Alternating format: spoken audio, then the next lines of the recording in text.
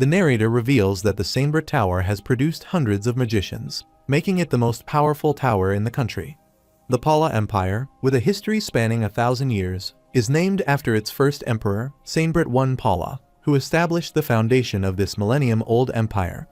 The Sainbrit Tower was constructed by the first emperor with the support of the empire, intended as a means to repay the nation should it ever face grave danger. In such times, a magic troop would be dispatched to strike fear into the enemy. This is why every noble aspires to enter the tower. Yet, access to it is so restricted that even the crown prince cannot easily step inside. The Sainbrit Tower holds profound historical significance for the Pala Empire. It's a place coveted by all and longed for by every wizard, who dreams of visiting it at least once before death. For some, stepping inside its walls is a lifelong wish. The scene then shifts to the library within the tower, where a boy named Valencia, the librarian of the Sainbrit Tower Library, is cleaning. Holding a mop, he introduces himself as the librarian and reflects that he had hoped becoming one would give him a chance to learn magic. At that moment, Jafe Sainbrit, the director of the Magic Tower Library, arrives and calls out to him, asking what he is muttering about and reminding him that much work still remains. Snapping out of his thoughts, Valencia responds in surprise, affirming that he is on it. He quickly moves toward Jafe, hands him the mop, and says here he goes. Jafe takes it and asks if they shall begin. Jafe begins sweeping alongside Valencia and remarks that there is so much to do, wondering aloud when it will ever end. Valencia starts dusting and wipes the table methodically.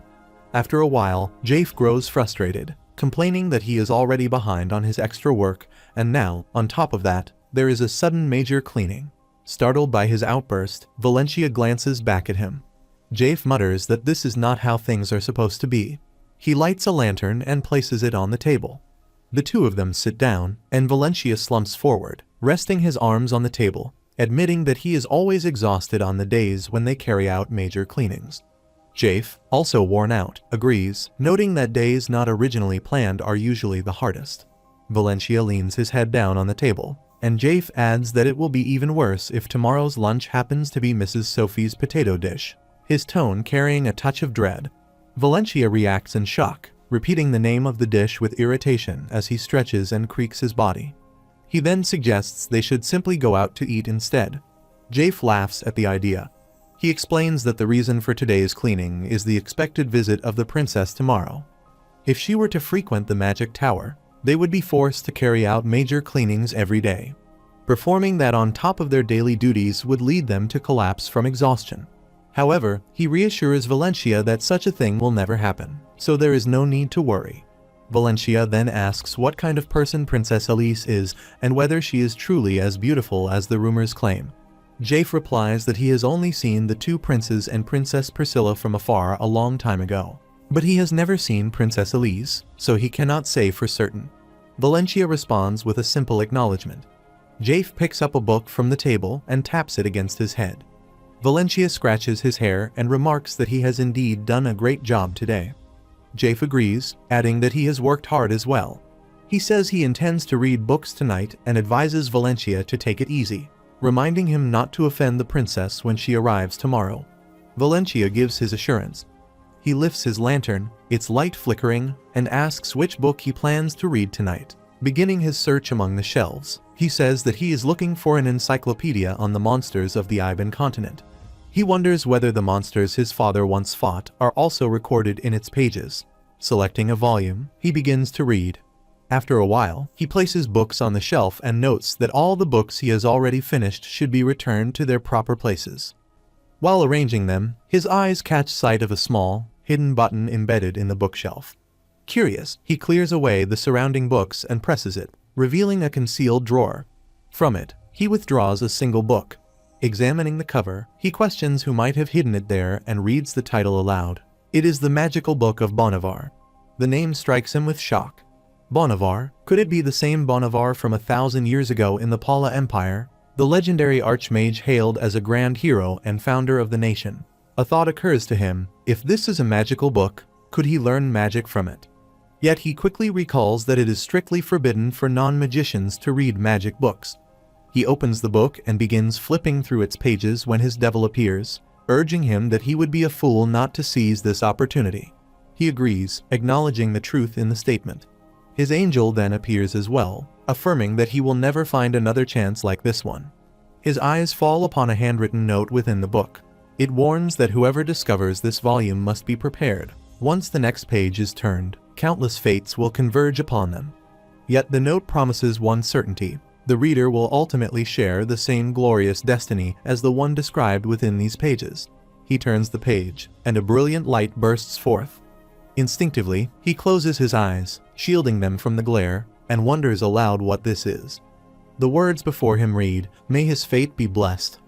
The scene shifts to the area outside the library, where the Tower Master arrives and calls out to Jafe, addressing him as director. Jafe responds affirmatively. The Tower Master apologizes for the interruption and asks if he can entrust a task to him. When Jafe inquires about the nature of the task, the Tower Master asks if he is aware that the princess is visiting today. Jafe confirms that he is. The Tower Master explains that he would like Jafe to act as the princess's guide for the day, admitting that he feels uneasy leaving her in the care of the magicians who tend to keep to themselves. Jafe mutters in mild protest, pointing out that even if he serves as her guide, he is not skilled in formal conversation and might unintentionally offend her. The Tower Master pats his shoulder reassuringly, tells him he will leave the matter in his hands, and walks away. Irritated, Jafe slaps his own cheek lightly and broods over the assignment. Suddenly, a caravan arrives, drawing the attention of both men. It halts, and from one of the carriages emerges Elise von Paula, the second princess of the Paula Empire. The Tower Master bows deeply in greeting and welcomes her, remarking that it has been some time since they last met. She agrees, saying it certainly has. He asks if she has been well since their previous meeting, and she replies that she has been the same as always. She requests that he speak to her more casually, noting that she will soon become his disciple. The Tower Master smiles and responds that she is not yet his disciple, and he will speak comfortably when that time comes. Observing his attire, she wonders aloud if he is headed somewhere and asks about it.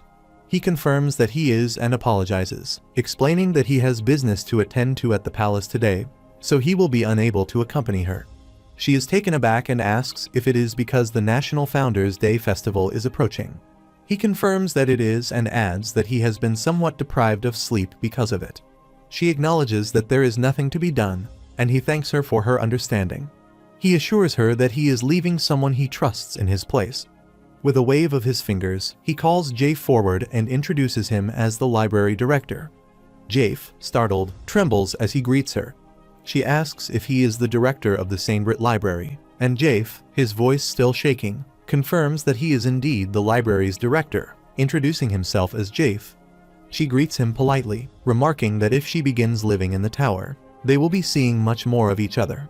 Jafe responds that it will be an honor, princess. The Tower Master tells her to make herself at home and to feel free to ask anything she wishes, glancing at Jafe, who is still visibly overwhelmed. She states that she will rely on his guidance, and Jafe answers with a respectful agreement. After some time, they move inside and sit down to share tea. She takes a sip, places her cup back onto the saucer, and asks whether they are not going to the library. Jafe questions what she means, explaining that there is still much for her to see before that. Inwardly, he thinks that if that fool Valencia is awake, he will almost certainly embarrass himself in front of the princess. Since he cannot spot Valencia through the window, he assumes he must have fallen asleep reading books the previous night. Jafe then asks if she is feeling any discomfort. She replies no, but removes the shoes she is wearing and says she will fix them first. He agrees, saying yes, all right. She tucks her hair behind her ear, but in the process, tea splashes onto her. He quickly rises from his seat and asks if she is all right. She assures him that she is fine, then asks what she should do about it. She casually licks a drop from her finger and thinks to herself that it appeared natural. Jessica approaches and addresses her as princess. Elise straightens slightly, reminding herself of her dignity. Jessica wipes her face and cleans away the tea. Jafe then asks what they should do about her clothes. Jessica replies that she has heard His Majesty, the Emperor, had Princess Elise's garments placed in her room prior to their arrival. Jafe asks if she wishes to change into them now. Elise agrees, saying that would be ideal, and informs them she will return to her room for a short while. She warns that it might take some time and asks if he minds waiting. Jafe responds that he does not and politely encourages her to take her time changing. He instructs Jessica to wait there. Jessica begins to say something, but Elise interrupts, assuring her she will return shortly after changing. She adds that, since it is her order, Jessica may take her eyes off her for a moment without fear of being scolded. Jessica bows and agrees. Elise rises and hurries out of the room, her voice calling back as she leaves. Meanwhile, Valencia rubs his eyes as he overhears them. He wonders aloud what time it is and when he fell asleep, realizing he is likely to be scolded by the director. His gaze falls upon the magic book, and he remarks that it is still there. He turns it over, noting that nothing is written inside, and decides he must have been truly exhausted to have even dreamed about it. Looking out of the window, he notices guards standing outside and deduces from their presence that the princess has arrived. Alarmed that she is already here, he resolves to organize quickly. Curiosity draws him to glance behind the bookshelf, where he wonders who might be there. Elise, in the midst of changing, feels a tap on her shoulder. Valencia apologizes immediately, saying he did not mean to startle her. She turns to look at him and realizes it is not her lady-in-waiting. He, equally puzzled, asks who she is. Elise pauses for a moment, then introduces herself as Liz. Valencia nods in acknowledgement and introduces himself as Valencia, adding that she may call him Valen. He explains that he is the librarian here. She gives a small nod and asks if she may read there for a while. Valencia admits that he does not know whether the princess intends to visit the library, but since it is not expressly forbidden, it should be fine. She flinches slightly, then laughs, walking toward the bookshelf to browse. As she scans the shelves, she thinks to herself that she does not see the book she is looking for. Meanwhile, Valencia resumes arranging the books. After a moment, she approaches him and asks if he knows where she can find Wanderer by Velman Coleman. Valencia looks up and repeats the author's name with interest. When she confirms it, his expression lights up. Seizing her hand with enthusiasm, he exclaims that it is rare to meet someone searching for Wanderer by Velman Coleman, as the book is not very popular. She reacts with surprise and asks if that is true. He explains that most people put it back on the shelf after judging it by its title, but insists she must read it. No, read it twice, because it is a masterpiece. His eyes gleam with excitement as he adds that while many dismiss it as poor quality because they fail to understand it, the book becomes truly captivating when its meaning is pieced together bit by bit. With sudden urgency, he says this is no time for rambling and urges her to follow him so he can find it for her. He leads her to a shelf, leaps up, and retrieves a book from the higher row. She glances at him, then at the book in his hand, and comments on how thick it is. She admits she is not sure she will be able to finish it and asks if he can recommend something shorter. He looks back at her and asks if she has read A Message from the Spirit by Mabel. She replies that she has and that she was completely absorbed by it. Her favorite part, she explains, was when the magician overcame every obstacle with the spirit's help, even while in grave danger. He then asks if she has read Scarlet Oral's Meadow. Her eyes brighten with excitement, and she says of course she has. While it might not be widely known, she believes it to be a masterpiece. As a story about a child struggling to survive after being abandoned in a vast meadow, it powerfully conveys the misery of trying to overcome hardship alone. She realizes this is the first time she has connected with someone through books. He asks if she remembers the final scene. Although the cause of the main character's despair is never revealed, he believes the author intentionally left it open for the reader's interpretation. She responds that when the main character defeated the king of the meadow and claimed his crown, she felt deep pity for his anguish upon realizing he was nothing more than a tiny shadow compared to the meadow itself.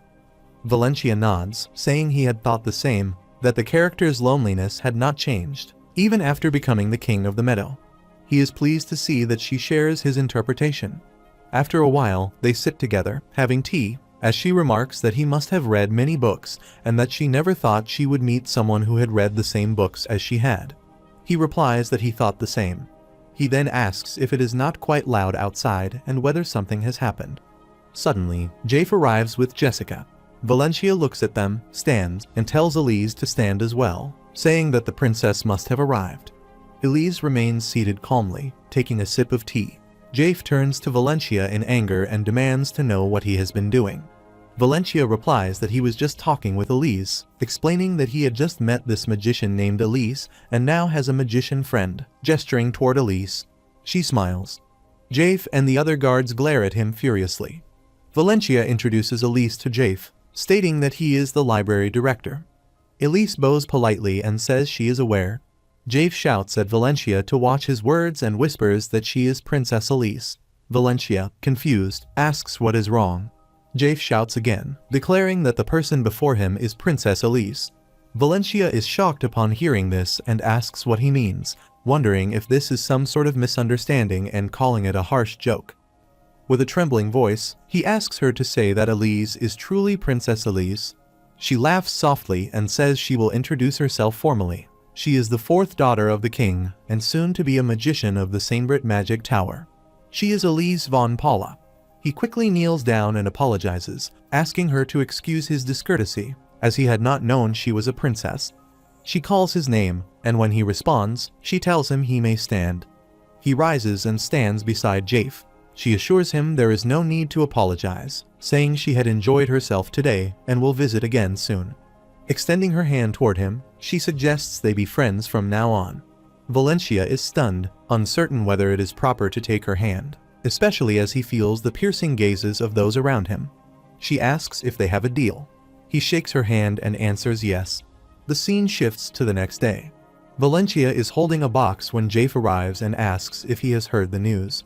Valencia replies that he has learned at the market that a member of the royal family had suddenly died, and the atmosphere was somber.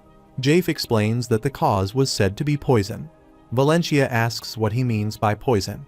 Jafe steps closer and whispers that Valencia will hardly believe it, so he should prepare himself. They say Princess Elise was poisoned.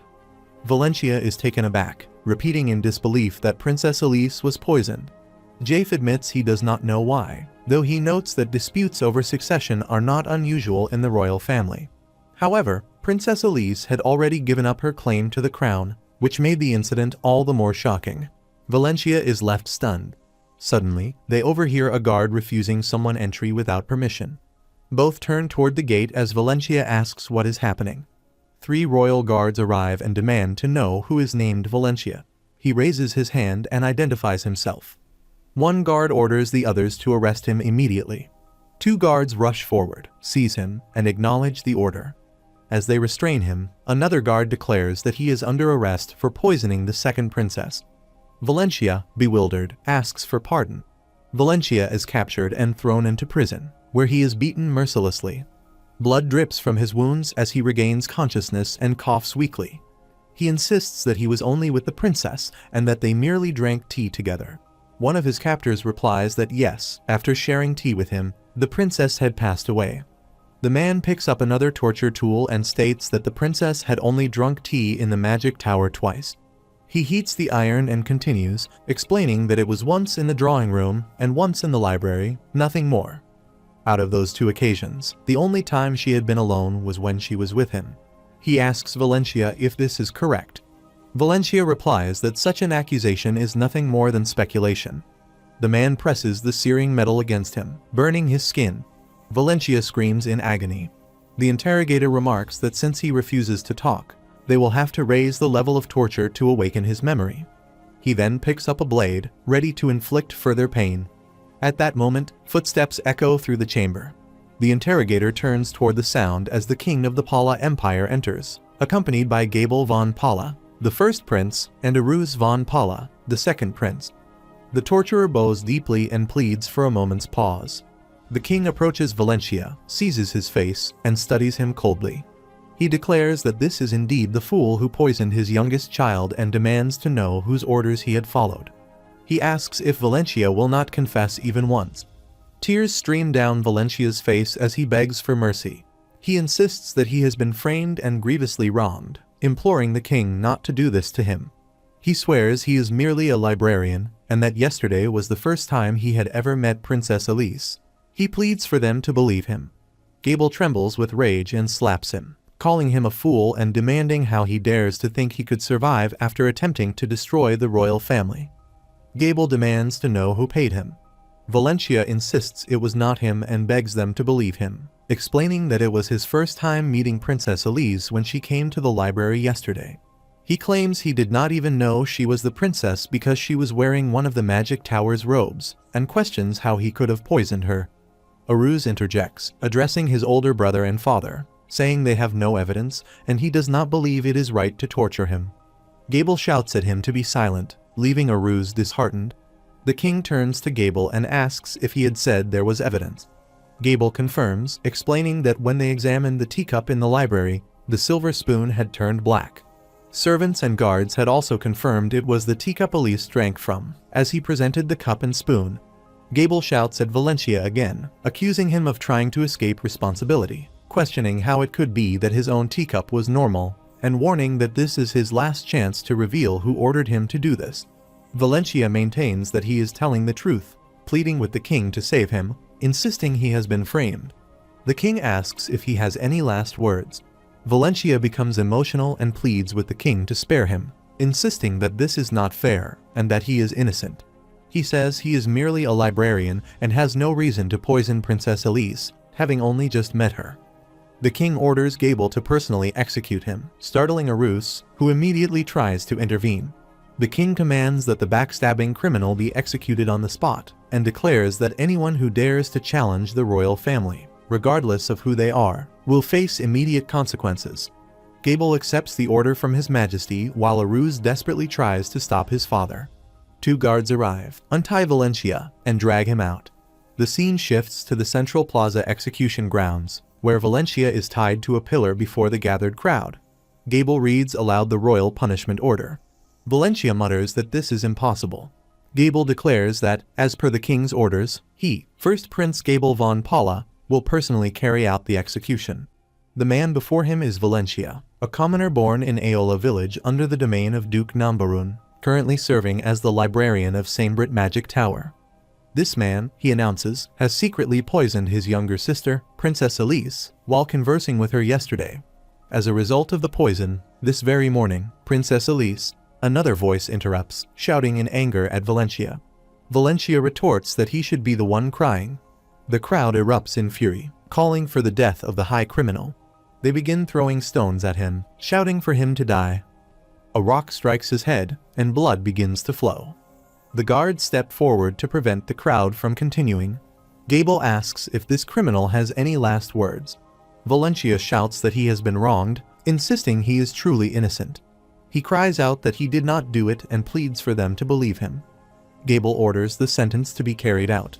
The guards approach to execute the punishment. Valencia continues to shout that he has been wronged, that it was not him, and begs for someone to save him, even as a guard raises his sword.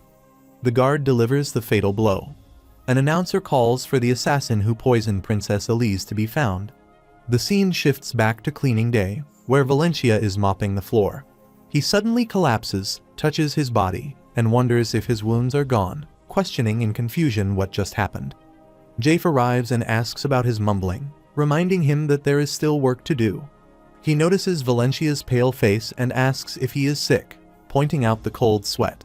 Jafe remarks that he seemed completely fine before and questions why he has suddenly become like this, doubting that he is ill. Valencia, bewildered, asks how this happened, why he is here, and whether his presence is some kind of mistake. Jafe, seeing him muttering nonsense, assumes he must be sleepy. He taps Valencia on the forehead and tells him to finish the cleaning quickly before the princess arrives tomorrow. Valencia freezes and asks if he just said that the princess is coming tomorrow. Valencia says, as he has expected, this must be a dream. It does not make any sense at all. He recalls being asked a favor by the tower master to serve as the princess's guide in the magic tower. He remembers Elise instructing that, except for Jessica, everyone else must wait outside. He recalls searching for the same book, and she asking about Vernon Coleman's Vagabond. They had a discussion about books while drinking tea. Elise asked if he had also read many books, to which he replied that she was amazing as well. He remembers the library director being accused of poisoning the princess. Guards arrived, took Jafe away, and beat him severely. Jafe pleaded that it was not him, begging them to believe him, claiming he had been wronged and asking to be saved. He was executed, leaving Valencia to question what was happening. He thinks back and realizes it has returned to the major cleaning day. He picks up his water bucket and mop for cleaning, feeling irritated, and asks if this is happening again. He holds his head, saying he has already done the major cleaning 3 times. He sits down and notes that it is slightly different from what he has experienced before. The princess he has seen in his dreams looks exactly the same when he recalls Elise. He rises, taps the table, and says it is impossible, just as he has expected. It is impossible for this to be a dream. He wonders if it is because of Bonnivard's magic book. He picks up his lantern and walks toward the bookshelf, where he notices a secret drawer. He remarks to himself that it is just as he suspected. Placing the lantern aside, he opens the drawer and finds a letter and a magic staff inside. He takes out the letter and begins to read. The letter states that if he has discovered this message, the writer assumes he has already read his book. The writer explains that he does not know who the reader is, but if the reader has found this, he will surely resent him until the day he dies. Whether the reader has already perished or awakened at a certain starting point, he must have experienced returning to a specific day, and then inevitably come here again to seek the cause. The letter continues, revealing that His Majesty, the King, had left a will expressing his wish to be granted another chance in the future if the Pala Empire were ever to face danger. As the King's closest vassal, the writer carried out this order by creating a reset magic while sealing this letter. He admits that he had hoped no one would ever see this note, but if it has been found, it means the Empire's destruction is near. There are many possible ways the nation could fall, but this magic was created to prevent such an outcome and to act as a safeguard. Valencia acknowledges aloud that he has read it, reasoning that if he has read the magic book, then he has certainly read this message as well. Still holding the letter, he reads the closing words. To the one whose name he does not know, he swears upon the name of Bonnivard de Edisov that the reader will achieve the same glory he once did and leave a lasting legacy remembered in history. He does not know who the sender is, but he realizes this must be considered a great blessing. The magic placed upon him, whose name remains unknown to the sender, is reset magic. From this point onward, he will never move beyond a specific day. The only way to return to that day is by fulfilling his mission. Until that mission is accomplished, it will follow him for the rest of his life. The sender states that he has prepared a small gift for him, hoping he will make good use of the wand as he looks at it. He continues reading. The sender requests that he ensure the Empire does not walk down the path of destruction, expressing hope that he will make proper use of his powers. Valencia wonders what the sender is talking about. As he reads further, he sees the admission that this task has been forced upon him without his consent. The sender adds one final demand. As a citizen of the Empire, he must be willing to sacrifice himself for the country's well-being. Valencia trembles as he reads these words. He crushes the letter in his hand, demanding to know what this is. In the end, everything has simply been dumped onto him. Looking upward, he reads that the writer laughs, remarking that surely he does not believe a great man from 1,000 years ago, whom he respects, would give him such a great trial without reason. Life is full of lessons. Valencia tears the letter to shreds and shouts in anger, demanding the writer stop laughing. He curses, insisting there must be a limit to how much one can toy with people, urging him to joke moderately, begging to know how this could possibly be called a blessing. He curses in frustration, remarking that even a wand has been given to him despite being someone who does not even recognize the letter M in the word magic. He grows more agitated, demanding to know how he is supposed to use it, insisting he will not do this, and questioning why he is the one who must carry out such a task. His mind drifts back to the moment when Gable ordered his execution. He realizes it is the third reset and understands there is no escape from it. Jafe arrives and asks why he is muttering to himself like that. His thoughts return once again to Gable's command to execute. Snapping back to the present, he realizes it is the 11th reset and wonders who the real criminal is, questioning why this is happening to him. Jafe reminds him that there are still many tasks to complete. Suddenly, he is captured again, and Gable orders his sentencing. When he returns once more, he recognizes it as the 18th reset. He knows he will have to track them down, but the weight of it all feels unbearably overwhelming. After a while, Valencia arrives to meet the Tower Master, who asks if he is Librarian Valencia. Valencia bows and confirms, introducing himself and expressing that it is an honor to meet him. He then bows before Elise, stating that he is the Librarian of Samebrit Tower. Elise responds that it is nice to meet him and admits she did not know a librarian would be her guide today. He smiles and remarks that he also did not expect to be her guide, then requests permission to show her around the tower so she will not get lost during her stay. The tower master encourages her to look around freely, assuring that Valencia will assist her if she has any questions, before excusing himself. Elise acknowledges his words as the tower master walks away. Valencia then asks if they should begin their tour, to which she agrees. Guiding her, he gestures and says, "This way, please." She silently resolves that she will find him no matter what. After some time, they sit inside, enjoying tea. Elise comments that the tea is exquisite. Valencia explains that they always ensure their guests are served high-quality tea leaves and that Yunaf brews an exceptional cup. As Elise takes a sip, her cup slips from her hand. Valencia swiftly steps forward, catching it before it spills, and asks if she is all right. She assures him she is fine and thanks him. Jessica moves forward to wipe her face, remarking that it was a close call. Elise agrees and thanks Valencia once again. He responds that it is no trouble and that he is simply glad she did not get hurt, before asking where else she would like to visit. She says she would like to visit the library. He nods and agrees, telling her to allow him to guide her there immediately. She asks if he could please find her a book, Vernon Coleman's The Wanderer. He takes her to the library, locates the book, and presents it to her.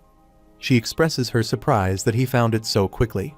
He responds that it is no surprise, as he is the librarian here, after all. She examines the book and remarks on its considerable length. He asks whether she must return to the palace today, suggesting that if she does not have enough time, he could recommend a simpler one. He retrieves another book and asks if she has read it before. She thanks him and takes the book from his hands. He then says there is something he wishes to discuss with her. She prompts him to continue, and he replies that tonight, after midnight, she will be poisoned to death.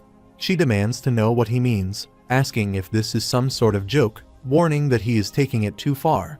He places the book back on the shelf and urges her to believe him, assuring her that this is not the first time they have had this conversation. She insists she does not understand, stating that she has never even met him. He admits he knows this and explains that she has no memory of their previous encounters, but insists that, believe it or not, he has met her countless times, always before her death. He tells her he has lived through countless yesterdays, todays, and tomorrows, and has witnessed her death too many times to count. She says she does not understand. He remarks that she would not believe him even if he explained everything, and asks her to simply know that he is reliving the same days repeatedly. They both speak at the same time, acknowledging that it is hard to believe. They again question each other, with her asking if he is copying her now, and him responding by asking if she is copying him. Suddenly, someone shouts for Sir Mark to come in, and they both turn toward the voice in shock. Valencia remarks that he always marvels at the mysteries of magic. The sound from inside this room never passes through the walls to the outside. Yet, strangely enough, the sounds from outside are highly audible in here. He says that he will explain the history of this library for a moment. The Tower Master, it seems, constantly faced assassination threats from the unified empire of Travikia. This library was constructed in such a way that the outside noise could be heard clearly from within, allowing someone inside to call for help without needing to step out. Therefore, if she wishes to summon her knights, she should open the door. She says that she will believe his words. He bows and thanks her, asking for forgiveness for his rudeness. Only in this manner could he bring his story to her attention. She says she still does not believe all of this. Her next question is, after so many conversations with her, he must know her very well by now, must he not? He replies that his answer to that would be no, since they have hardly discussed personal matters, though they have spoken about books. Rukali Zarento's Macaulay, he says, is the most impressive book she has ever read, and her favorite sentence from it is, "Winds ceaselessly travel like a solitary vagabond." He then says that she has hidden her hand behind her back to make him guess how many fingers she is holding open. The answer is 3, but she folds one before showing him, so it is now 2. She becomes shocked and asks how he knows that. He says, as he has already mentioned, that he has been reliving his yesterdays, todays, and tomorrows. He states that Jessica will enter the room in a minute to check on her. He explains that she will slip at the door and strike her head hard against the third bookshelf, yet she will continue toward her while feigning nonchalance. He advises her to tell Jessica that everything is fine, which will take some time, and suggests she take a break. She agrees. Jessica arrives, her foot slipping as she is about to fall, before walking toward them and asking Elise if everything is all right. Elise replies that there is no problem, though this might take a while, so Jessica may go and take a break. Jessica agrees, bows, and leaves. Elise asks how he knows Jessica's name when she has never mentioned it before. He responds that, as he said, he is under a magical spell that forces him to relive the same days repeatedly, allowing him to almost memorize what comes next. He admits that he has now reached his limit. The last time he learned that Jessica showed up, he did not believe him and reported his rude behavior. As a result, her knights rushed in, beat him badly, and threw him in jail for treason and crimes against the royal family. He says that whatever happens from this point onward is a new occurrence for him, so he will not be able to predict the future precisely. However, he asks her to believe that everything he has told her is true. Someone poisoned her, and she died because of it. She says she will trust him for now, as she sees no reason for a librarian to fabricate such an outlandish statement, and she gives him her word. He thanks her, explaining that to break this curse, he must endure the recurring cycle of days until he can catch the villain who poisoned her. She says that means she has been living this day repeatedly in order to find the killer. He nods and says he can only estimate, since he stopped counting after the 20th attempt. But if he calculates the time period by the number of recurring days, it has been over half a year. She asks what he would like her to do. He says the culprit must surely be a member of her routine, as it would be impossible for anyone to sneak into Saimbrit. He recalls that in their first meeting, they spoke comfortably with each other. He remembers having tea with her when she said she had never met anyone who actually enjoyed the books she read, and he replied that neither had he, Liz. She reacts with shock, asking if that truly happened. He explains that the first time, she had snuck into the library wearing a robe for Saimbrit magicians and without informing the head librarian, who was trying to buy time because he had overslept there. He had assumed she was a magician who came to borrow books. In any case, he says, that detail is no longer important. The poison was found in the tea he had served her. Thanks to that, he has been tortured and interrogated about the puppet master, then executed in public without trial. She, shocked, asks what he means by executed in public.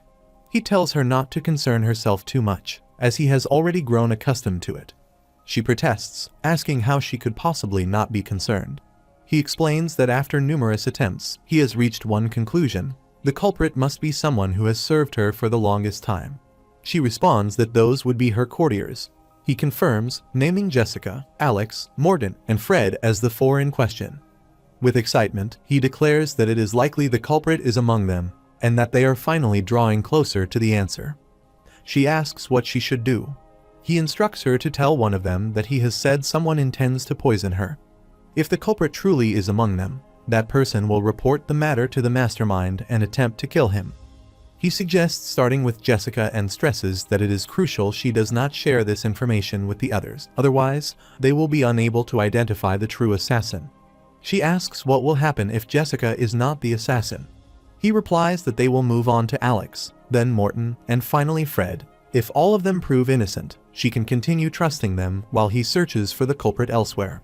She clutches her frock, trembling in fear, and remarks that he does not even know when all of this will come to an end.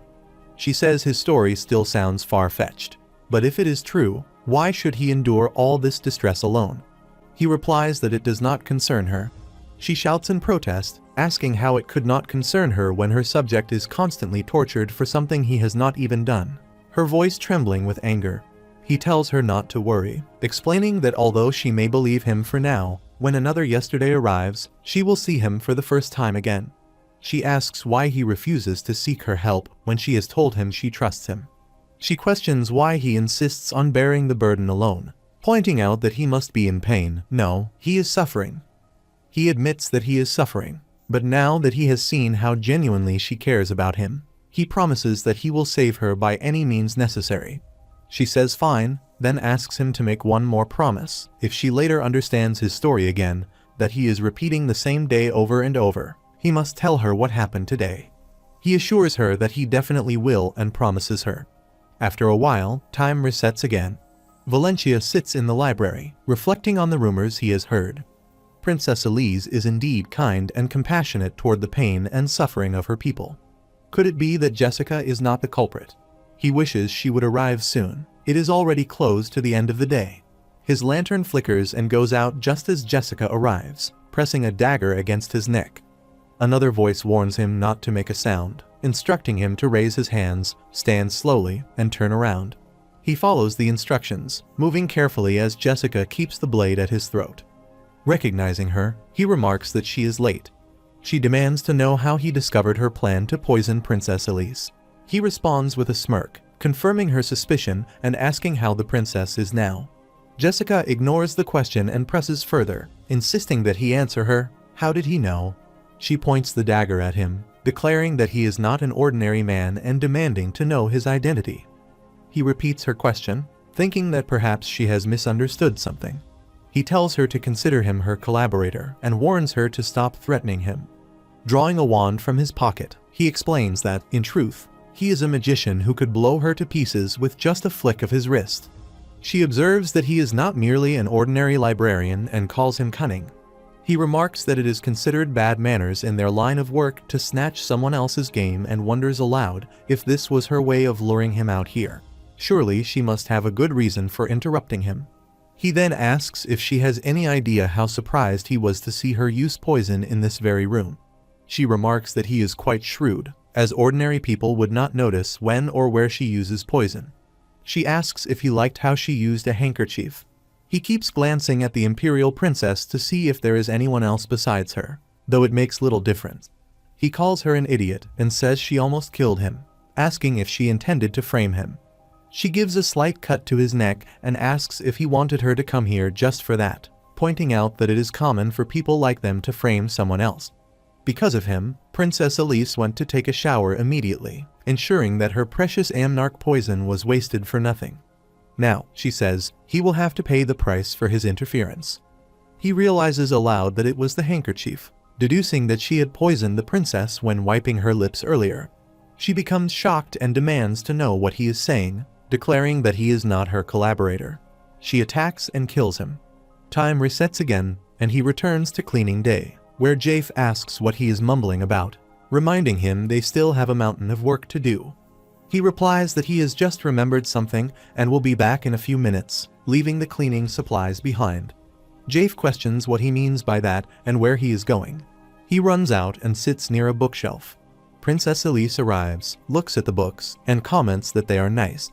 He stands, greets her, and asks what he can do for her. She says she wishes to borrow a book, Vernon Coleman's.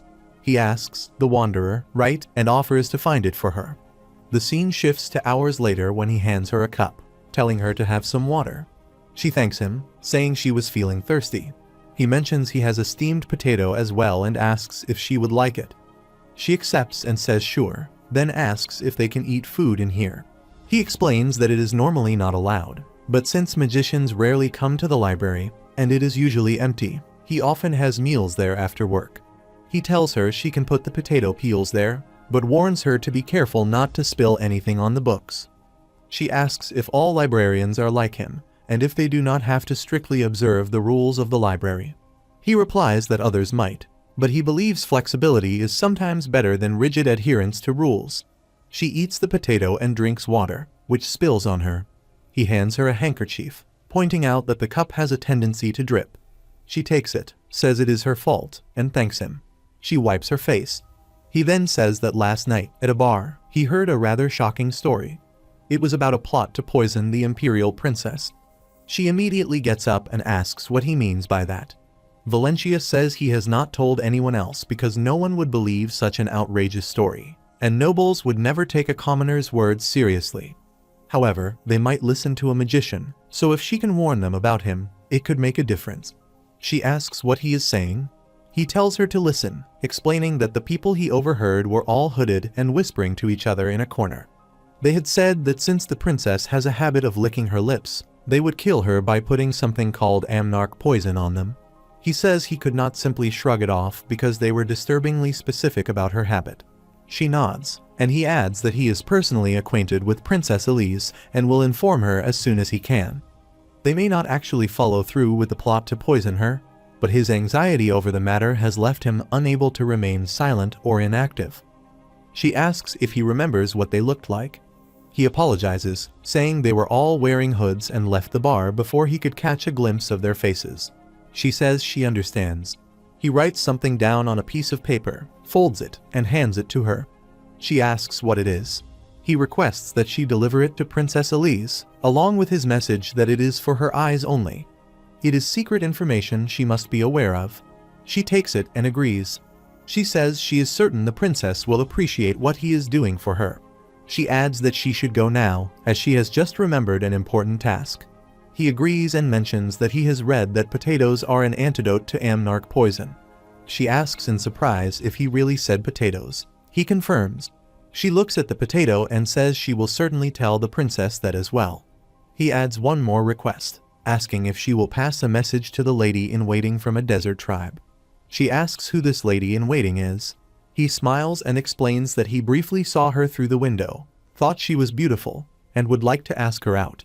She agrees and assures him she will definitely pass the message. She gets up and walks away, where her guards immediately spot her and address her as their highness. One of them asks where she has been, saying they were worried about her. She apologizes, explaining she could not resist going to the library.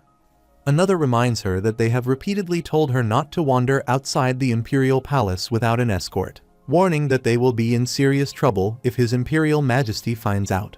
She admits it is her fault and apologizes again. Princess Elise then arrives to meet Jessica, telling her the librarian asked her to deliver something. She hands Jessica the folded piece of paper. Jessica asks what it is, and Princess Elise replies that it is a note from the man, saying he is interested in her. Jessica says she thinks he is quite knowledgeable and has a way with words. Elise says it must be filled with sweet lines, just like the ones in romantic tales, and advises her not to show it to anyone. Jessica goes to her room and looks at the paper. She opens it and reads, discovering that Valencia has written an accusation stating that Jessica is the one plotting the poisoning and that she is going to use a handkerchief and amnarch poison, urging caution. Meanwhile, Elise opens her own paper and realizes in shock that she has given Jessica the wrong note. She wonders what to do, as Valencia instructed that only she should read it, and this note is filled with romantic words inviting her to meet him at the fountain in the central square. Determined to correct the mistake, she rushes out of the room, resolving to find Jessica first. The head lady encounters her and asks what she is doing there. Elise asks for the location of Jessica's room, and the head lady replies that it is the second room from the end of the left corridor. Elise reaches Jessica's door, knocks, and calls out to ask if she is inside. Upon entering, she finds the room in complete disarray. The head lady remarks that she has never seen it in such a state. Elise searches the mess, finds the note, and trembles before urgently asking where Jessica is. The head lady replies that she has gone out. Elise rushes out, calling Jessica's name repeatedly while searching for her. The head lady follows, advising Her Highness to maintain her dignity and not act so frantically. Elise's shoe slips off, so she removes both shoes and runs faster, while continuing to call out for Jessica. The head lady picks up the shoes and follows her. Elise reaches another room where a lady informs her that Jessica has left the imperial palace. Elise demands to know why. The lady replies that Jessica only said she had received orders from her. Elise denies giving any such orders, looks at the note, and is struck with shock, whispering that it cannot be. The head lady asks Elise if something is wrong. Elise seizes her arm and insists that she must find Jessica, ordering her to send for the imperial knights immediately. The head lady reminds her that she does not possess the authority to make such a request. At that moment, the king arrives, overhearing Elise's urgent words. While Elise urges the head lady once again to dispatch the knights without delay, the king calls out to her. She turns to him and addresses him as her father. He demands to know the cause of the commotion, saying he heard her speak of summoning the knights and expects a compelling reason. She pleads for him to send the imperial knights to Saimbra Tower at once, explaining that Valencia is in danger. When the king asks who Valencia is, she tells him that he is the librarian who had warned her of a plot to assassinate her, and that an assassin is now attempting to take his life. Both women are struck speechless at this revelation, and the head lady's grip loosens so much from shock that Elise's shoe slips from her hands and falls to the floor. Meanwhile, in the tower, Valencia clutches a dagger and mutters that he is ready. He notes that there is still some time left and decides to wait a little longer before leaving. Sitting down, he trembles, struggling to steady himself. He berates himself for needing more time to gather courage, wondering how, after all he has endured, he can still fear death. He presses down on his shivering legs, trying to still them. Suddenly, Jessica arrives, placing her sword against his neck. She orders him not to move, to raise his hands, stand up, and turn around slowly. He curses inwardly, realizing Elise must have delivered the wrong note. Rising while holding his dagger, he shifts to the side, but she knocks the weapon from his grasp in a single, swift strike. She keeps her sword pointed at him while he thinks it is fine, since even if he dies, he can reset time anyway, and tells her that if she intends to kill him, she should do it quickly. A voice echoes in his mind, urging him to stay still and kill the assassin. As she prepares to strike, she remarks that, judging by the look on his face, he has no intention of revealing how he discovered her identity. He remains silent. She attacks, but he narrowly evades her strike and asks if her weapon is magical. Resting her sword on her shoulder, she demands to know how he dares to call her out, then moves toward him, declaring she will see what he is capable of. He immediately rushes upstairs, with her close behind, slashing at him whenever she has the chance. He ducks behind a bookshelf, and she calls him a sneaky twerp, cursing the library for being like a labyrinth. He realizes he stands no chance of winning this fight and wonders how he can escape. She smashes through the bookshelves to block his way, and when he sees this, he thinks with dread that the path is now completely blocked by rubble. The only thing he has is the wand, which he takes out. He curses Bonnevard for not even giving him a manual for this ridiculous stick, then suddenly wonders why he still has it after throwing it away earlier. Jessica shouts that she does not have time for this and advances to find him. He stays hidden until, after some time, she spots him and declares she has found him. He points the wand at her and warns her not to move or he will blow her up. She calmly tells him to go ahead. He asks what she means by that. She replies that he should blow her up if he can. He fails to understand, and she gives him a disturbing smile. She asks if he truly believed he could bluff his way out of this place. She steps forward, seizes him by the neck, and tells him that the wand is nothing more than a wooden stick in his hands. He attempts to use the wand, but she scoffs, calling it disappointing, and questions what he was thinking by trying to threaten her. She curses him, but in that instant, he drives the wand into her eye. She releases his neck, clutching her face as blood pours from her wound, and demands to know how he dares to do this. Without hesitation, he leaps out of the window. The scene shifts outside, where two guards become startled and glance around as Valencia collapses to the ground. They demand to know who is there. Upon recognizing him, they rush over, asking what happened and what is going on. They begin shouting that there is an intruder and call urgently for backup. A unit of royal soldiers arrives swiftly, accompanied by Elise, who immediately asks Valencia if he is all right. One of the guards helps him to his feet, and he looks at her with visible excitement. Jessica leaps down from the window behind them, drawing the attention of everyone present. Seeing the guards and royal soldiers, she remarks with a smirk that it seems he has caught her. Elise asks if she is truly the assassin, gripping her sword tightly. Several royal guards step in front of Elise and Valencia to shield them. One soldier orders Jessica to put down her weapon and surrender. She mocks him, questioning if he truly believes she would surrender, and warns them to be cautious because it is a mystic weapon. With a swift motion, she swings her sword, knocking out all the soldiers. Jessica then approaches Valencia and drives her blade toward him, but he seizes her hand and retaliates by stabbing her in return.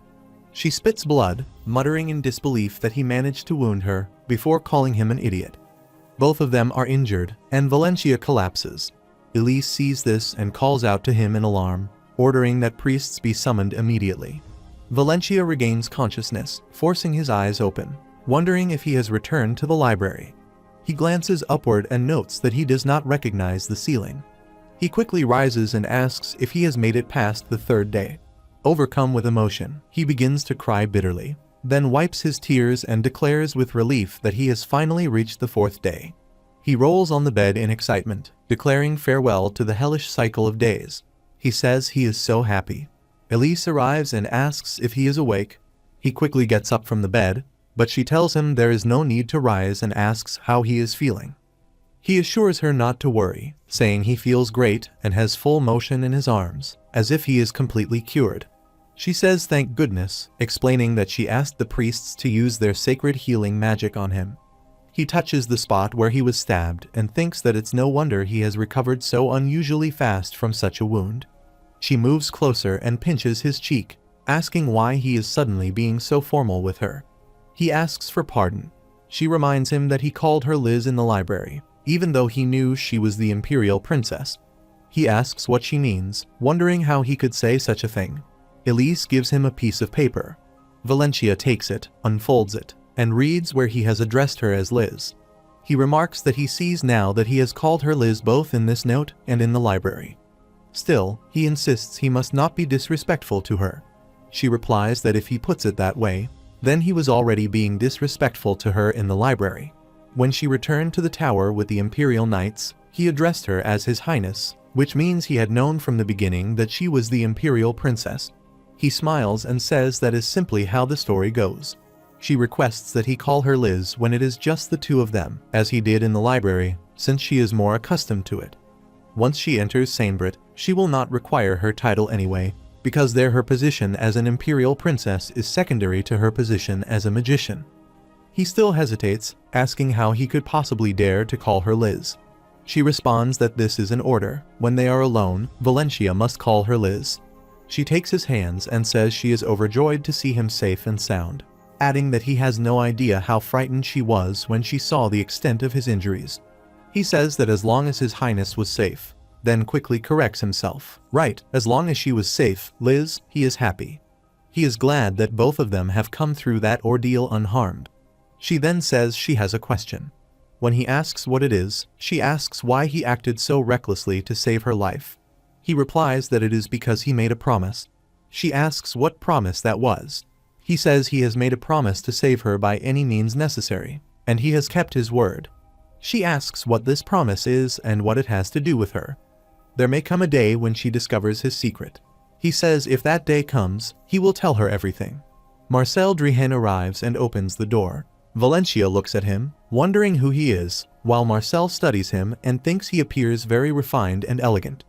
Marcel asks Elise if she is already here, then turns to Valencia and remarks that he sees he is awake now.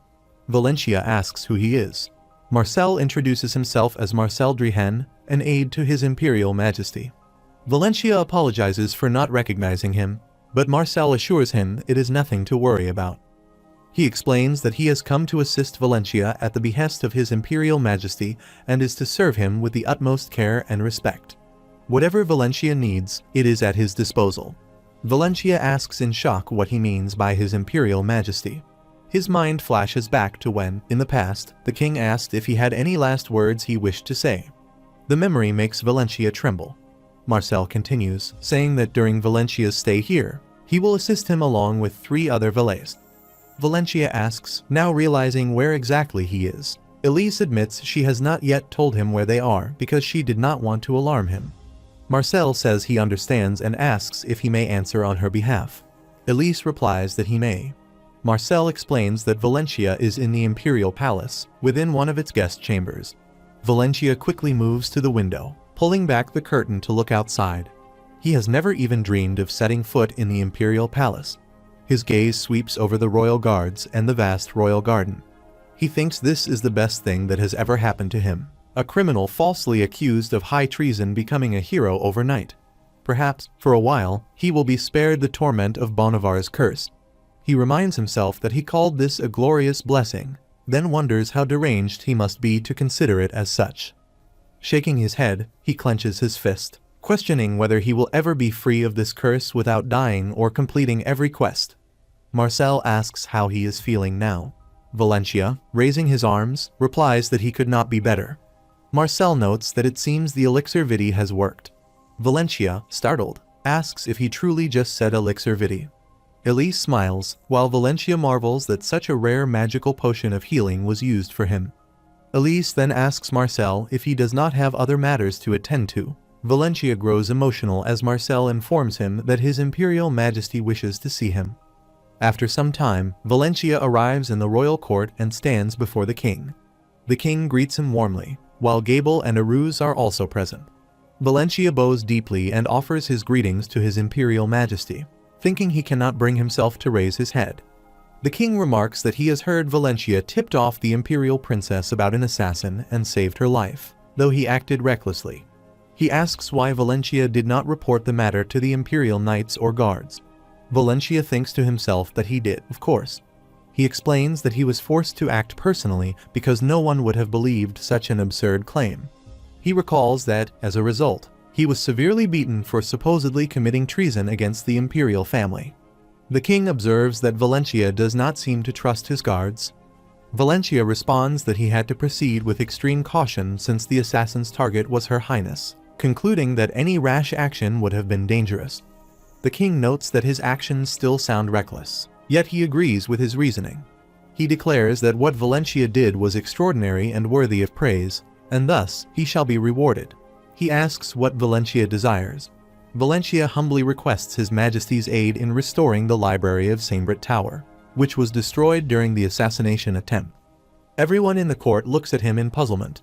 The king laughs, saying that he has heard Valencia is a librarian there, so he is asking for the restoration of his own workplace. Easily granted, the king considers the restoration already underway and asks what other boon he would request. Valencia asks if that is truly so. The king tells him to speak freely, whether he desires fame, fortune, or a noble title.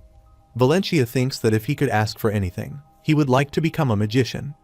After a while, a magician arrives, and Valencia removes his shirt before sitting in front of him. The magician examines his body and remarks that while it is quite late to begin learning magic at his age, it is not too late.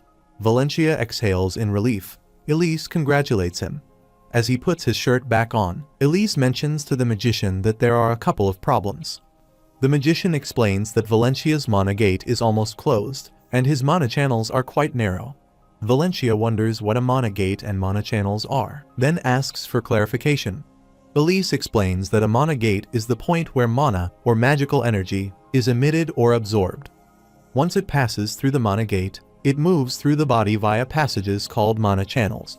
If his mana gate is nearly closed and his mana channels are narrow, he can still learn magic, but will not be able to use high-level spells. In other words, with hard work, he could probably reach the level of a mage, but no higher. She thinks that magicians at the mage level do not have access to any truly useful spells, and that Valencia will realize this as he studies. Valencia responds that it does not matter to him.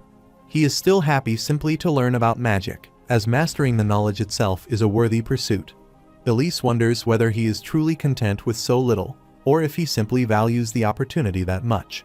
She concludes that it must be the latter, and perhaps she had been mistaken about him. She tells him to let her know if there is anything she can do to help, and he thanks her.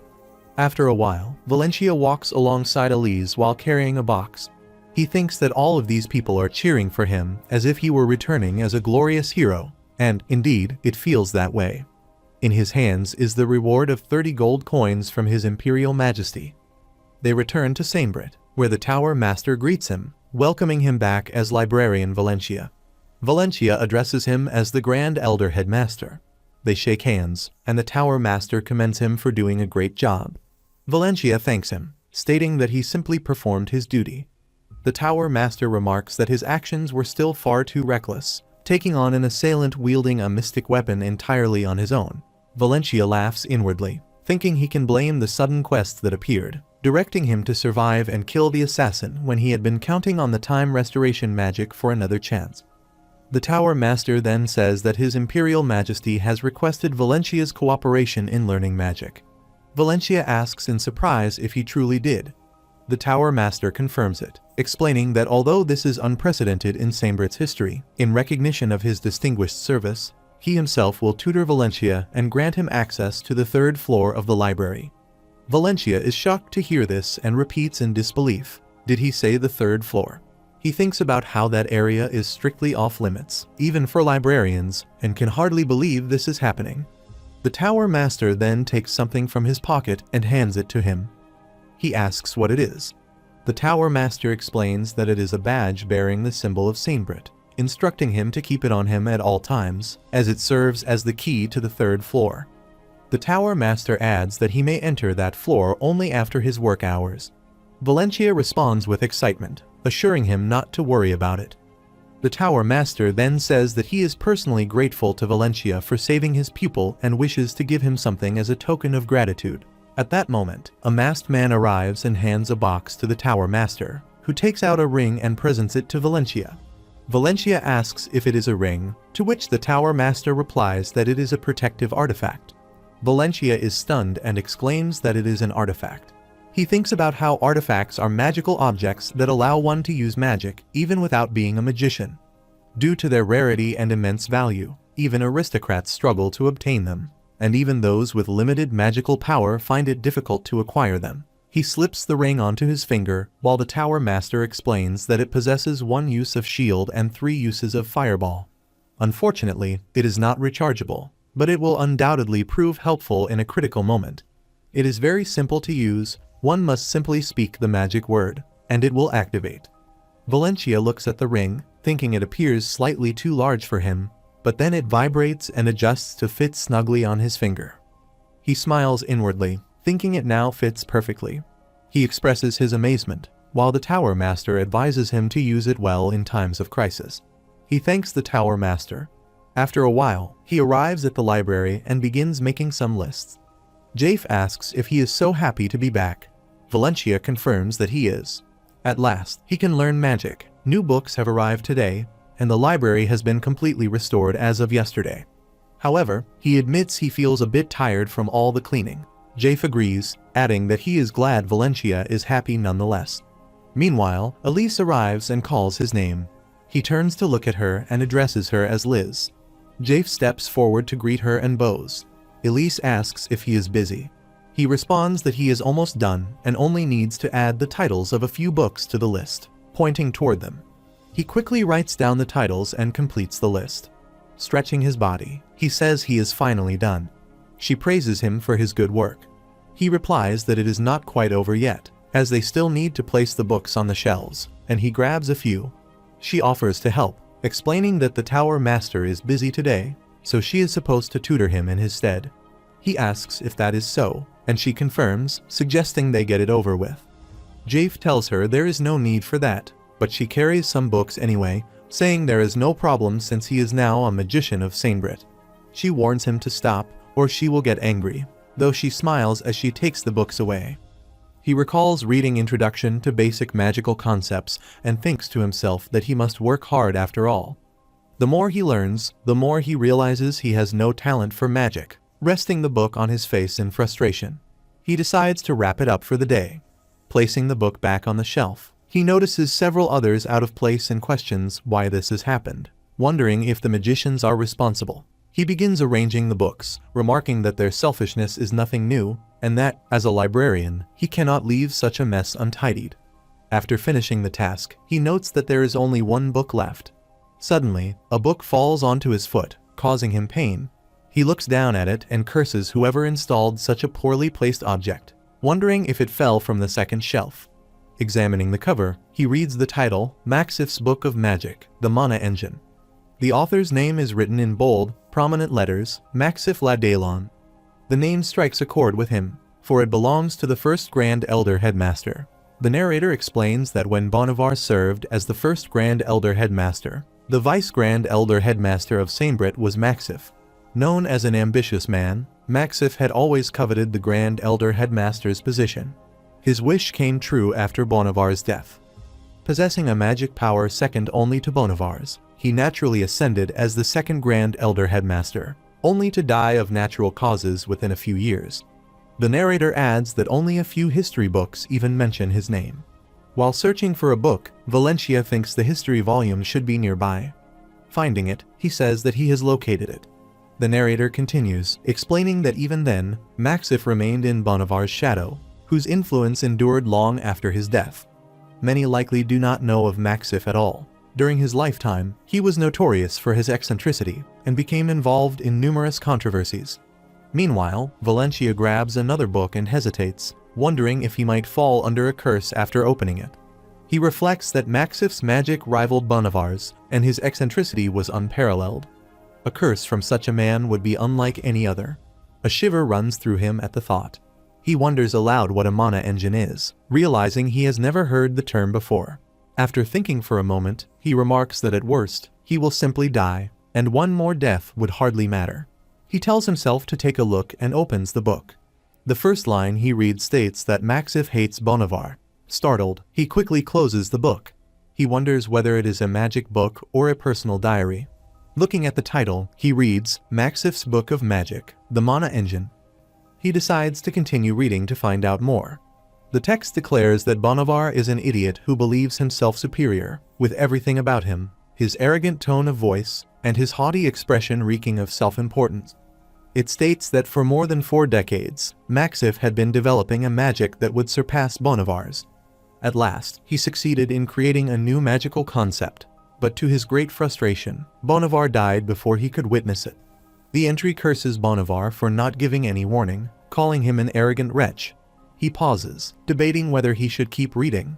Flipping through the pages, he notes that while he had known Maxif disliked Bolivar, he had not realized the depth of his hatred. The venom is palpable in every line. Thankfully, it seems Maxif's hostility had remained confined to rivalry rather than turning murderous. He wonders how long Maxif's tirades against Bolivar and his pupils will go on. Summarizing the discovery, he learns that Maxif's new magic can only be performed by individuals who have not yet reached even the first circle of mana. Maxif had offered his young pupils the chance to try it, but none trusted him, and not a single one accepted the offer. Finally, he reaches the section containing the most crucial information. He reads that the mana engine he has created is an entirely new system capable of amplifying magical power and elevating the practitioner to a higher level. Hopefully, it functions as he intends, although it may have an adverse effect on the physical body.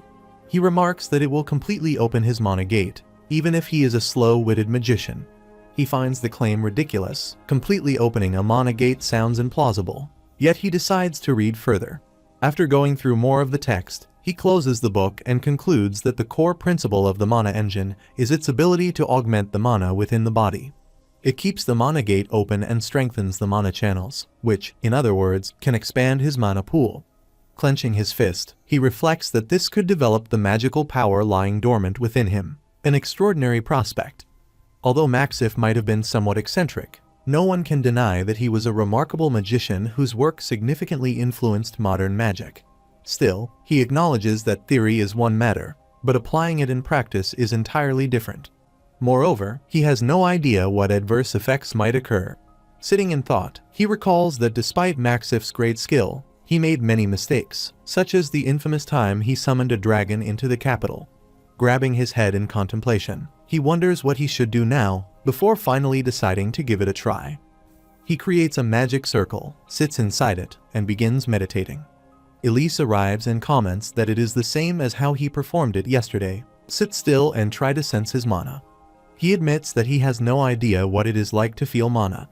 In response, she strikes his head lightly with her magic staff. He looks at her, but she instructs him to stop talking and focus. It had been his wish to learn magic. Yet she explains that it is difficult to describe precisely what sensing mana feels like, as the experience differs from person to person. He must explore and discover it for himself. He acknowledges this with a quiet nod. She tells him to focus his attention, then sits beside him. He wonders how Elise perceives mana and questions in frustration what this sensation is supposed to be. Then, he notices tiny glowing specks drifting around her and wonders if they are fireflies. To his shock, he sees them entering her nose. Alarmed, he urgently tells her to stop breathing. She is startled by the command and demands to know what he means. He blurts out that bugs just flew into her nose, leaving her even more bewildered. Valencia shouts that he has just seen a swarm of insects flying into her nose and asks if she did not feel it. Elise stops him and asks if he is joking with her, warning him not to make her angry. A voice remarks that she is already angry. He insists that he is not joking and explains that some blue, sparkling things flew into her mouth and nose just a minute ago, telling her to relax. She becomes confused. He assures her that he is serious, stating that whenever she is sitting in a comfortable position, those things stream in, and he urges her to trust him. She asks what he has just said. He repeats that whenever she is sitting comfortably, the bugs stream into her nose. She steps closer and tells him to look at her carefully again, asking what he sees now.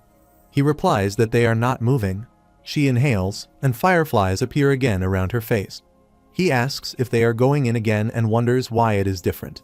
She then asks about now and whether he can see anything around her.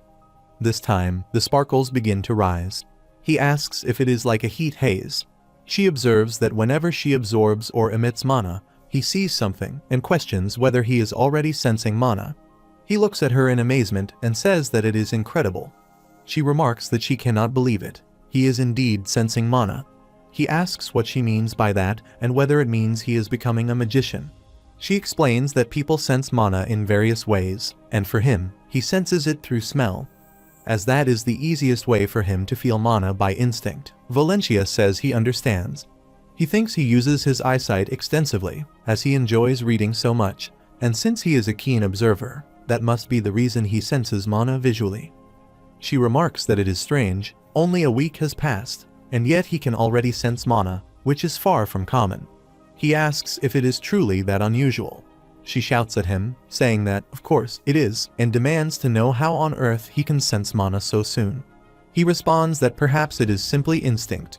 He reflects that he did not recognize the mana at first. He had thought it was merely a swarm of fireflies. Jafe asks whether he is actually talented or not. Valencia asks what he means by that. Jafe explains that he himself had learned magic at Valencia's age, but it had taken him 2.5 months before he could sense mana.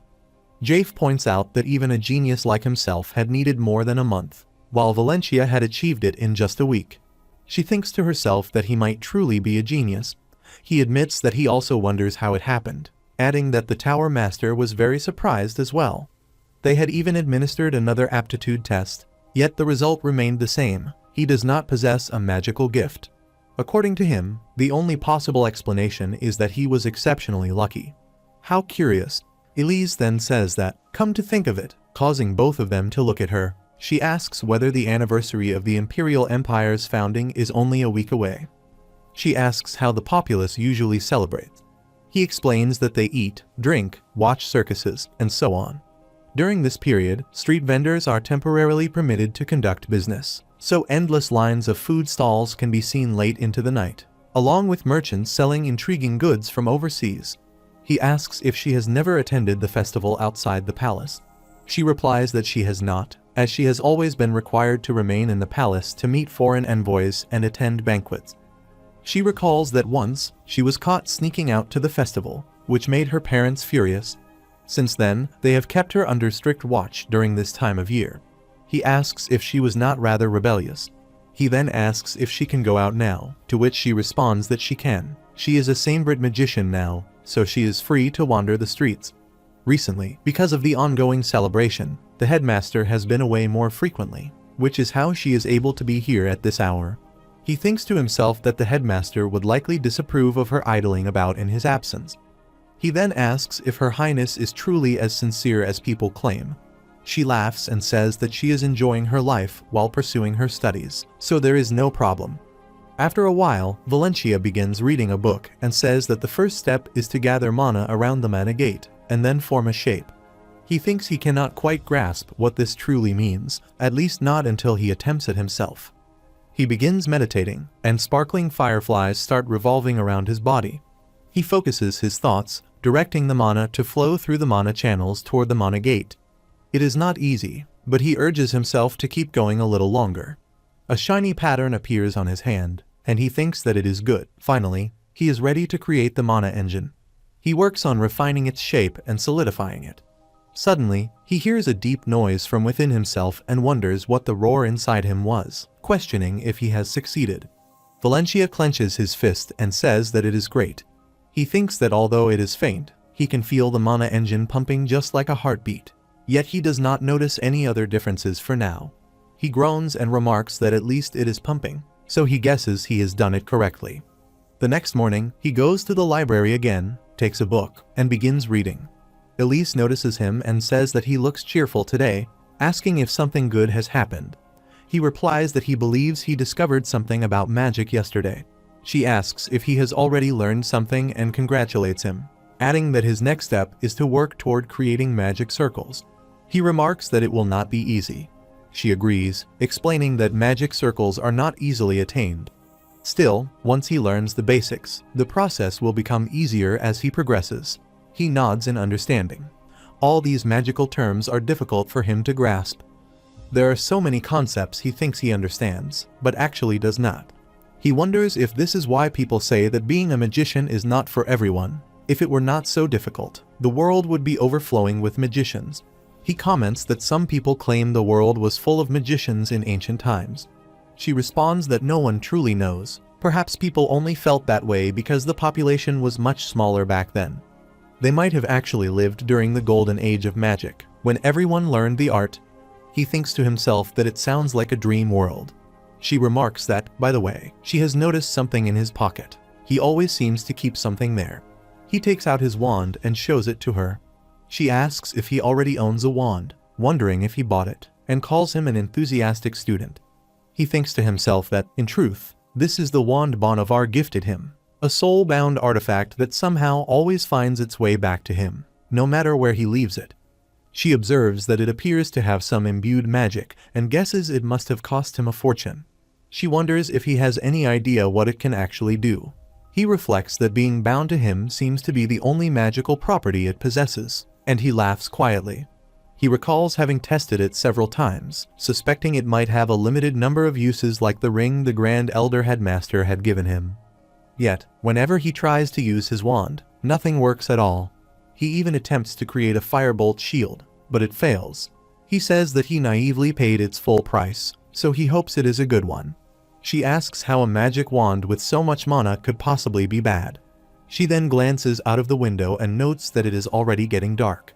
Placing her book on the table, she says she should be leaving. Looking at the book again, she remarks that it is inconvenient that books from the third floor cannot be taken out of the library. He smiles and says that it cannot be helped. She says she knows that books on magic are strictly controlled and that even librarians are not permitted to read them.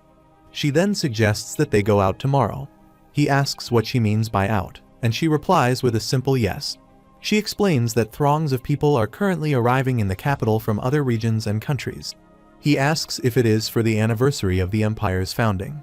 She confirms, saying it is just around the corner. She elaborates that usually, on the eve of the anniversary, smaller festivities take place throughout the day. Once the grand festival begins, people arrive from far and wide. On that day, every inn and pub thrives, and some business owners can earn an entire year's income in a single day. The number of people flooding the city and the amount of money they spend during the festival are beyond imagination. He agrees and says they should go. She asks if he is serious, and he nods. He thinks to himself that she is already excited as he follows her, wondering if she has ever even tried food from outside before, and whether he should start considering where to take her. Valencia thinks there are so many people here, and the road is clogged with carriages. He wonders what is inside them, perhaps circus monsters, while catching sight of shiny eyes peering from covered cages. He asks Elise if she needs to watch out for pickpockets. She asks what he means by pickpockets. He explains that the festival is swarming with them, especially on this day. She asks what he means by saying they are interested. He clarifies that it is not only merchants, but also pickpockets who stand to earn a year's worth of income during the festival. In fact, he had his own pocket picked last year while wandering around. She tells him not to worry about her. Anyone who touches her body will immediately receive an electric shock. He asks if she has cast a spell on herself. She confirms, explaining that it is a variation of the body defense shield that one of her masters taught her. She then points in a direction and tells him to look. Something is being grilled. He sees the grilled meat and asks if she wants to try it. She says they should go over there. They both approach the stall, where the vendor welcomes them. Valencia asks how much it costs. The vendor replies that it is 4 shillings each, or 11 shillings for 3. Valencia thinks it is a rip-off. It costs only 2 shillings at other times, and tries to refuse. She insists that it is very cheap. He asks what she means by that, but she goes ahead and orders 3. The vendor thanks her and says that just for her, he will give 3 for 10 shillings. Valencia takes them and thanks him. She takes out her wallet, hands the money to the vendor, and says that it is settled. The vendor tries to say something. She responds by asking if there is any problem. Valencia notices and asks what is wrong with her that is a gold coin. She replies that it is, and asks what of it, looking utterly confused. He thinks to himself, what of it? 100 shillings equal 1 silver coin, and 100 silver coins equal 1 gold coin. That is enough for a family of 4 to live comfortably for 3 months. Then he recalls that she mentioned earlier she had brought only a small sum of money with her today. Could it be that her entire purse is filled with gold coins? He tells her nothing for the moment, insisting that he will pay and explain later. He hands the vendor the proper payment while she asks what is wrong. Pulling her by the arm, he leads her to the side. She asks what is going on and why he is sighing. He asks if the money she is carrying is entirely in gold coins. She confirms that it is. He explains that she cannot pay street vendors with gold coins. She asks what he means by that. He tells her that 1 gold coin is worth 3 months of living expenses for a 4-member family, and if they live frugally, it could last up to half a year. She is shocked and asks what he means by 3 months. He then says he has heard she gave money to beggars. She asks if he is implying that she gave them gold coins, and she confirms that she did. He thinks to himself that he always believed she was perfect in every way, yet she is completely lacking in any sense of money, while lightly tapping his own face in disbelief. He has read about people like her in novels, but he never imagined such a person would actually be so close to him. She remarks that it is strange, as she has never had any issues paying for items with gold coins. He explains that, of course, she has not, because the items she has purchased must have been expensive luxuries. He looks at her and thinks that she might require more of his help in the future. He then says they should move on, and she agrees. The scene shifts to the Colosseum, where a guard remarks that it is his first time seeing an ogre with his own eyes, and it looks truly frightening. Another guard says he has heard that it does not attack because it was raised by humans as a cub. However, he asks if the first guard noticed its eyes. Just a glimpse of them was enough to make his knees nearly buckle. As they speak, both standing near a cage, a massive ogre emerges from the shadows behind them. 2 masked individuals arrive, drawing the guards' attention. One guard tells them they may not enter. The masked woman replies politely, asking to be allowed just a quick look at the ogre. The other guard apologizes, explaining that only authorized personnel are permitted entry. She pleads with him, but he insists it is useless to beg. They must leave immediately, as their presence could provoke the monsters. He thinks to himself that he cannot believe there are actually people who would sneak in just to look at the creatures. Judging by her attire, she is clearly a noblewoman, so he should turn her away as politely as possible. The masked woman exchanges a glance with her companion, who takes out a pouch and offers it to the guards. One of them refuses, saying they should not do this. The masked man responds that if they insist, so be it. He casts a magic spell, telling the guards to sleep. Both guards immediately feel dizzy and collapse to the ground.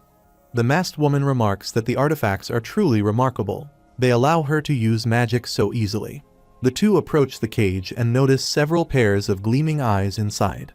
She focuses on the giant ogre and says that its eyes are far more impressive than she had imagined. She comments that it looks good and that she likes it. Her companion nods silently. She then adds that she admires the breeder for raising an ogre this strong. The masked man produces a tray, turns it toward the ogre, and a bright light shines from it, hypnotizing the beast. After a while, they both walk away, and the ogre says that it is done. It will now be obedient to her. She nods in satisfaction. The ogre remains bowed before them. She laughs softly and tells it to be good, praising it as a fine ogre. Stepping closer, she pats its head and tells it to listen carefully, as she is about to give it a task. The ogre looks up at her. She takes out a picture and says that the moment it finds this girl, it must create a commotion and kill her with its own hands. She shows the picture, then adds that if the image is not enough, it can also track her by scent. She hands the ogre Elise's handkerchief. He sniffs it, and she explains that the scent lingering on it belongs to the target. The ogre nods. She instructs it to return to her once the mission is complete. It flashes its eyes in agreement, and she laughs. The scene shifts to the day of the Empire's founding anniversary, at the entrance of the Imperial Palace, where a Rus is standing. Priscilla von Paula, the first Imperial Princess of the Paula Empire, arrives. He looks at her and greets her as his sister. She smiles brightly, looking equally delighted, and says it has been a long time since they last saw each other. He thinks that he has been worried about her since she married into the imperial family of the Maya Empire. But thankfully, she looks just as well as she had claimed in the letters she sent about her married life. Her children hide behind her, peeking at Aruz from the safety of her skirts. She calls to them, urging, Adian, Avies, greet their uncle. He asks if they are her children. They both greet him, and he notes their silver hair and emerald eyes, traits inherited from both empires at once. Patting their heads, he welcomes them to the Pala Empire and assures them that if they need anything, their uncle will always be there for them. Edward Ron, the imperial crown prince of the Holy Empire of Mayer, then arrives. Aruz turns to him and says it is a pleasure to meet him, addressing him as His Highness. Edward says the pleasure is His Highness, and that he has heard much about him. Aruz thinks to himself that Edward Ron Mayer's red eyes are an exceptionally rare physical trait, even among members of the Mayer imperial family. He has survived numerous political threats to finally become the imperial crown prince. Someday, Priscilla will ascend as empress. Edward remarks that he has heard of Aruz's skill as an excellent swordsman and, as a duelist himself, would enjoy the chance to spar with him. Aruz replies that Edward flatters him, as that is merely a rumor. On the contrary, he has heard that Edward is exceptionally skilled in swordsmanship, and that he played a remarkable role during the monster uprising. Both children glance at them in confusion. Aruz then suggests that Edward give him a lesson while he is here. Edward laughs, saying that it will be fun. They both laugh and shake hands. Priscilla interjects, saying that now that she thinks about it, she does not see Elise and Gable, and asks where they are. Aruz explains that Gable is away on diplomatic duty, receiving foreign envoys, while Elise is studying at Sainbrit Tower as a magician. He adds that it would have been nice if she could have stayed to welcome her home, especially during the festival, but she insisted that she now belongs at Sainbrit, which is why she did not return to the imperial palace. She says with amazement that her sister truly is a Sainbrit magician, and that the rumor has been proven true. Aruz thinks it is good to see that she is still the same old Priscilla, always as happy for others as she is for herself. He suggests that if time permits, she should visit Elise at Sainbrit, where she will also be able to meet the person who saved Elise's life. She asks what he means by that. He asks if she has not heard the news. He finds it strange that such significant news has not already spread. Edward coughs, and she looks at him with suspicion. Aruz thinks perhaps he should not have said anything. She asks Edward if he knew about this, adding that he always keeps silent whenever he has something to hide. Edward places a hand on her shoulder and says he did not want to worry her, as it was shocking news. It was none other than his younger sister who was almost poisoned. She asks if they caught the assassin who attempted the poisoning and what happened to the mastermind behind it. Aruz replies that the assassin was killed by Elise's rescuer, and that the mastermind remains at large. Unfortunately, the assassin died before they could interrogate her. Aruz adds that, thankfully, Elise is alive and safe.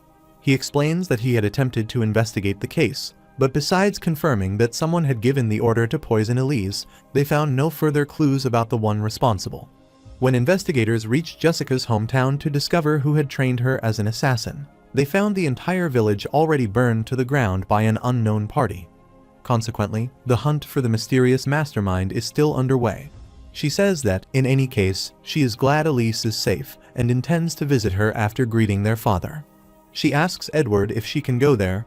She adds that if he will not stay there too late, she will accompany him, provided he goes. Edward agrees, saying that of course he will go. She is his sister-in-law, and he believes it is his duty. He steps closer to the children and asks if they would like to meet their aunt. Both children smile in agreement. She embraces Edward. He winks at Aruz, takes Priscilla by the arm, and they both laugh. Meanwhile, the celebration begins, and they head toward it together. Valencia and Elise also arrive at the scene while he claps in excitement. He remarks that this ceremony is entirely different from how it appears when viewed from the imperial palace. Elise says that, above all, its scale is astonishing. He asks if she truly had no idea how vast it was. She replies that she has only heard stories. From the imperial palace, she could only observe it from a distance. She is also taken aback by the sight of street stalls selling goods directly in front of Sainbrit. He says he understands, as he felt the same way when he first attended the festival last year, and it remains surprising even now. He explains that Sainbrit Tower permits vendors to open their stalls here only on the day of the Grand Festival, a tradition maintained for generations. This year, the Monster Circus seems to be the highlight. He says it has been so popular that tickets were nearly sold out. Smiling, he produces 3 tickets, saying they are for her, himself, and the head librarian. Elise says she has heard the tickets are extremely difficult to obtain and asks how he has managed to get them.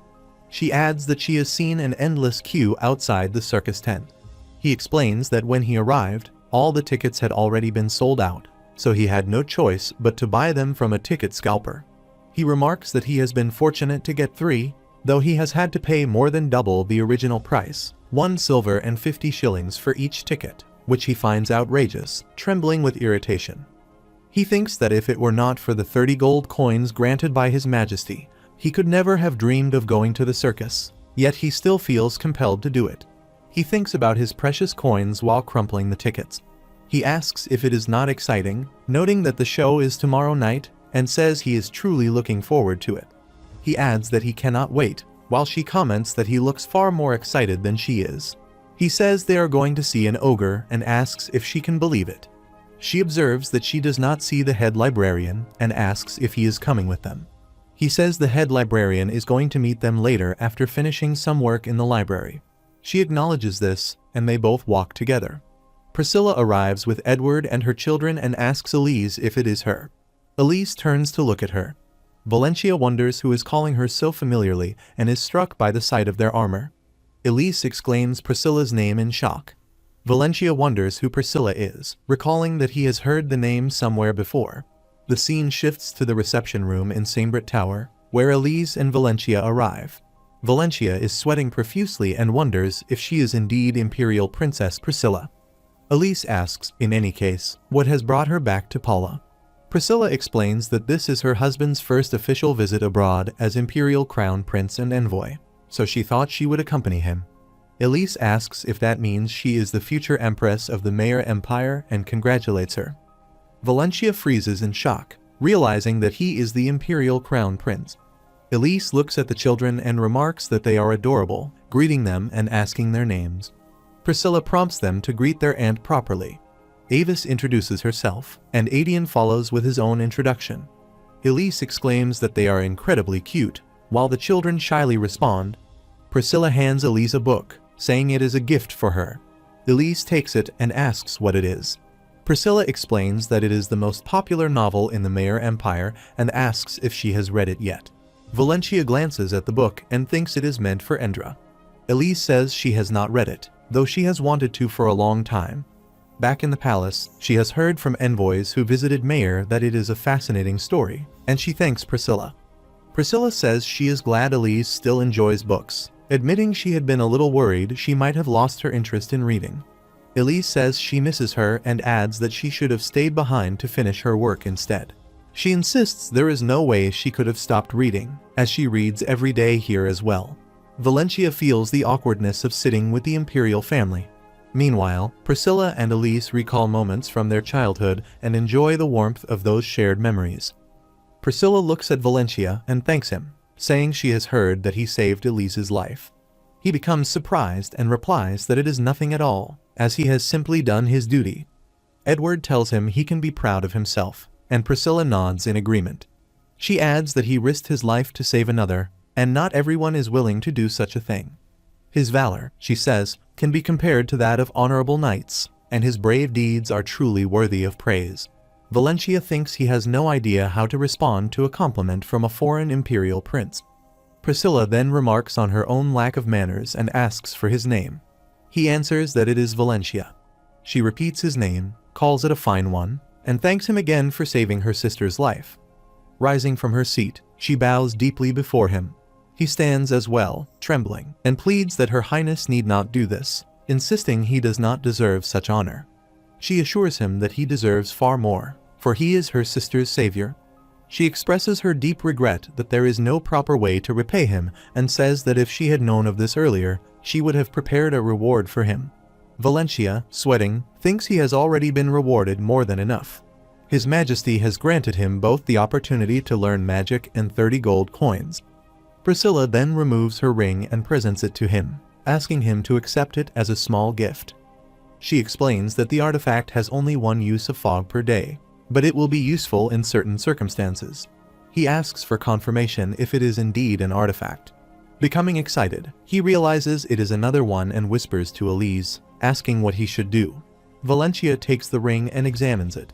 He says he cannot accept it, addressing Her Highness, and asks how he could dare to take her artifact. A voice in his mind urges him to say he cannot accept it. He trembles as everyone looks at him. Edward takes a sip of tea and tells him to accept it, assuring him it will be useful. Valencia replies that he has already received more than enough rewards. Edward counters that if those rewards were considered sufficient, it would be an utter disgrace to the imperial family. Priscilla remarks that their father could have been more generous to her sister's savior, saying he should have granted Valencia at least a title. Valencia thinks that would have been far too much for him, and that he would have declined even if the offer had been made, though he is not certain he could have refused successfully. Valencia insists that he still cannot accept the gift, but Priscilla reaffirms that he should take it, her tone unwavering. He thinks she appears determined not to relent. Finally, he thanks Her Highness, and Priscilla smiles in response. After seeing them off, Valencia feels confused, thinking it is as if a storm has just passed through. He reflects that even aristocrats find it difficult to obtain an artifact. Placing the ring on his finger, he notes that he now has two. He never expected the reward for saving Elise to be this great. As they walk away, Valencia asks what the first imperial princess is like. Elise clarifies if he means Priscilla and says that, although she can only vaguely recall, Priscilla was extraordinarily intelligent as a child, so intelligent that she debated the top scholars of the empire at the age of 10. The scholars eventually accepted her arguments, and the entire imperial family felt immense pride in her achievement. Valencia says that it is remarkable. She agrees, though she adds that she has never possessed any gift for swordsmanship or magic. If she had been born with magical talent, she is certain she would have become the greatest magician in history. She recalls hearing that their father used to feel deeply regretful about that. Valencia thinks that, indeed, one must be clever to become a magician. With her superior intelligence, she must possess an exceptional capacity for understanding, so it is no wonder she would have been well versed in magic had she possessed the talent. He reflects that if she had been born with a gift for magic or swordsmanship, she would most likely have succeeded to the throne. Even without those gifts, a mind like hers could have schemed to seize imperial power had she wished to. Instead, she sacrificed herself to a marriage of convenience. Although the Holy Empire of Maer and the Pala Empire maintain friendly relations now, Pala is bordered by Maer to the southeast, which has made frequent minor skirmishes unavoidable. Relations between the two nations had been strained before her marriage. In fact, conflicts between neighboring countries are a common occurrence. Meanwhile, in a remote domain of Maer adjacent to the border, called Mela, an incident occurred that nearly escalated into war. The people living in Tellin, a village within the Malan domain, rose in revolt against their lord's harsh exploitation and went so far as to petition the Emperor of Pala to take over and rule their village. In response, Maer moved troops toward the border.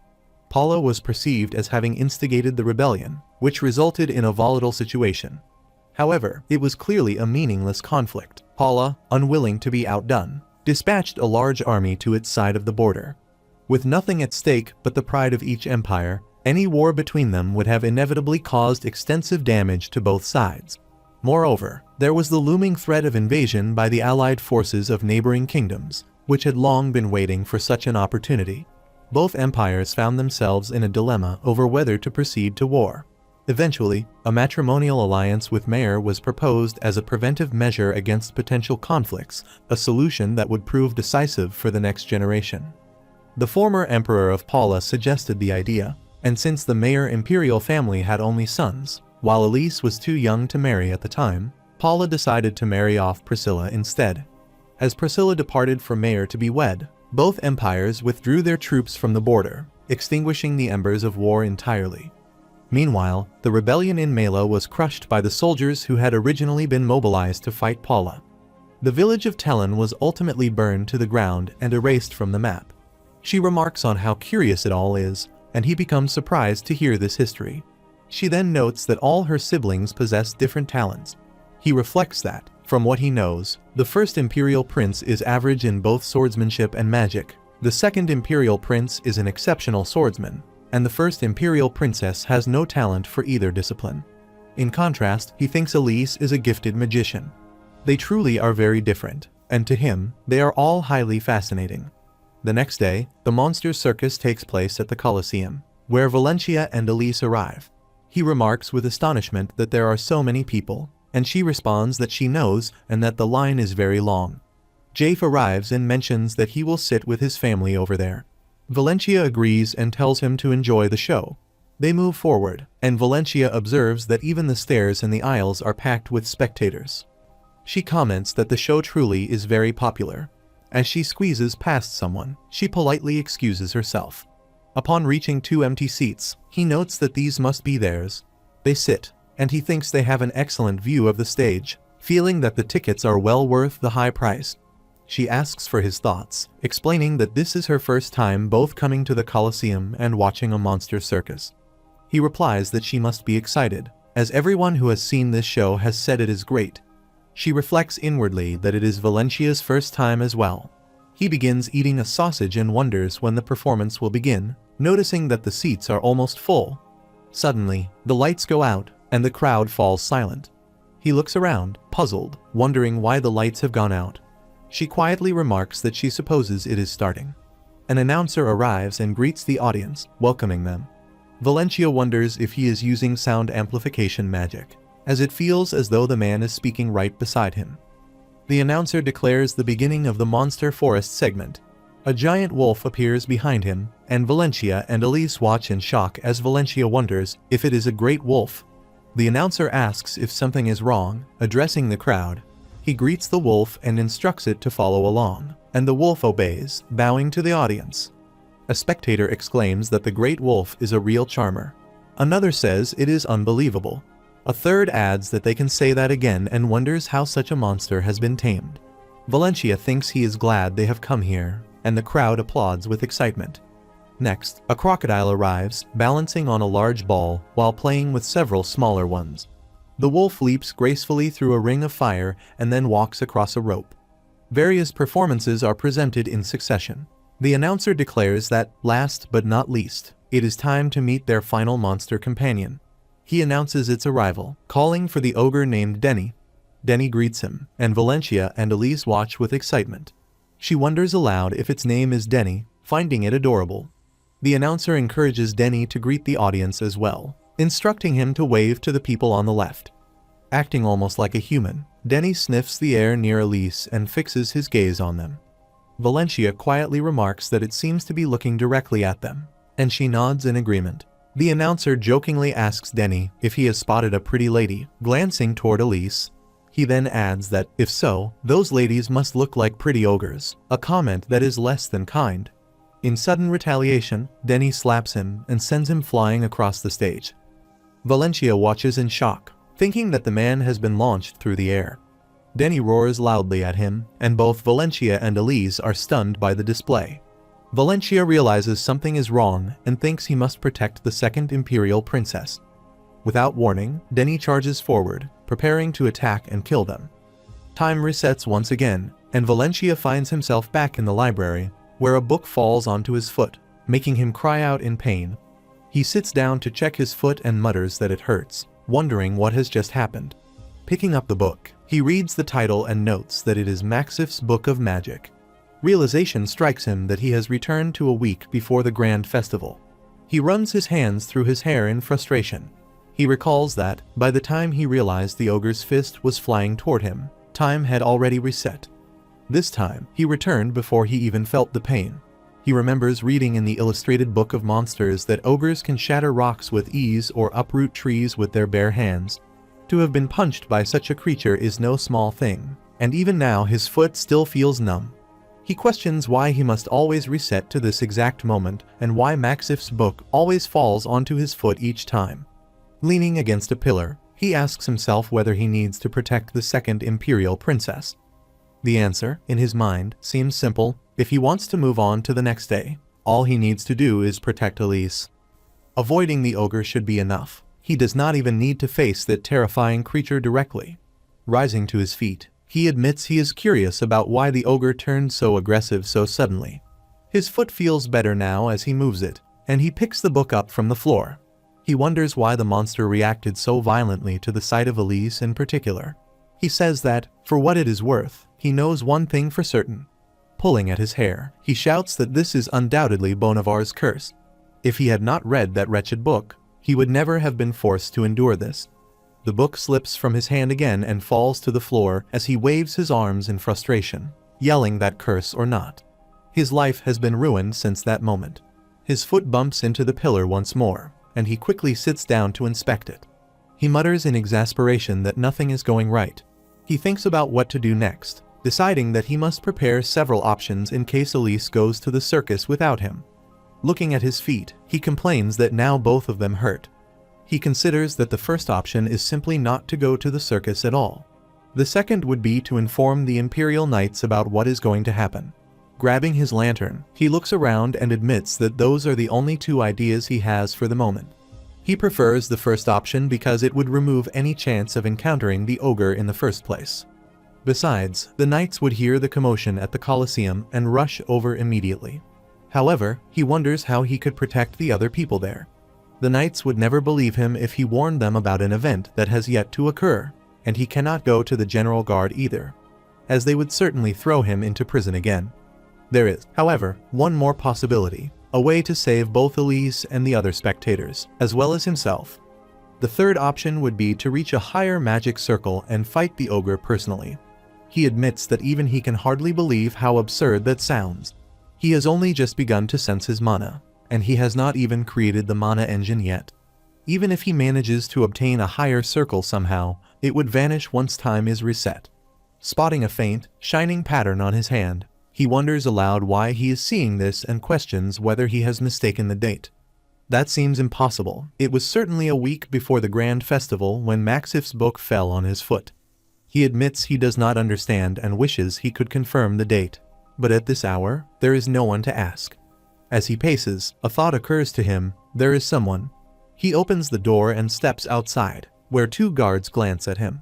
One of them asks what is going on. Valencia thinks he was right. Another guard asks whether he has come out for a midnight walk, while the first warns the other not to disturb them while they are standing guard and tells him to go back inside. Valencia mutters inwardly that the real disturber is the one speaking. Yawning, he observes that they have worked hard into the early hours and then asks if one of them could tell him today's date. A guard answers that it is September 7th. Considering that the Empire's founding anniversary falls on September 14th, he realizes he has the date correct. Thanking them, he closes the door behind him. A guard calls after him, asking if he came out just to ask that. Valencia reflects that he is still at the stage where he is only beginning to sense mana, and he has yet to create the mana engine. Holding the door handle, he wonders whether it might be possible to retain and accumulate the mana engine and magic circles even if time is reset.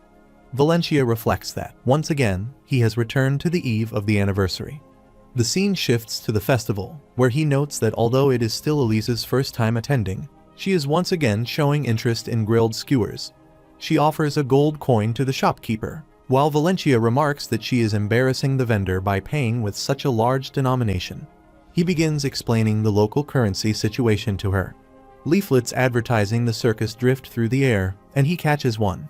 He recalls that originally, he had bought the circus tickets from a scalper. But now that is out of the question, especially when he knows for certain that death awaits them there. Elise asks if the circus would be fun. He answers that they had better not go to the monster circus. When she asks why, he explains that even if the monsters are well trained, their natural instincts cannot be changed so easily. They can bare their teeth at humans at any moment. He thinks to himself that even animals can sometimes become aggressive during circus performances, and monsters are far more likely to do the same. Elise says she knows and that she has heard such warnings before. She shows him the leaflet and points out that, according to it, the ogre is very docile. He thinks that he has read it as well. It claims the ogre is as meek as a lamb, and there are many other attractions to see. She starts to speak, but he silently resolves that there is no way he will trust what the leaflet claims after that terrifying incident. No matter how hard he has racked his brain over the past several nights, he still has no idea how to save the other people. She asks what they should do then, and he replies that perhaps they can simply stroll around. He thinks that at least this way there is a chance to save Elise by avoiding the circus entirely, so this is the best course he can take for now. He begins to sweat, and she asks if something is wrong, wondering whether he is feeling unwell. Wiping his face, he answers that he is fine, just a little tired from staying up all night reading magic books. Although he admires her passion for magic, she advises him not to overwork himself, reminding him that whatever he does, health should always come first. He agrees, saying she is right and promising to take better care of himself, accepting the advice once again. As they walk, he remarks that perhaps the ring he carries will help him escape if an emergency arises. Pointing ahead, he tells her to look over there. She exclaims in awe at how bright they are, asking if they are light stones. The glowing stones illuminate the night streets, making them a beautiful sight during the festival. On the anniversary day, people enjoy a banquet all night long at the Imperial Palace, yet the atmosphere here in the city is no less festive. She asks what it is, and he thinks to himself that he never knew the Imperial banquet continued until late at night, as he has never even been near it during the festival. She then suggests going to a pub. Surprised, he asks what she means by a pub. She points toward it, explaining that she has always wondered what beer tastes like.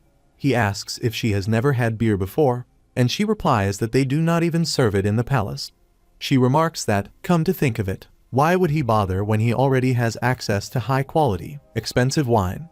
He agrees and says all right, suggesting they go inside. They enter the pub, and she looks around in amazement, commenting on how many people are there. He replies that it is the grand festival.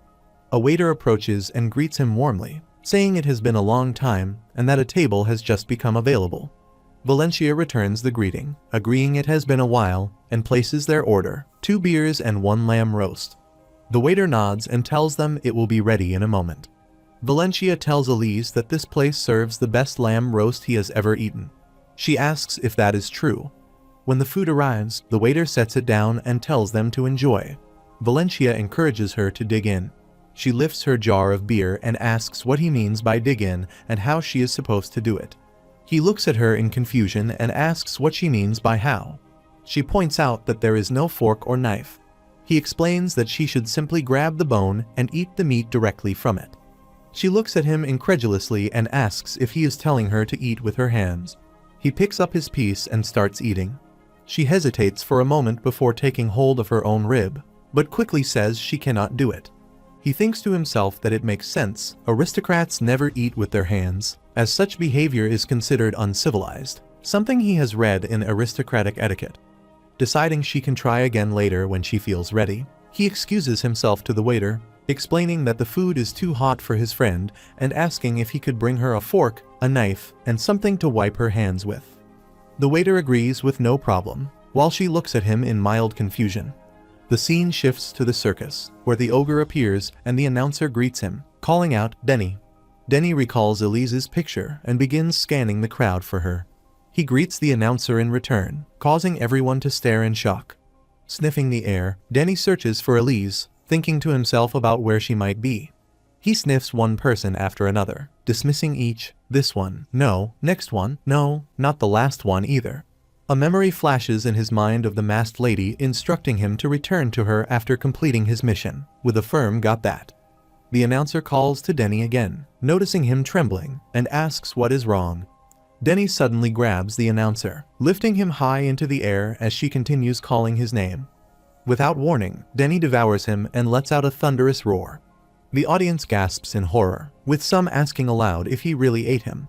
Wolves rush into the ring and begin licking the blood. Panic spreads instantly. People scream for one another to run, and chaos erupts as they push toward the exits. Denny and the wolves pursue them, their presence driving the terrified crowd into a frenzy. Meanwhile, Elise tells Valencia that he went too far. He bows slightly and apologizes, insisting he never meant to offend her and should have considered how she might feel. She turns away in irritation. He thinks she must have misunderstood. He was not trying to make fun of her, and wonders what he should do next. Suddenly, the sound of terrified screams tears through the air. He freezes and asks whose voices those are. Then, more urgently, he asks what is happening. Elise trembles and tells him to look over there. When he turns, he sees people fleeing in terror as Denny charges forward, attacking them. Shock grips him as he demands to know what this is and why that creature is out here. He thinks that none of this makes sense. How has it escaped from the Colosseum, especially when they are so far from it? Denny catches Elise's scent, glances at them both, and charges toward them. Shock runs through them as Valencia tells Elise to run. Grabbing her arm, he pulls her along and sprints at full speed. Looking over his shoulder at Denny, he thinks that while the creature is not especially nimble, it is covering an alarming amount of ground with its long strides. He asks himself what to do next. An idea strikes him, and he looks at his ring, thinking that it might help. Activating it, he releases a blast that fills the air with thick smoke. Hidden in the haze, Denny loses sight of them and trembles in anger. Taking advantage of the cover, they run even faster, determined to escape. They remain hidden as Valencia wonders why that creature is running amok outside the Colosseum. He casts a discreet glance at Elise while several guards arrive, their weapons aimed at Denny. They attempt to strike him, but their blows fail to harm him, and their weapons snap upon impact with his back. Denny turns his head toward them, prompting the guards to scatter in fear. Valencia studies him closely, suspecting that he is searching for a specific target. Suddenly, Denny spots a girl resembling Elise, seizes her, and lifts her high into the air as she cries for help. Elise sees this and insists they must save the woman. Valencia grabs her arm, claps a hand over her mouth, and warns her to remain silent. Denny sniffs the girl and then another nearby woman. Valencia's thoughts race. Could it be that he is targeting blonde women? Without hesitation, Denny smashes the two women, their blood spraying through the air. Some of it lands close to where Valencia and Elise are hiding, leaving them both shaken. Valencia quickly covers Elise's eyes. He listens intently and believes he hears the Imperial Knights approaching, but their arrival is too late to stop the slaughter. He knows he cannot protect everyone alone. Unless Bonivar's curse forces another quest upon him to shield them all, his focus must remain solely on Elise. The crowd descends into chaos, screaming and fleeing in all directions, while Denny prowls through them in search of Elise. Valencia holds to the hope that if the knights manage to slay the beast, the rest of the people will be spared. Meanwhile, Elise shouts, and her magic skill activates, binding him completely with a conjured rope of pure energy. He calls out to her, urging her not to go. He warns her that it is dangerous and insists she listen, telling her the knights are on their way and begging her to wait here. He pleads that she must not face him alone. She replies that she knows he means well, but she cannot stand by and watch while people are in danger. Ignoring his protests, she steps out into the open. He tries to stop her, but she moves steadily toward Denny, refusing to listen. He drags himself forward and watches as she plants herself in front of the monstrous figure. Elise unleashes her fire magic in a blazing attack, but it leaves Denny completely unharmed. He exhales slowly and begins to advance toward her. Shocked, she quickly draws her lightning arrows and fires, yet they, too, have no effect. She stares in disbelief, murmuring that not even a single scratch can be dealt to him. Desperately, she calls upon her magic binding rope once more, wrapping it around him, but the rope cannot restrain him. Fear grips her as she backs away, step by step, until her back meets a wall, trapping her. Denny advances, towering over her, while Valencia watches in horror and calls out to her in deep concern. Valencia calls out to her in alarm and urges her to stop. He gathers his magic power and shatters the ropes binding Denny. As Denny is about to strike her, Valencia channels the magic within his ring and unleashes a powerful blast. The force knocks her down, and he quickly catches her. She looks at him and demands to know how Denny managed to free himself. Denny fixes his gaze on them once again. Valencia swiftly conjures a shield, intercepting the monster's attack. Seeing that the shield holds, he thinks it has worked. Believing it to be the right moment, he tries to retreat, but his foot slips, sending both of them crashing to the ground. Denny seizes them both in his massive grip. She calls out to Valencia in worry, asking if he is all right, then shouts for Denny to release her, clenching her fists in defiance. Valencia also calls her name with concern, his mind racing with the grim thought that he may be about to be devoured alive this time. He exhales sharply, resigning himself to a bitter thought. Fine, let it happen, so he can wake up again with his foot smacked by that magic book. She lets out a piercing scream as Denny squeezes harder. Valencia demands to know what in the world is happening as smoke begins to billow around them. They collapse to the ground as the grip loosens. He mutters that he heard a commotion, but did not expect to find an ogre at the heart of it. Through the swirling smoke, Aruz arrives to rescue his sister. She sees him and calls out his name, while Valencia's eyes widen as he wonders if this man is the second Imperial Prince. His gaze shifts beyond the smoke, trying to discern the other figure emerging behind Aruz. The Tower Master's voice cuts through the haze, remarking that trying to fight an ogre alone was recklessly foolish. Had he not been warned to avoid dangerous situations at all costs? Valencia calls out with excitement, addressing him as the Grand Elder Headmaster. Aruz replies that he is glad they have used teleportation and arrived ahead of the others. The Tower Master affirms this, addressing him as His Highness, and remarks that it is fortunate they have arrived in time.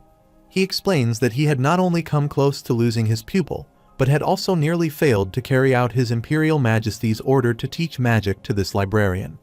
Denny rises once more and fixes his gaze on them. Valencia studies him and notes in his thoughts that burn marks are scattered across his entire body.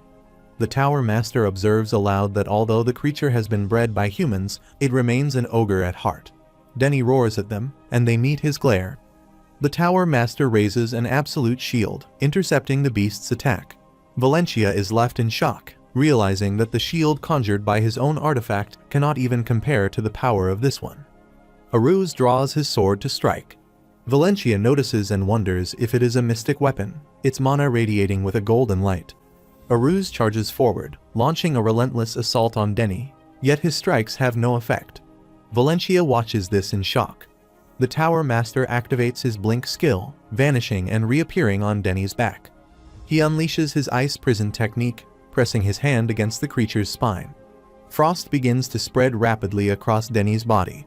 Everyone witnesses the transformation as the Tower Master descends to the ground and addresses Aruz respectfully, urging His Imperial Highness to take the honor of delivering the coup de grace to the monster. Aruz questions why the Tower Master does not finish it himself. The Tower Master explains that if he were to use magic to end the ogre, the entire surrounding area would be destroyed, and he is already satisfied to see his pupils unharmed. Accepting this, Aruz rushes forward once more. Denny turns to face him, but with a single decisive stroke, Aruz severs the creature's neck.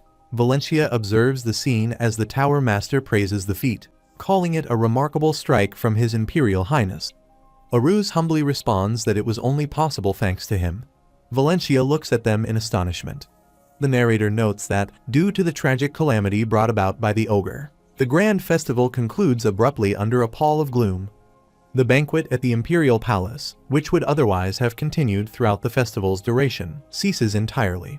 Merchants and vendors from beyond the capital begin packing their goods and departing for home.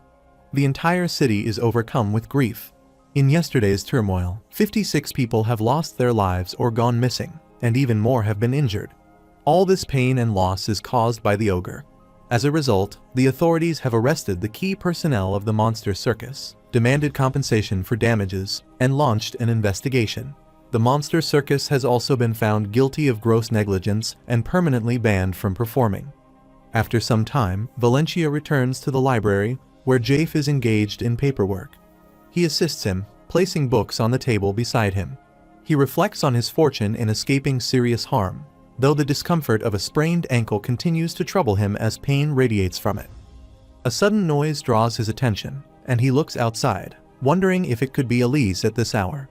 However, he sees a woman approaching and realizes it is not Elise, prompting him to wonder who she might be. She walks toward him, clearly exhausted. Valencia notices that she does not even lift her head. Jafe shakes his head, glancing at her briefly. Valencia wonders if he is deliberately avoiding looking at her. She pulls out a chair, sits down, and rests her head on the table. Valencia silently questions what is troubling her. Jafe calls his name, to which he responds in acknowledgement. Jafe advises him to be careful. Valencia wonders if Jafe has become a little edgy after the ogre incident. Jafe looks at him. Valencia politely asks if he may assist the woman. She remains lying on the table. Turning her face toward him, she responds that there is no need, as she is not there to read. She explains that there is a problem with her robe. He knows it is hot outside, so he allows her to remain there for a while. Still, he trembles inwardly and questions what on earth a problem with her robe has to do with her feeling hot. Magicians, in his view, are always too proud. Why can they not simply admit that they have come to rest? No one would object. He suggests moving to the terrace on the second floor, as it is much cooler there. She agrees, asking him to show her the way, remarking that the library is too complicated to navigate. He wonders in disbelief if she is acting like a child, though he concedes that the library is indeed difficult to navigate. He agrees and leads her. As they approach the stairs, he places a foot on the first step, but pain shoots through his ankle, causing him to fall. He cries out in pain, clutching his ankle. She comes closer and asks what is wrong. He explains that he sprained his ankle a few days ago, and the pain worsens whenever he walks. She asks him to give her a moment, then retrieves a small bottle of potion. Handing it to him, she instructs him to drink it, explaining that it is a potion she made. He looks at her, asking what exactly she means by a potion. She waves her finger while he feels unexpectedly touched. He quickly drinks the potion, thinking how sorry he is for having made such a hasty judgment about her. He takes back everything he thought before. Perhaps not all magicians are overly proud. The taste turns his stomach, and he instinctively grabs his mouth in disgust. She looks at him with eager anticipation and asks what he thinks. Covering his face, he mutters that it tastes fishy. He thinks he is on the verge of vomiting and wonders why he suddenly feels so dizzy. She explains that she had been quite certain troll blood would serve as a perfect neutralizer for anti-air blood. Apparently, it has not completely detoxified it, since he is exhibiting symptoms similar to anti-air poisoning. He stares at her, realizing she now holds a paper and a quill. The thought strikes him, has she just conducted an experiment on him? How could she do that, using the blood of anti-airs, lake-dwelling creatures whose blood is notoriously poisonous? His mind recalls the image of an anti-air, with its ant-like head and fish-like scales. Its toxic blood, though deadly, can be processed in small quantities into medicine. He wonders how he could have been so naive. She produces another potion and instructs him to drink it. Valencia, already feeling ill and wary, hesitates. She reassures him that this one has been fully tested. He studies it for a moment, then drinks it. After a while, he says he feels fine now. She asks how his ankle is. He shakes his foot and says it has completely healed. Remarkable. She responds that, of course, it has. She made that potion herself. Despite causing anemia and dizziness, it works faster and more effectively than other potions, just as he expected. Now, all she needs is to find a way to neutralize the poison completely, she says while shaking the other bottles. He wonders whether they should keep moving or not. She suddenly asks how he injured his ankle. She explains that she was hurt by an ogre at the Grand Festival, and that she sprained her ankle while trying to save her friend. He asks what she means by the Grand Festival. Then, with a pause, he adds, "Hold on, is she not a librarian?" She asks who he thought she was then. She asks for his name, and he replies that it is Valencia. She moves toward him while he retreats and demands to know what she is doing. She says he already knows. She has heard quite a lot about him. His name is mentioned occasionally during mealtime. He exhales as she steps back and remarks that now it is her turn to give her name. She introduces herself as Ivana D'Aloy. He acknowledges her with a polite remark, noting the name Miss Ivana, and wonders what D'Aloy means, as it sounds familiar. She nods. He thinks about where he has heard that name before and questions whether she comes from a famous family. She states that it is good and that she needs him to come with her.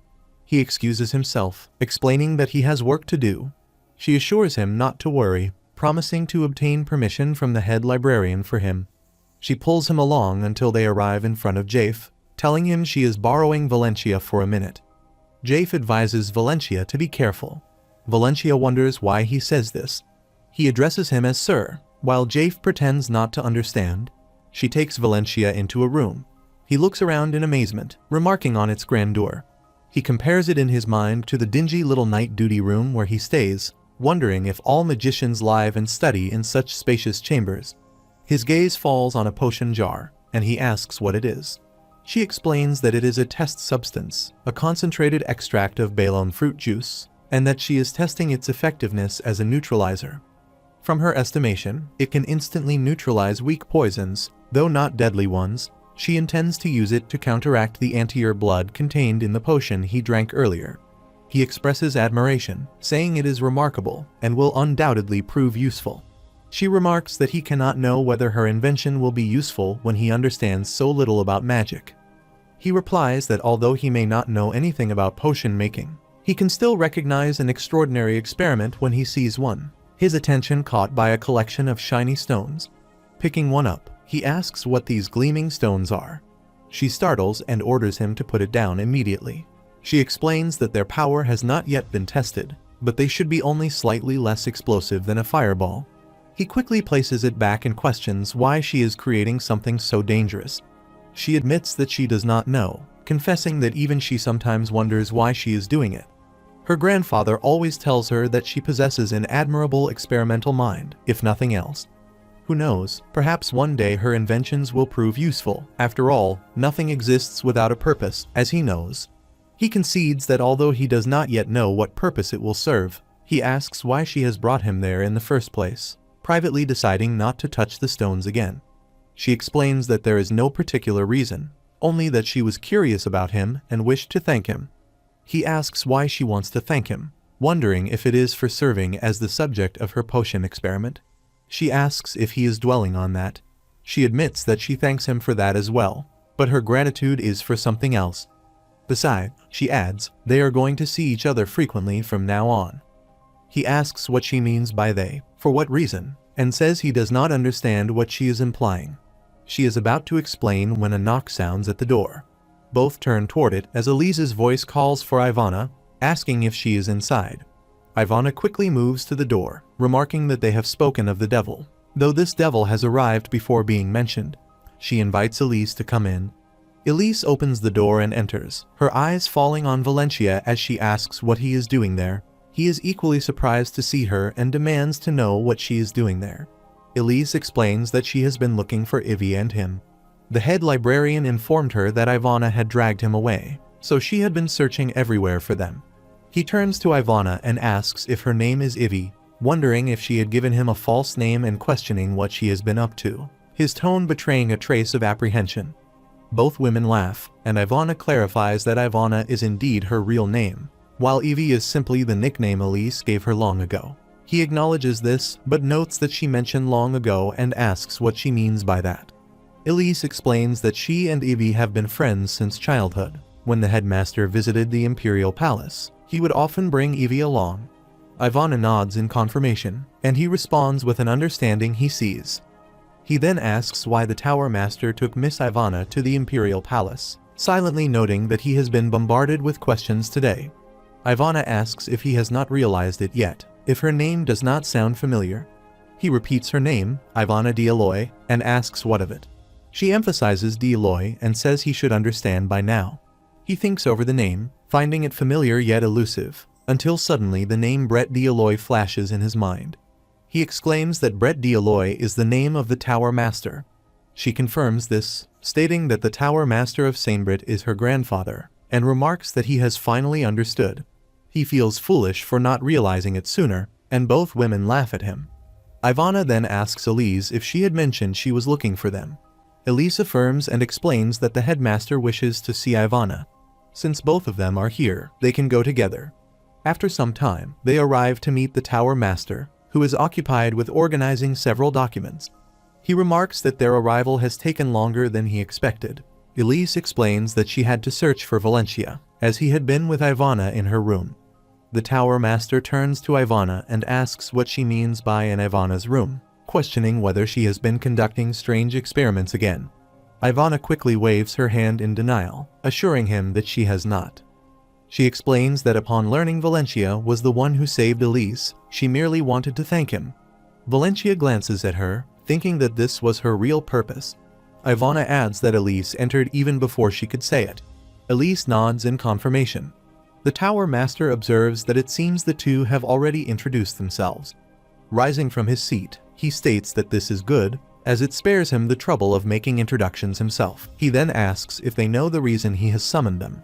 Valencia responds that they do not, while wondering privately whether he has done something wrong or if it has to do with the ogre incident. The Tower Master clarifies that, although he never said he would personally give Valencia magic lessons, he had not been speaking idly. Now that his urgent matters are concluded, he intends to teach him. In fact, he has been planning it, as His Majesty has ordered that Sainbrit instruct Valencia in magic properly. Valencia asks if this is true, and then inquires about his work at the library. The Tower Master assures him that he has no intention of making him resign, since studying under him does not mean Sainbrit will formally accept him as a student, and recruiting a new librarian would be an inconvenience. The Tower Master explains that he will give Valencia a 3-hour lesson every day and instructs him to come to his office 2 hours before his library shift ends. He assures him not to worry about the head librarian, as he will inform him in advance. He then states that they should first set Valencia's goal. It may take, as he admits, an exceedingly long time, perhaps even forever, but he intends to make Valencia a mage. Valencia wonders what exactly he means by a mage. His gaze shifts to Elise, and he reflects that she is already at the final stage of the mage level. He questions whether he will ever be able to reach her current standing. If he does, he would be regarded as high-quality talent, welcomed anywhere, and perhaps even granted a position equivalent to that of an aristocrat in the border regions. In short, he would truly become a mage. The Tower Master notes that he may occasionally have to leave on trips, and during such times, Elise and Ivana will assist Valencia with his studies. Elise readily agrees. Turning to Ivana, he warns her never to conduct experiments on Valencia. If she is caught engaging in anything absurd again, she will face serious consequences. Ivana, sounding annoyed and only half sincere, says she will keep that in mind. The Tower Master then tells Valencia never to allow Ivana to experiment on him, as he could be injured. Valencia wonders what exactly he means by injured and how severely she must have failed in the past for him to issue such a warning. Valencia remarks that both the grandfather and the granddaughter are at Saimbrit. The narrator explains that Ivana d'Aloy, granddaughter and pupil of the current Tower Master of Saimbrit Tower, is said to have entered the tower at a younger age than anyone else in history. Saimbrit does not admit just anyone, not even the grandchildren of a Tower Master, unless they are among the most exceptional magicians in the Empire. Since she began walking the path of a magician at an early age here at Saimbrit, her talent must be extraordinary, without question. Afterward, Valencia sits in the library, reflecting on her abilities, a natural gift for magic, deep and extensive knowledge accumulated since youth, a razor-sharp mind, and boundless curiosity. In truth, she is something of a celebrity within the tower. How amusing, he thinks, that he has never heard of her before, perhaps the result of spending too much time buried in books. His thoughts shift to the so-called renegade of Saimbrit. He questions why it is considered such a remarkable thing that a grandfather and granddaughter are both at Saimbrit. He answers himself, affirming that it certainly is. Such a situation is uncommon and, in fact, rare even in Saimbrit's long history. Suddenly, Ivana arrives, startling him. She greets him with a casual hello, prompting him to ask when she arrived. She replies that it was when he was mumbling about the grandfather and granddaughter both being at Saimbrit. He realizes she has heard from the very beginning and asks what she is doing here, remarking that she cannot possibly have come to read. She responds by saying she has brought him a gift and hands him a crystal. He accepts it and asks what it is. She explains that it is a magic crystal into which she has carved a water rune. With just a small amount of mana, it can produce water. He points out that all magic spells and magical devices are banned in the library, except for light magic. She reacts with disbelief, and he tells her that there is a sign at the entrance written in huge letters. If she doubts him, he offers to recite it from beginning to end. She counters that he should know that rigidly following rules will not get him anywhere. She believes she has seen the sign, but insists that if he truly wishes to gain something, he should always be willing to defy the rules. She encourages him to give it a try.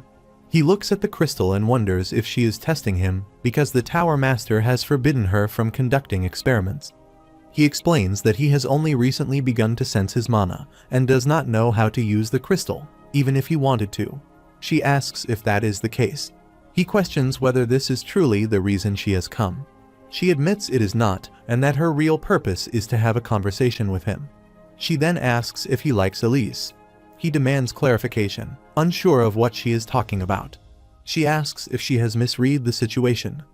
He asks where she has gotten such an idea. She explains that what he has done for Elise during the last 2 incidents has made her curious. She recounts that an ordinary librarian not only stopped an assassin from poisoning Elise single-handedly, but also confronted an ogre to protect her, risking his own life.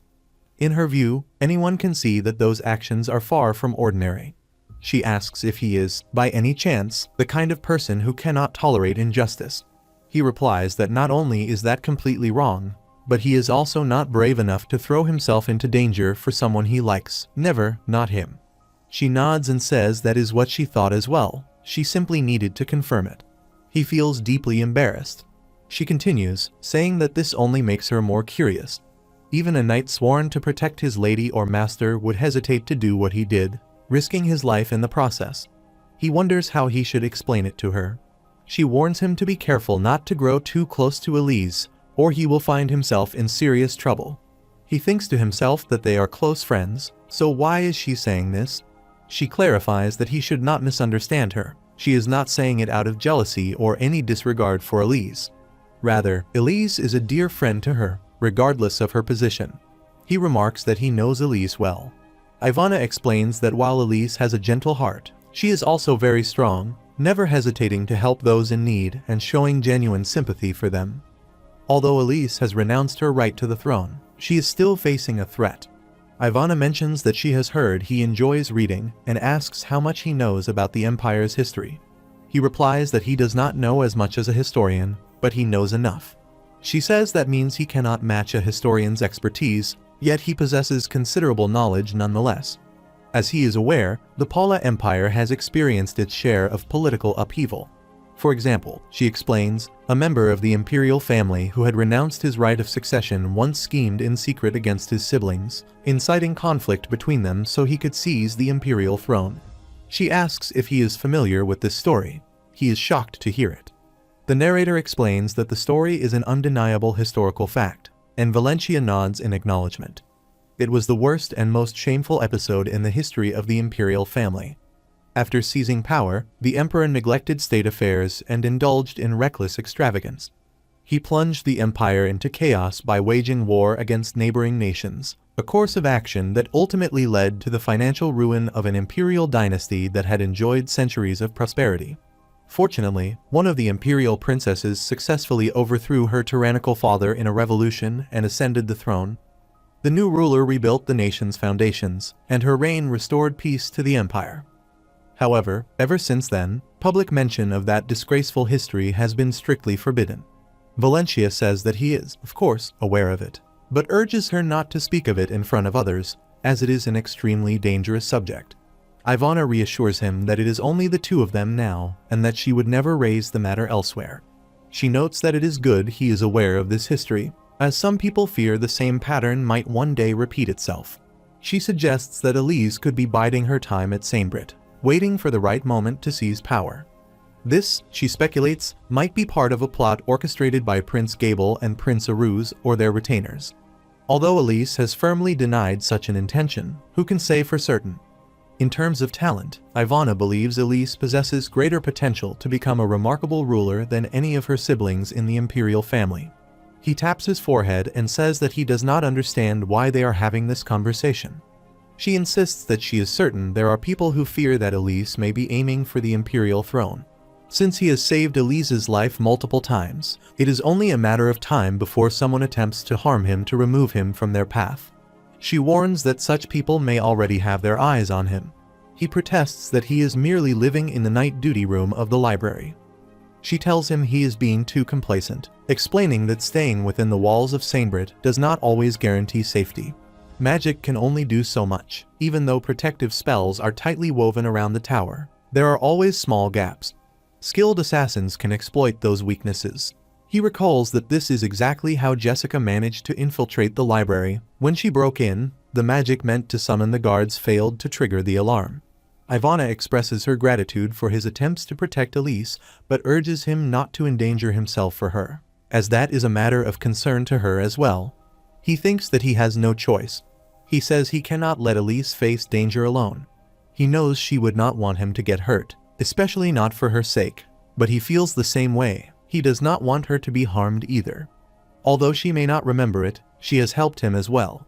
She responds by asking if that is so, observing that she cannot stop herself from helping everyone around her, and he cannot stop himself from helping her. She concludes that they are both fools, and just thinking about the two of them exhausts her.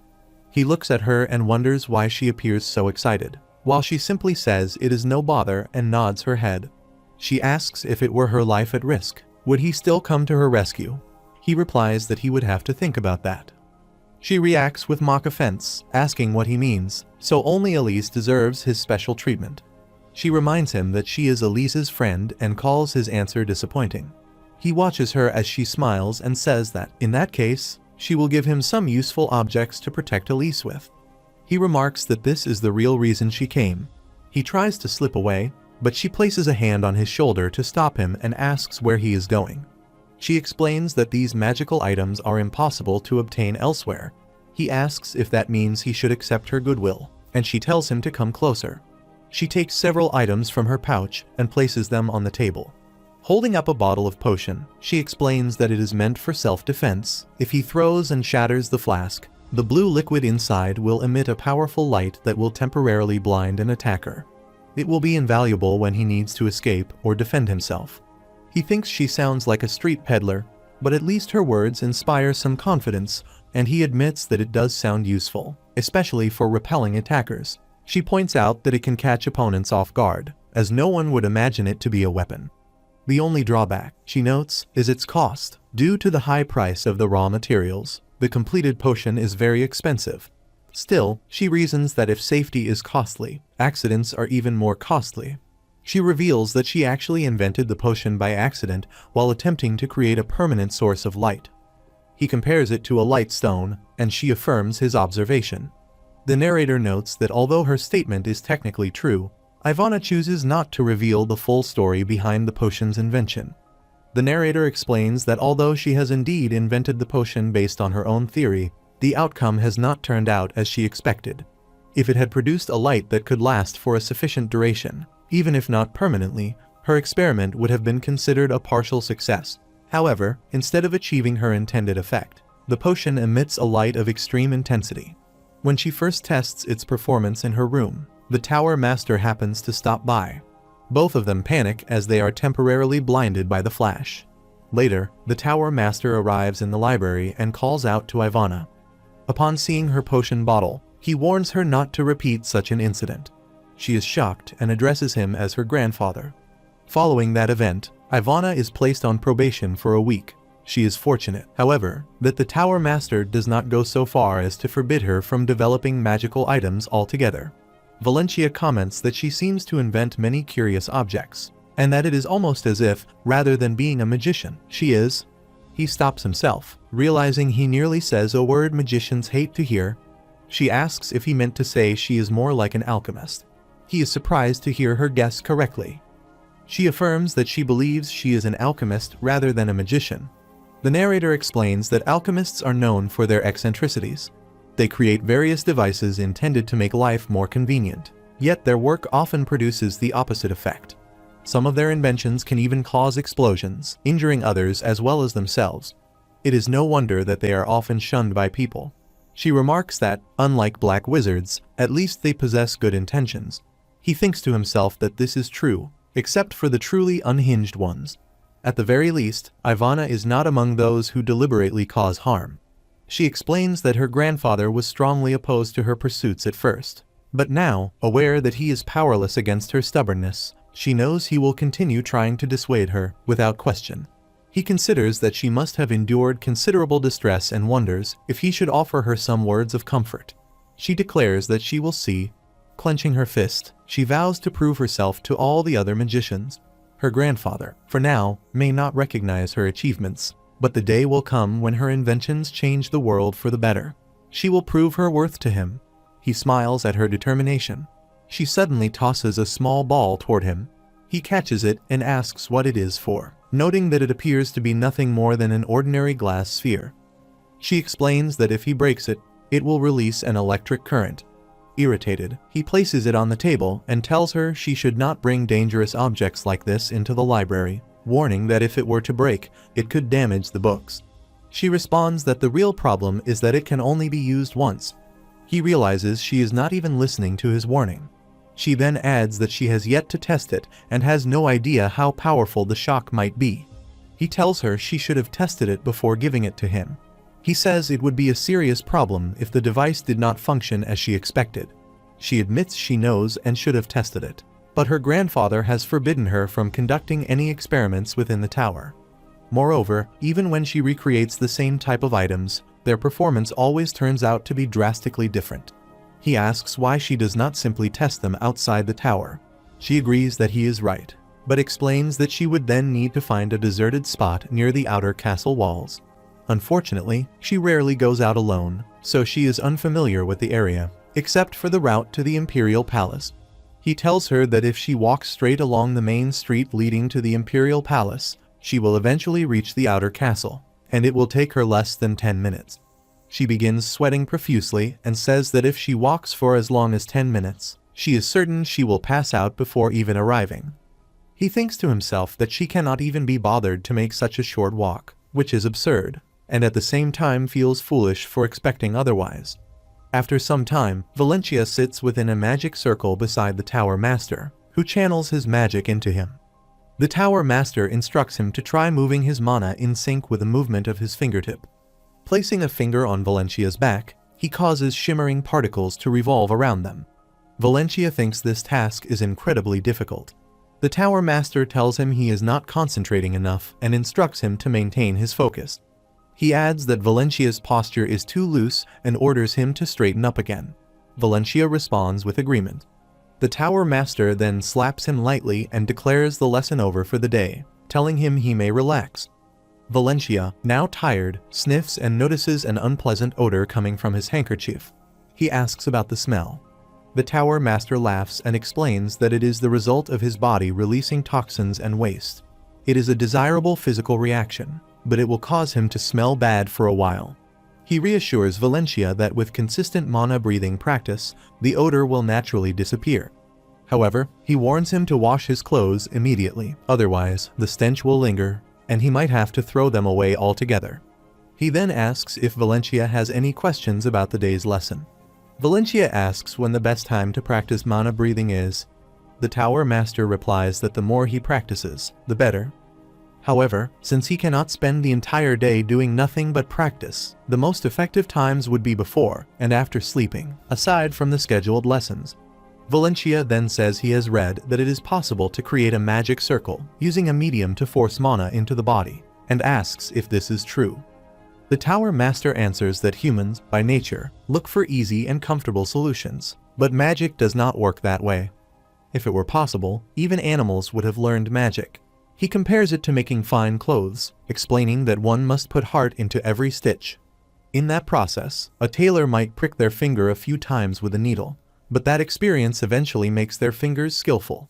Magic, he says, is no different. Valencia says that this means, without any experience in sewing or the skills of a tailor, he has been attempting to make clothes in haste. The Tower Master agrees that this is exactly the case. Valencia clenches his hand and remarks that even if the path feels like an easy, level walk for others, for him, it will be an uphill climb. In fact, in his situation, it would be more like scaling a cliff using only one hand. Valencia then asks if it would not be wiser for him to give up now, as it feels like he is attempting to reach a peak he can never climb. The Tower Master replies that it depends on how he chooses to view it. He reflects that perhaps Valencia is correct, that giving up early might be better than facing frustration later. After all, he has seen many aspiring magicians confront their own limits and fall into despair. Valencia, however, insists that he should not give up. What lies ahead will most likely be much more difficult than this, and he cannot allow himself to feel weak and surrender already. Besides, it is not entirely hopeless. If he continues to move forward, he can at least crawl upward, inch by inch. He admits that he does not know how long it will take to reach the top, but he resolves to do the best he can. The Tower Master tells him that although he possesses no innate magical talent, he does have perseverance, curiosity, and even tenacity, all qualities essential to becoming a great magician. After a while, he returns to the library, where Elise arrives to meet him. She asks if it is true that she has heard he is leaving for vacation in 4 days. He confirms it, explaining that he was unable to take a vacation last year, so this time he will be using 2 years' worth of vacation days. He adds that he applied for leave as early as 2 months ago. It has been more than a year since he last visited his parents in his hometown. She says she understands and asks if he can tell her a little about his family. He replies that there are 4 members: his mother, father, younger sister, and himself. She reacts with excitement, saying she has heard that many families have more than 10 members. As he sits at the table to place a book on the shelf, he explains that this is true for most farming families, but his family runs a small general store, so it is just the four of them. She then asks if his hometown is far from here. He says it is not very far. It is the village of Aeolon in Duke Nomerlin's territory. He explains that it lies just beyond the Baxent Mountains, so after a 2-day carriage ride to the mountains and then a half-day walk, he can reach home. At most, the journey takes about 3 days. She remarks that it is closer than she expected. He asks why she is suddenly asking all these questions. She replies that while he is away, she thinks she will be bored and also feels concerned. He asks what she means by concerned. She explains that it seems something serious is happening in the monster forest. He asks if the monsters are attacking villages because of a population surge. She says that from what she has heard, the Imperial Palace is also keeping an eye on the situation. He reassures her that there is no need to worry, as monster uprisings in that area occur only once every half-century on average. He adds that the last one happened before his parents settled down in Aeolon village. As they walk together toward the door, she says she understands. He then asks why Her Imperial Highness is personally interested in the matter, adding that he feels deeply honored. Elise laughs and explains that she is a Sanebrit magician before she is the Imperial Princess. When a war breaks out, members of the Imperial family join the army to boost the soldiers' morale. If necessary, the Sanebrit Tower will also send troops. He asks if that is true, and she replies that perhaps her brothers will also go to war, as their participation could influence their claim to the throne. He thinks to himself that indeed, His Majesty gained the imperial throne after distinguishing himself in war, and the two princes will likely compete fiercely to see who can achieve greater military success. He adds that if something truly happens in the monster forest, and they are dispatched to his village, she should make sure to come by his family's store. She asks if he is trying to promote his store's goods in the middle of a potential war, then jokingly asks if perhaps he would prefer her to come just to look.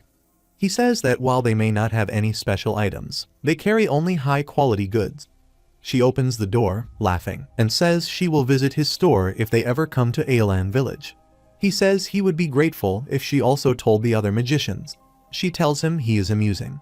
He walks with her toward her vehicle just as Jafe arrives and tells him to enjoy his vacation, take care, and not forget about him or the library. Valencia remarks that he sounds as though he has been dismissed from his position and is returning to his hometown for good. Jafe says he is only worried that Valencia may not return before their spring cleaning day, questioning what kind of worker takes a leave as long as 3 weeks. He asks if it is not excessive, even considering that all of his allotted vacation days are being used at once. Valencia replies that there is no need for concern, as he is planning to return to Sanebrit 2 days earlier. Jafe asks if that is so, then dismisses his earlier words, saying he was joking. He adds that he will be glad if Valencia returns early, but there is no need to rush back, though that does not mean he should take the return trip too leisurely. Valencia agrees. The driver calls for them to board the carriage, announcing that they are setting off. Valencia takes a seat beside Elise, bids farewell to Jafe, and waves to him. He then takes a bag, places it on his lap, and wonders why it feels so heavy. Opening it, he sees several pouches inside. As he examines them, he wonders what these stones are. He finds a note stating that these are the writer's inventions, and that when Valencia uses them later, he should report how they work. They have been sorted by color for his convenience. He thinks that although the note bears no name, its sender is obvious. He wonders who in the world could ever stop that person. Leaning back in his seat, he thinks that it is best to get some sleep during the ride. He arrives at his destination, where Valencia says that he has returned. He observes that everything appears almost the same, except for the newly built road connecting the capital to his hometown. Without hesitation, he runs toward the village. A group of children notices him and excitedly calls out his name, Valen. Among them, he recognizes his younger sister and calls out to her, Ren. She runs into his arms, embracing him, and exclaims that he has finally come. He asks if she has been waiting for him out here, and she confirms that she has, along with her friends. She is Riane, Valencia's younger sister. He gently pats her head and asks how long she has been waiting. She replies that she does not know. Looking around, he realizes he has seen all these children before. He greets one of them, asking if they have been well, and receives a cheerful yes in response. Another welcomes him warmly, and they all gaze at him with bright, expectant eyes. Rihanna urges him to perform some magic for them. Realizing the reason for their eager expressions, he explains that, unfortunately, he is still a beginner. She questions him, asking if he cannot do magic. He admits that he has only just begun learning the basics, so he does not yet know how to cast spells, possessing only a very small amount of knowledge. She tells him that she had informed her friends he was a magician. Disappointed, the children sulk and walk away. Watching them leave, he wonders what he should do. Valencia tells Rihanna that once he learns how to perform magic, he will show her. Rihanna asks when that will be. He estimates about a year later. She protests, saying a year is far too long. He silently reflects that, for him, even a year may not be enough. Someone arrives and tells the children to go home for now, assuring them that he will show them next time. The children scatter. Valencia reaches the front of a shop and announces that he is home, to which Rihanna adds that she is as well. Their parents warmly welcome Valencia. His mother expresses her happiness at his return, while his father gently pats Rihanna's head. His mother embraces Valencia, telling him it has been too long. He asks how she has been. His father, Matthew, is a former mercenary who now works as a carpenter and lumberjack. His mother, Sheena, is the owner of a general shop. Matthew says they received his letter, and from it, they learned that after saving the imperial princess from being poisoned, he is now studying magic. Representatives from the imperial palace had come and offered to reward them with a noble title if they wished. Valencia asks if Matthew refused the offer. Matthew confirms that he did. Valencia thinks he had expected that response. He asks why his father turned it down, pointing out that it would have been the easiest way to raise their social standing. Matthew explains that when he was a mercenary, he met many aristocrats and realized that a noble's life was not for him. He laughs and adds that Sheena also said she preferred to live their simple life, just as they always have. Besides, he wishes to be a magician rather than a nobleman. After reading his letter, they thought to themselves that the apple never falls far from the tree. He asks if he is enjoying studying magic.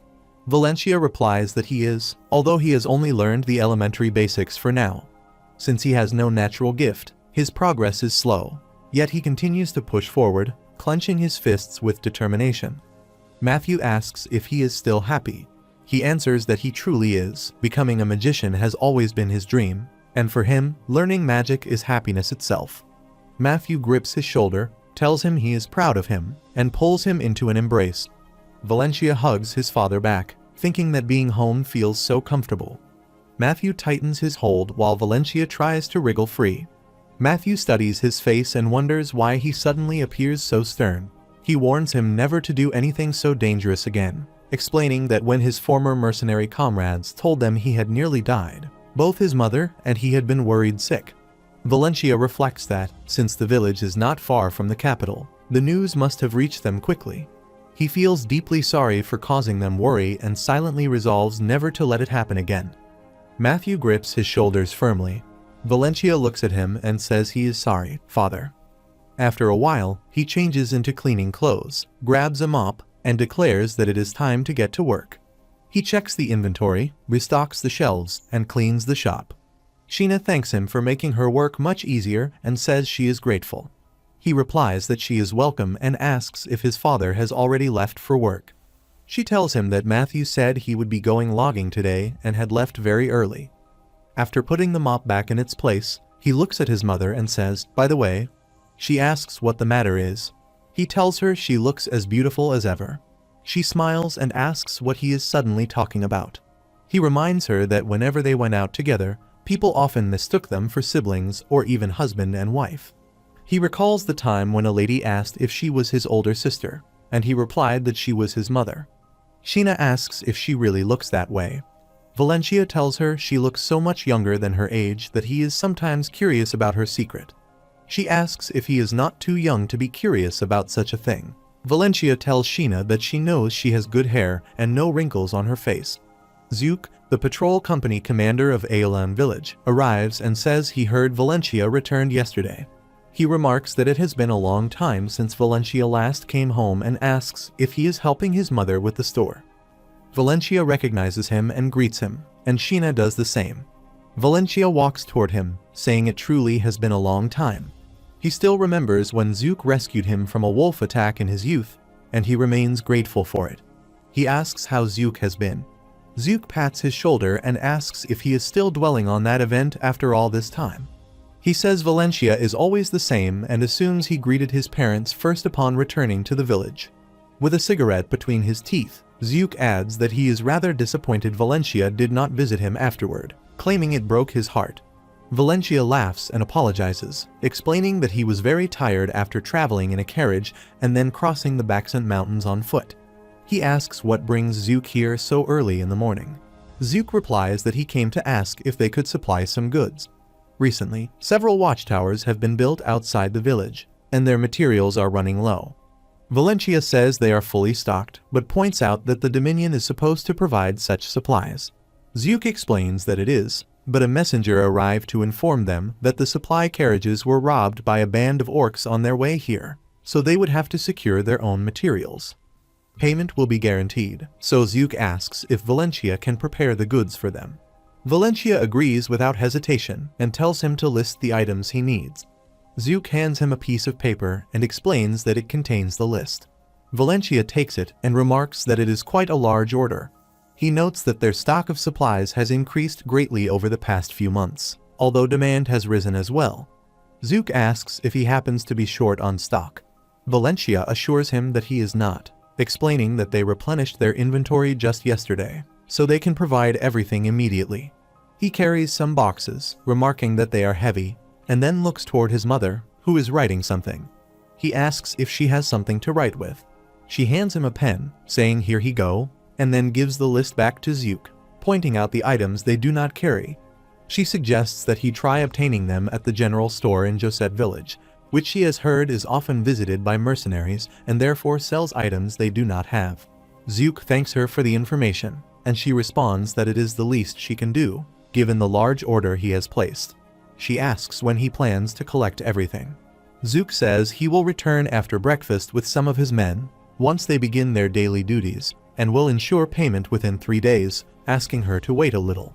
He waves to Valencia, saying he will see him shortly, and walks out. Valencia replies that it is fine. Sheena then asks how large the order is. Valencia estimates that, if calculated accurately, it is worth about 20 silver coins, no less than that.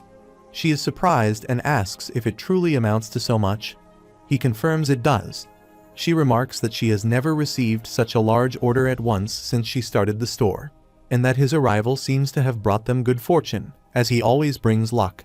Meanwhile, in his palace, the Duke of Numberland sits with Baron Bera, his retainer, and laughs, remarking that it has been only about 2 decades since the last monster uprising, and there are already signs of another. The Duke asks if the report is true. Baron replies that, unfortunately, it is. He states that mercenaries have been reporting signs of a looming monster uprising. According to their accounts, monsters are no longer preying on each other. A few days ago, a similar phenomenon was observed within the domain of Count Natties, and the monsters that attacked Valen village appeared to be a coalition of various species. The Duke asks if a large number of mercenaries had ventured deep into the monster forest and hunted there for an extended period. The Baron responds that they have not, since 2 trolls are known to dwell deep within the forest, and no mercenary would take such a risk. The Duke then questions how another monster uprising can be approaching in less than 50 years. He considers whether this could be the work of Duke Rubiner, but quickly dismisses the thought. Although their hostility toward each other has led to several battles over fiefdoms, Rubiner is not foolish enough to initiate a territorial conflict without a compelling reason to rally other lords. He reflects on the complexity of the matter and decides that, regardless of whether Duke Rubiner is responsible, he cannot remain idle while such a crisis approaches. He orders that the troops be mustered and placed on standby at the entrance to the monster forest. The Duke instructs that the situation be monitored closely, and if the threat of a monster uprising is confirmed, the forces must advance immediately into the forest and launch a swift attack to protect the entire fiefdom. Preparations must be made for the worst-case scenario, including an evacuation plan to move the people to safety as quickly as possible. He assigns Maxier to lead the advance party and Raiden to command the second party. Baron seeks clarification, asking if he means Master Raiden. The Duke confirms this and orders that Raiden be informed of the situation, even though the scale of the potential uprising has not yet been determined. He further instructs Baron to be ready to call for reinforcements from the capital should the crisis prove larger than expected. The Baron responds that he will see to it immediately. Meanwhile, the Tower Master sits with a man and remarks that the recent movement of monsters within Duke Nommerlin's domain is unsettling. If a monster uprising occurs, the capital will also be at risk, and they will be obliged to answer the call of the country, even though no war is currently being waged. Should the uprising break out, troops will be dispatched immediately. The other man responds that His Imperial Majesty will be very pleased to hear this. The Tower Master instructs him to send word to His Majesty that they will prepare at once so they can depart immediately upon receiving the order. The man agrees, rises, and says he will take his leave, thanking the Tower Master before departing. Afterward, the Tower Master notes that His Majesty has called for support from Sainbrit in response to the threat of a monster uprising. He orders one of his subordinates to summon Elise and Ivana to his office. The subordinate agrees and leaves to carry out the task.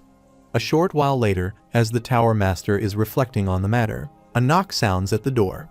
He invites the visitors to enter, and Elise and Ivana step inside.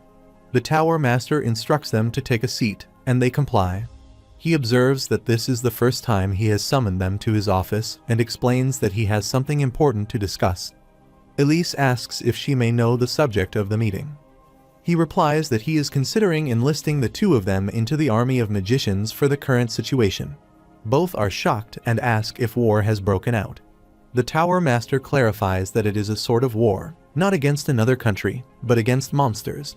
He reminds them of the monster forest located on the border between the capital and the Nommerlin domain. They both nod in acknowledgement. He explains that the monsters in that region appear to be showing signs of an uprising. According to the report sent from the Nommerlin domain to the Imperial Palace, their population has increased at an explosive rate in recent times, and it is suspected that they are gathering into a coalition. Elise reflects that she had heard the last uprising took place only a few years before her birth. The Tower Master addresses her, and she answers promptly. He tells her that now that she has attained the rank of wizard, it is time for her to contribute to the army, as practical experience is an indispensable requirement for a true magician. One can only progress so far by practicing solely within the safety of the tower. Elise nods and affirms her understanding. Ivana interjects, addressing him as her grandfather, and says that sending Elise is reasonable, but sending her as well is unfair. She insists that she is only a mage, has not learned any proper offensive spells, and would merely be a burden to others. The Tower Master fixes her with a stern glare and reminds her that this is a work-related meeting, and she should address him as headmaster or at least master. She concedes and responds accordingly. He declares that he has judged it necessary for her to join the army as well. She has shown no notable progress in her magical abilities and has focused solely on inventing magical devices. Ivana protests, reminding him that he granted her permission to work on such inventions on the condition that she train diligently, and she has kept that promise. He counters that to improve as a magician, she must work hard consistently, even outside of formal training sessions. There is no greater teacher than actual experience, so he instructs them to go and gain practical knowledge in the field. She regards him with visible irritation. He explains that once the order is issued, Sainbrit will select magicians to form an army that will fight alongside the troops of the capital. He adds that, though it may be somewhat early, they should be prepared to depart at any moment. Addressing Ivana, he states that since she is a mage-level magician, she will fight from the rear during battle. She responds with exaggerated gratitude, remarking that at least he is sending her to the back lines and expressing how considerate he must be toward his granddaughter. She assures him that he need not worry, as she can protect herself and has no intention of dying yet. With many magical devices left to create, she remarks that if she were killed in battle, she would be far too resentful to rest in peace. Meanwhile, Valencia takes notes from a book, remarking that it is difficult to read. He glances out the window, observes that the sun is already setting, and decides to light the lantern. As he opens a drawer, Sheena knocks at the door. Sheena asks Valencia if he is inside. He replies yes and tells her to come in. She opens the door and enters his room, holding a candle in her hand. She asks if he has been reading in the dark, warning that it is not good for his eyesight. He explains that he was so absorbed in studying that he did not realize how dark it had become, and he will light the lantern as he retrieves it from the drawer. She stops him, saying he can light the lantern later, but asks if he could come outside now. He asks if she needs help. but she replies that it is time for dinner and tells him to hurry down. His stomach growls in response, and he sheepishly says oops. Following his mother out, he asks why they are going outside instead of heading to the kitchen. She laughs and tells him to just follow her, and he will find out. As they step out, he catches an unfamiliar scent in the air and wonders what it is. Glancing around, Sheena directs him to walk a certain way, and he begins to suspect they might be heading to the backyard. They arrive to find everyone gathered there for dinner, with Matthew tending a barbecue for all. Rihanna calls out for Valencia to come over. When he sees the meat laid out on the table, he exclaims in surprise, asking if it is an entire pig because of its enormous size. He turns to Sheena and asks if she has invited the entire village, and what the occasion is, since it is neither Ren's birthday nor her wedding anniversary. She explains that his father suggested yesterday that they have chicken to celebrate Valencia's return home after a year. However, since they received an unexpected lump sum of money today, his father decided to buy a whole pig and invite their neighbors. He smiles and says he understands. Zook arrives as well, expressing that he does not know how to thank him, explaining that he was only restocking their supplies when he received the invitation. Matthew replies that it is they who should be grateful for such a large order, with Sheena nodding in agreement. Placing a hand on Zook's shoulder and leaning closer, Matthew offers him a drink. Zook hesitates for a moment before apologizing, saying he has an early morning ahead.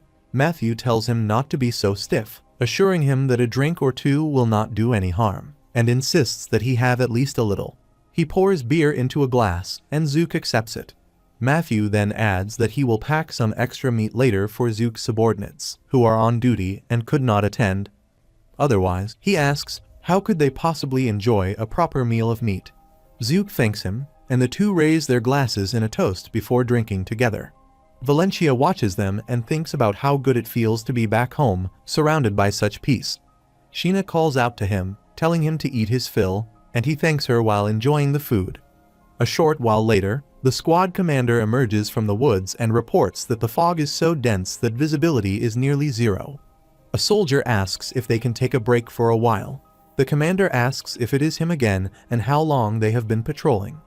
The soldier replies that it has been well over an hour. The commander acknowledges this and grants them 10 minutes. Another soldier approaches and asks for permission to relieve himself. The commander waves a hand, granting permission, but warns him not to go too far and to return quickly. The soldier agrees. Opening his bottle of alcohol, the commander takes a drink and mutters in frustration, wondering how they are expected to conduct reconnaissance in such heavy fog. He complains that it is so thick he can barely see his own hands in front of him. The others move cautiously, trying not to make a sound, as if walking on eggshells. After a short while, the commander stands and announces that the break is over, ordering them to move out. One soldier quickly points out that someone is missing. The commander demands to know who. The soldier reports that it is Elok, who has not returned since going to relieve himself.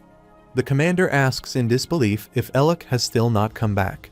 The squad commander moves to search for Elok, calling out for him and demanding an answer if he can hear. He questions whether Elok even listened when he warned him not to wander too far. He orders everyone to scatter and search, stating that once Elok is found, they will move on. The soldiers respond in the affirmative and disperse to look for him. The commander thinks to himself that he will give that fool a thorough scolding later. He soon notices a figure lying in the bushes and approaches, discovering that it is Elok, who appears to be injured. The soldiers quickly gather around to check on him. The commander examines Elok and realizes that he has been stabbed. A soldier asks what is going on, while another wonders if it was a monster attack. The commander shakes his head, stating that it is not. The wound is a clean cut, inflicted by a sword. He explains that there are no intelligent monsters in the area, except for kobolds or goblins, and even if there were, they would not have done this.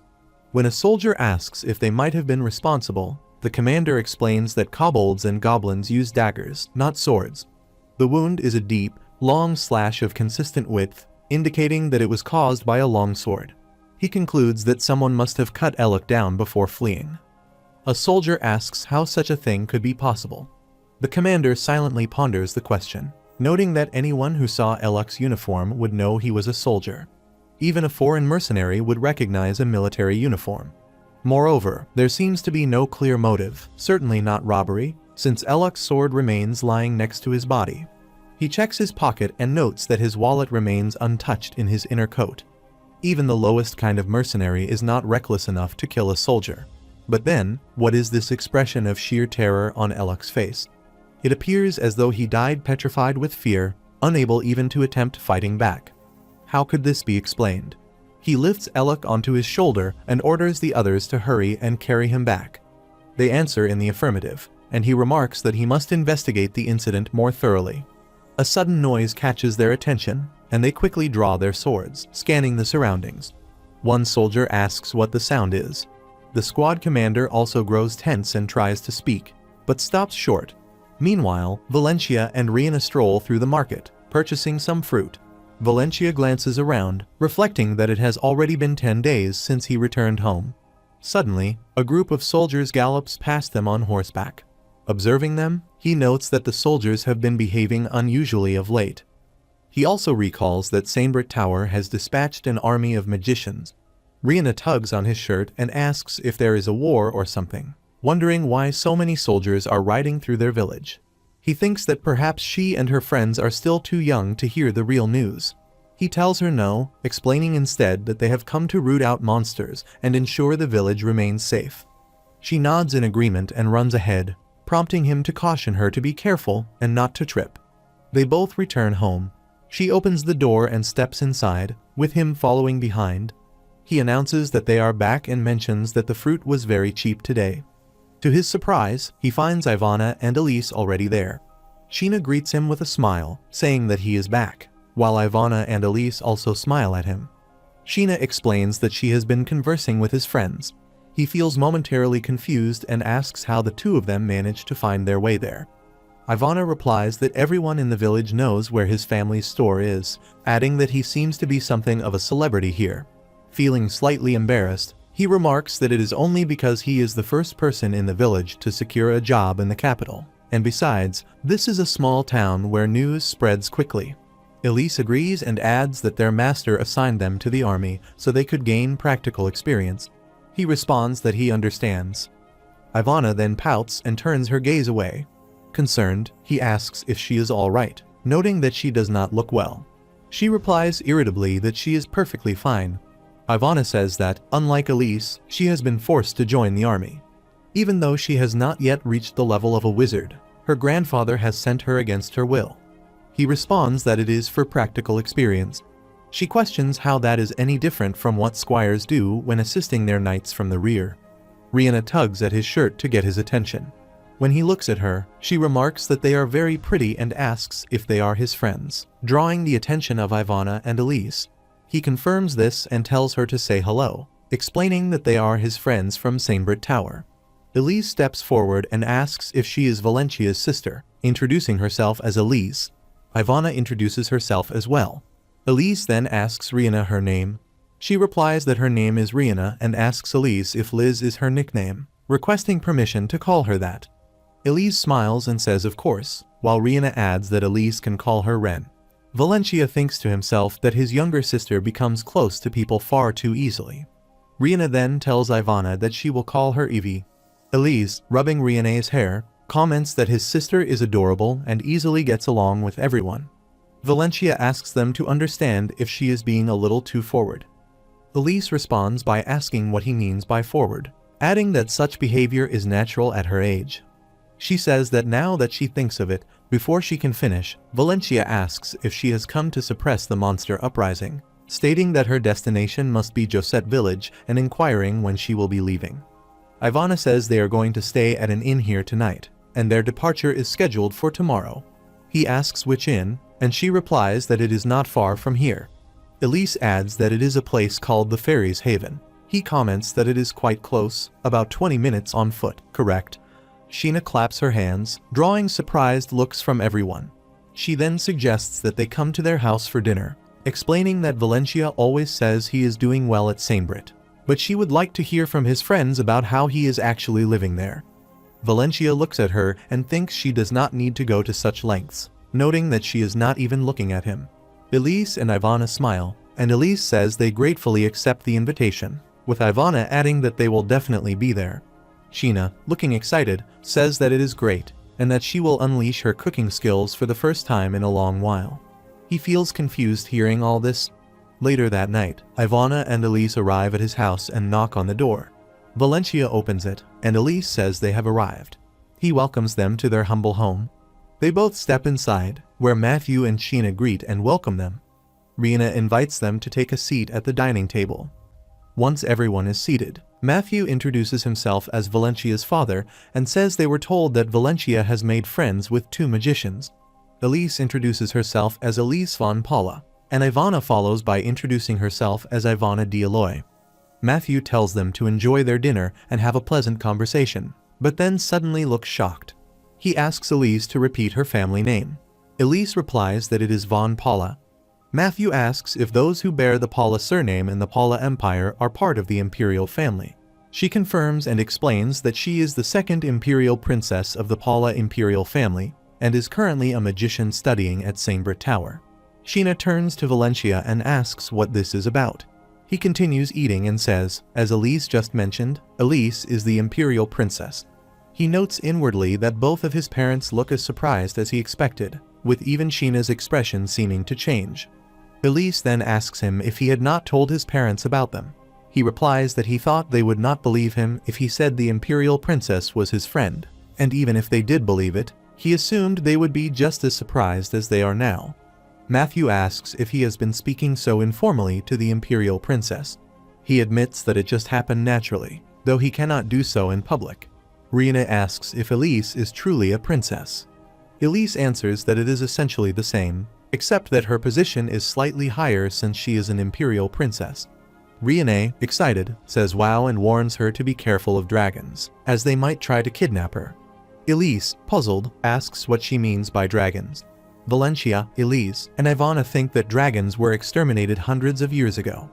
Rihanna explains that dragons take princesses because, according to the stories she has read, they always kidnap beautiful princesses. Valencia realizes she is talking about fairy tales. Although little is preserved in historical records about dragons, it is known that in the past, an evil dragon appeared suddenly and devastated an entire village. Dragons view humans as inferior beings, not even worth the effort of kidnapping.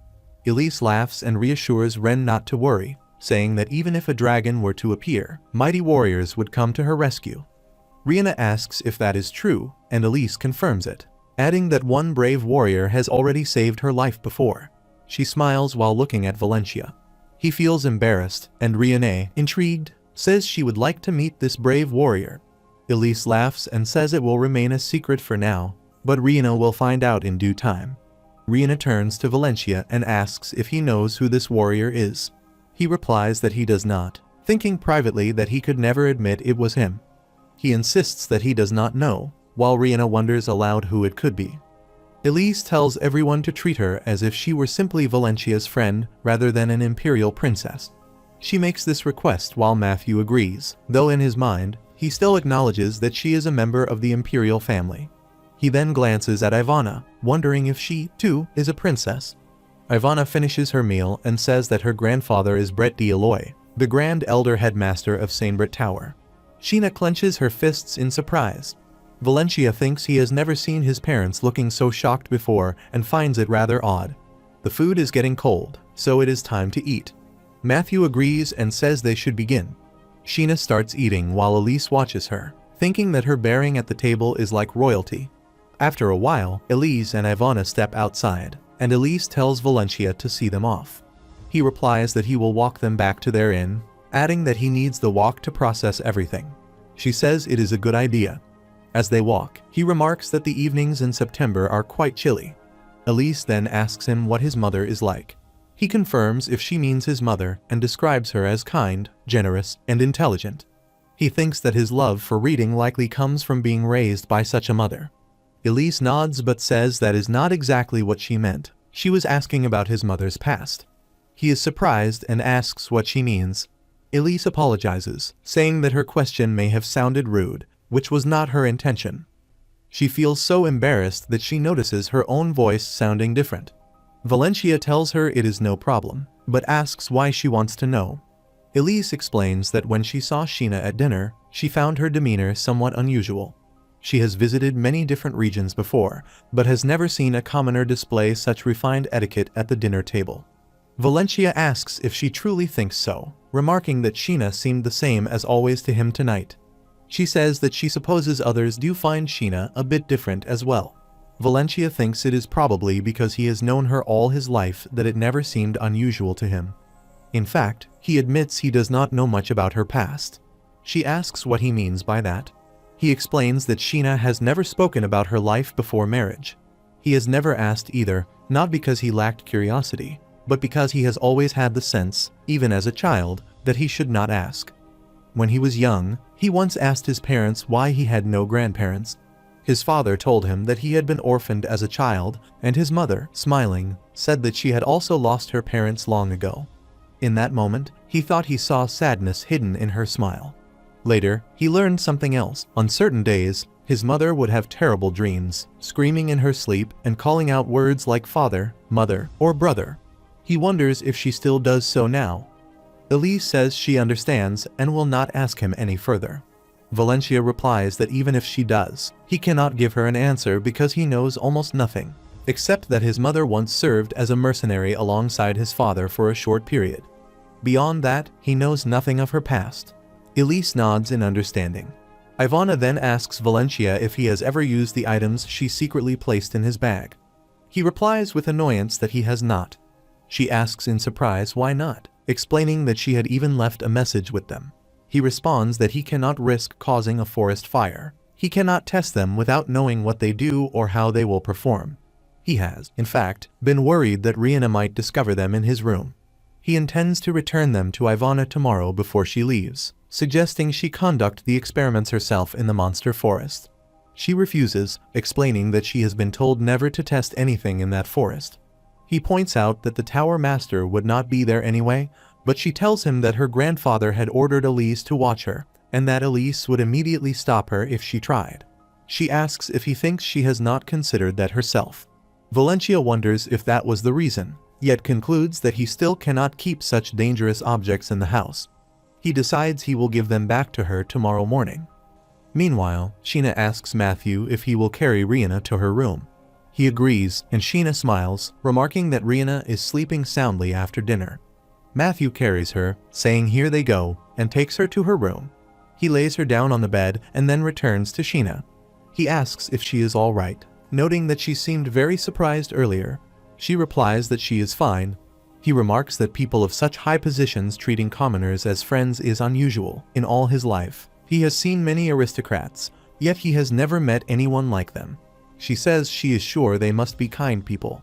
The mention of the imperial family had been so sudden that he could not imagine how surprised she must have been. He reassures her that it is all right, as she maintains her composure and does not make any mistakes. She feels warmth in his words and quietly remarks that Valencia still does not know, does he? He shakes his head. She expresses her relief and thanks him for his efforts. He says it is nothing compared to what she has endured. They embrace.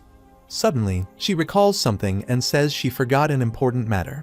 He asks what it is, and she explains that she was supposed to retrieve her book from Jenny today, but it completely slipped her mind. He suggests they go now, offering to accompany her, but she insists she can go alone and tells him to stay home and rest. She then walks out. He tells her to be careful on her way. Rihanna wakes up, comes out of her room, and calls him Dad. He greets her, noting that she is awake. She rubs her eyes and says yes, but explains that she heard a strange noise from outside. He asks if it was the sound of him and her mother talking, wondering if they had been too loud. She shakes her head and says it was not from the living room, it was from outside the house. Something had kept clattering, and it frightened her. Someone knocks at the door, and he quickly rises, wondering aloud who could be visiting at such an hour. Meanwhile, on his way back home, Valencia shivers from the cold and urges himself to hurry. He has borrowed a lantern from the inn, its dim light swaying in the darkness. Suddenly, a group of strange figures blocks his path. The sight startles him. Black robes conceal their forms, their appearance unnervingly sinister. He thinks he should just slip past them quickly, but a familiar, unsettling sensation twists in his stomach. One of the masked men steps forward and drives a blade into him. Valencia drops to his knees, blood spilling from his lips as he gasps and demands to know who they are. His strength falters, and he collapses while the masked men gather around him. He struggles to focus on their shapes, but his vision blurs. His final conscious thought lingers on the desperate need to thwart the scheme of those clad in black robes. Time rests as Valencia's mother calls him over. She waves toward him and tells him to come and have some meat. Startled, Valencia looks at her and collapses onto the ground, clutching his head. Sheena rushes to him, holds him, and asks what is wrong, wondering if he is ill. He replies that he thinks he has simply been tired lately and that he has suddenly felt a little dizzy, nothing more. She asks if he is all right. He assures her that he will be fine, that he only needs to rest for a while, and that he will return after lying down in his room. She consents and tells him to do so. He begins walking away, still holding his head. Later, Valencia lies on his bed, reflecting that the black-robed men stabbed him to death without warning. He wonders what in the world they are after.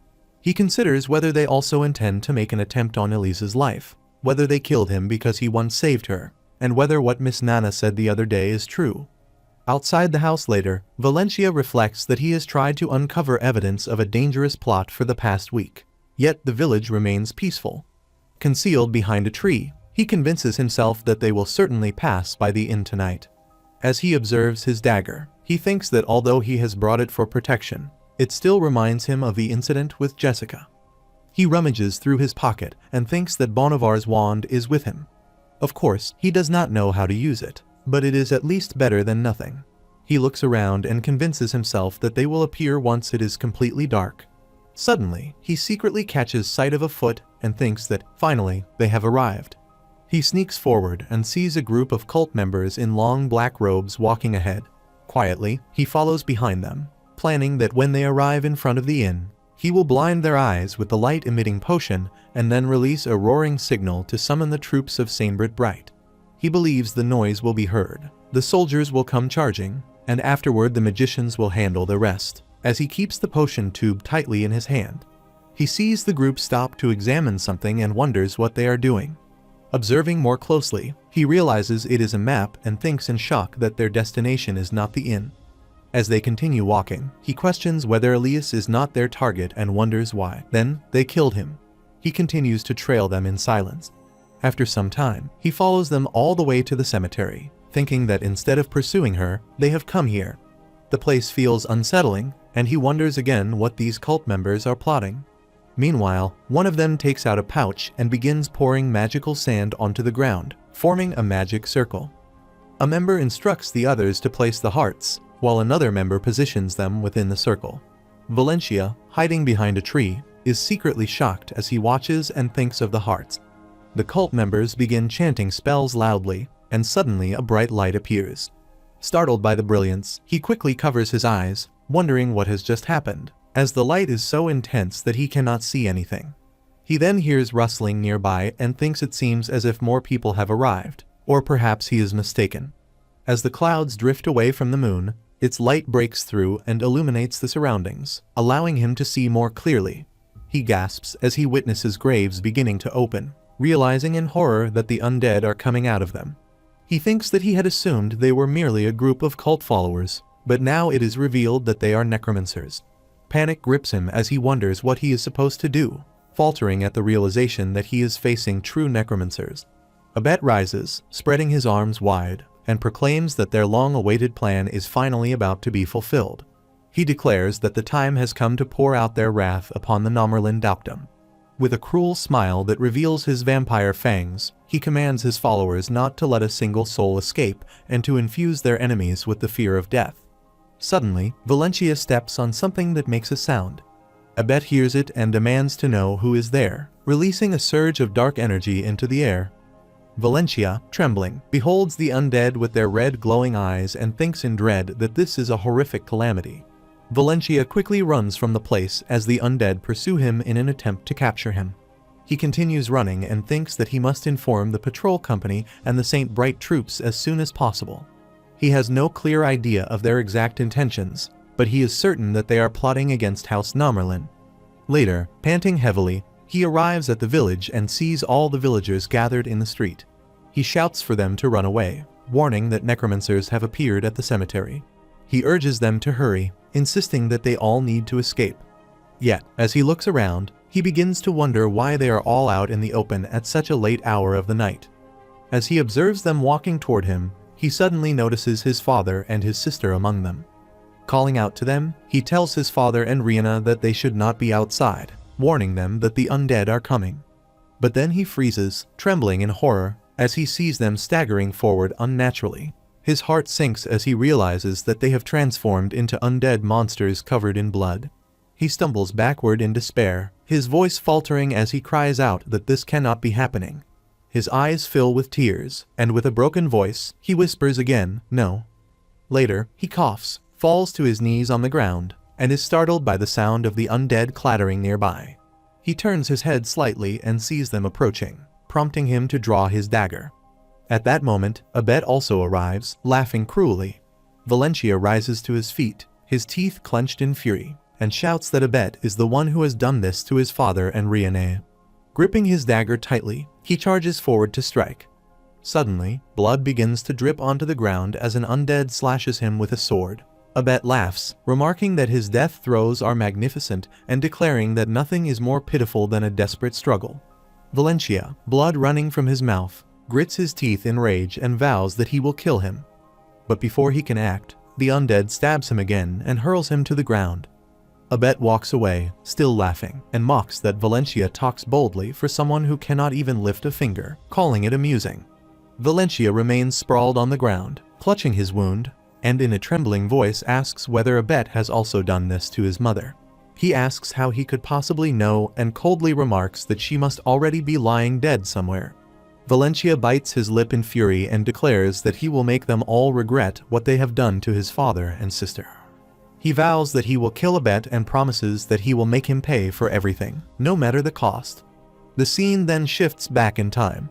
Sheena calls out to Valencia, telling him to come over as he stands in the garden. He looks at his sister with deeply emotional eyes. Later, he slams a cup onto the table in frustration, exclaiming that out of all possible enemies, why did it have to be necromancers? He wonders where the army of magicians was and questions whether they were truly unaware of what was happening in the village, or if they had simply ignored it. At that moment, his sister Rihanna enters and asks what is wrong, pointing out that he has not even touched his meat. Forcing a small smile, he replies that it is nothing and then turns to his mother, saying that he will go rest in his room. She responds with a gentle acknowledgement. Alone with his thoughts, he resolves that he needs to take action. After a while, Valencia rises to his feet and reflects that a week from now, necromancers will attack his village, clearly bearing a grudge against Duke Nomerlin. He wonders why this is so, questioning whether the Duke once attempted to hunt them down, or if there is another reason behind their hatred. As he looks around, his eyes fall upon a box on the bookshelf. He retrieves it, opens it carefully, and takes out a small pouch. Holding it in his hand, he thinks that he never imagined he would truly need to use these items. He draws out two slender tubes and murmurs to himself that one is a light-emitting potion and the other is a stone bomb. He reasons that if he cannot rely on his own magic, it is at least wise to have some magical items at hand. He opens the pouch further, but as he does, his hands begin to tremble.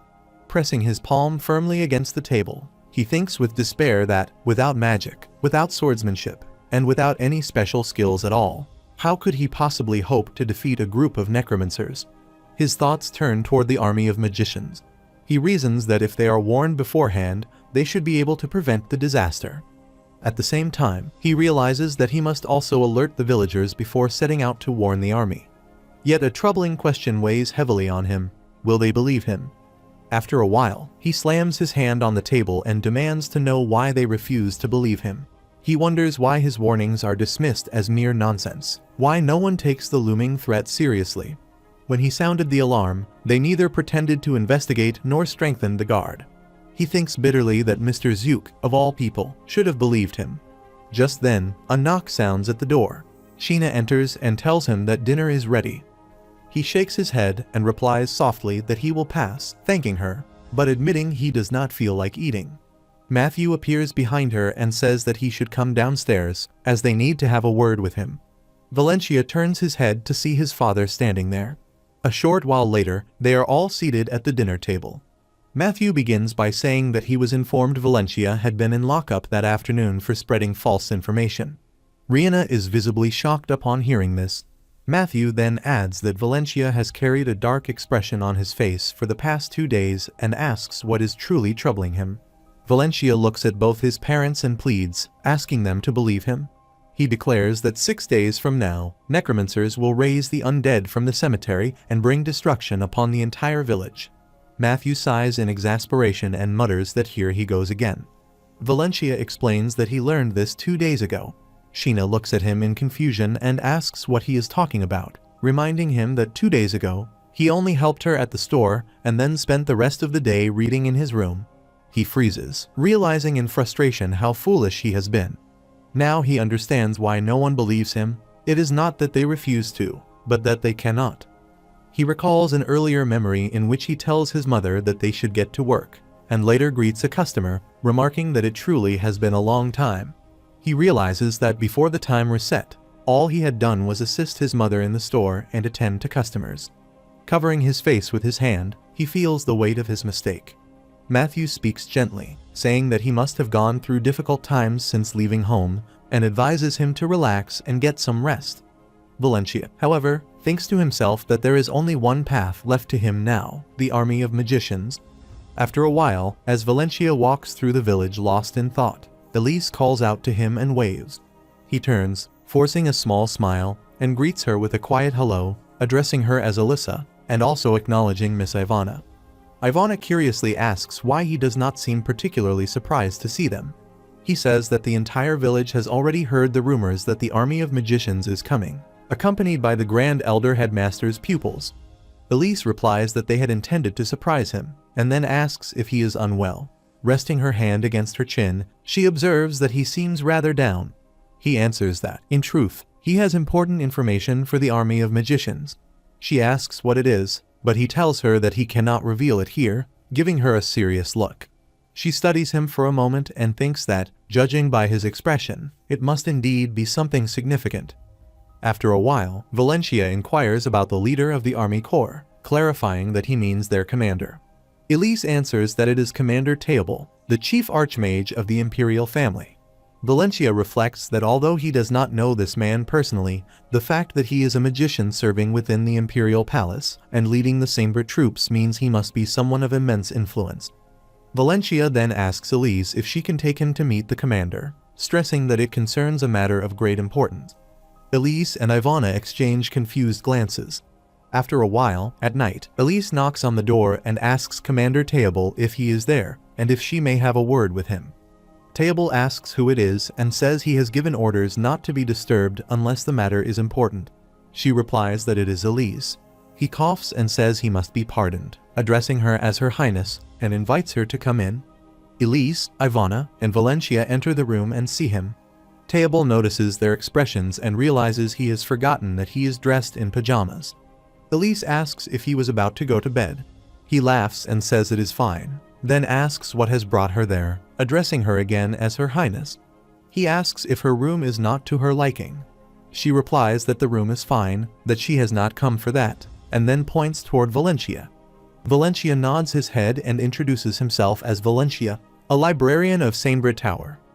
Teobald repeats that he is a librarian of Sambre Tower, then remarks that he must be the one who guided Her Highness, and asks what he is doing there and whether he should not be at the tower now.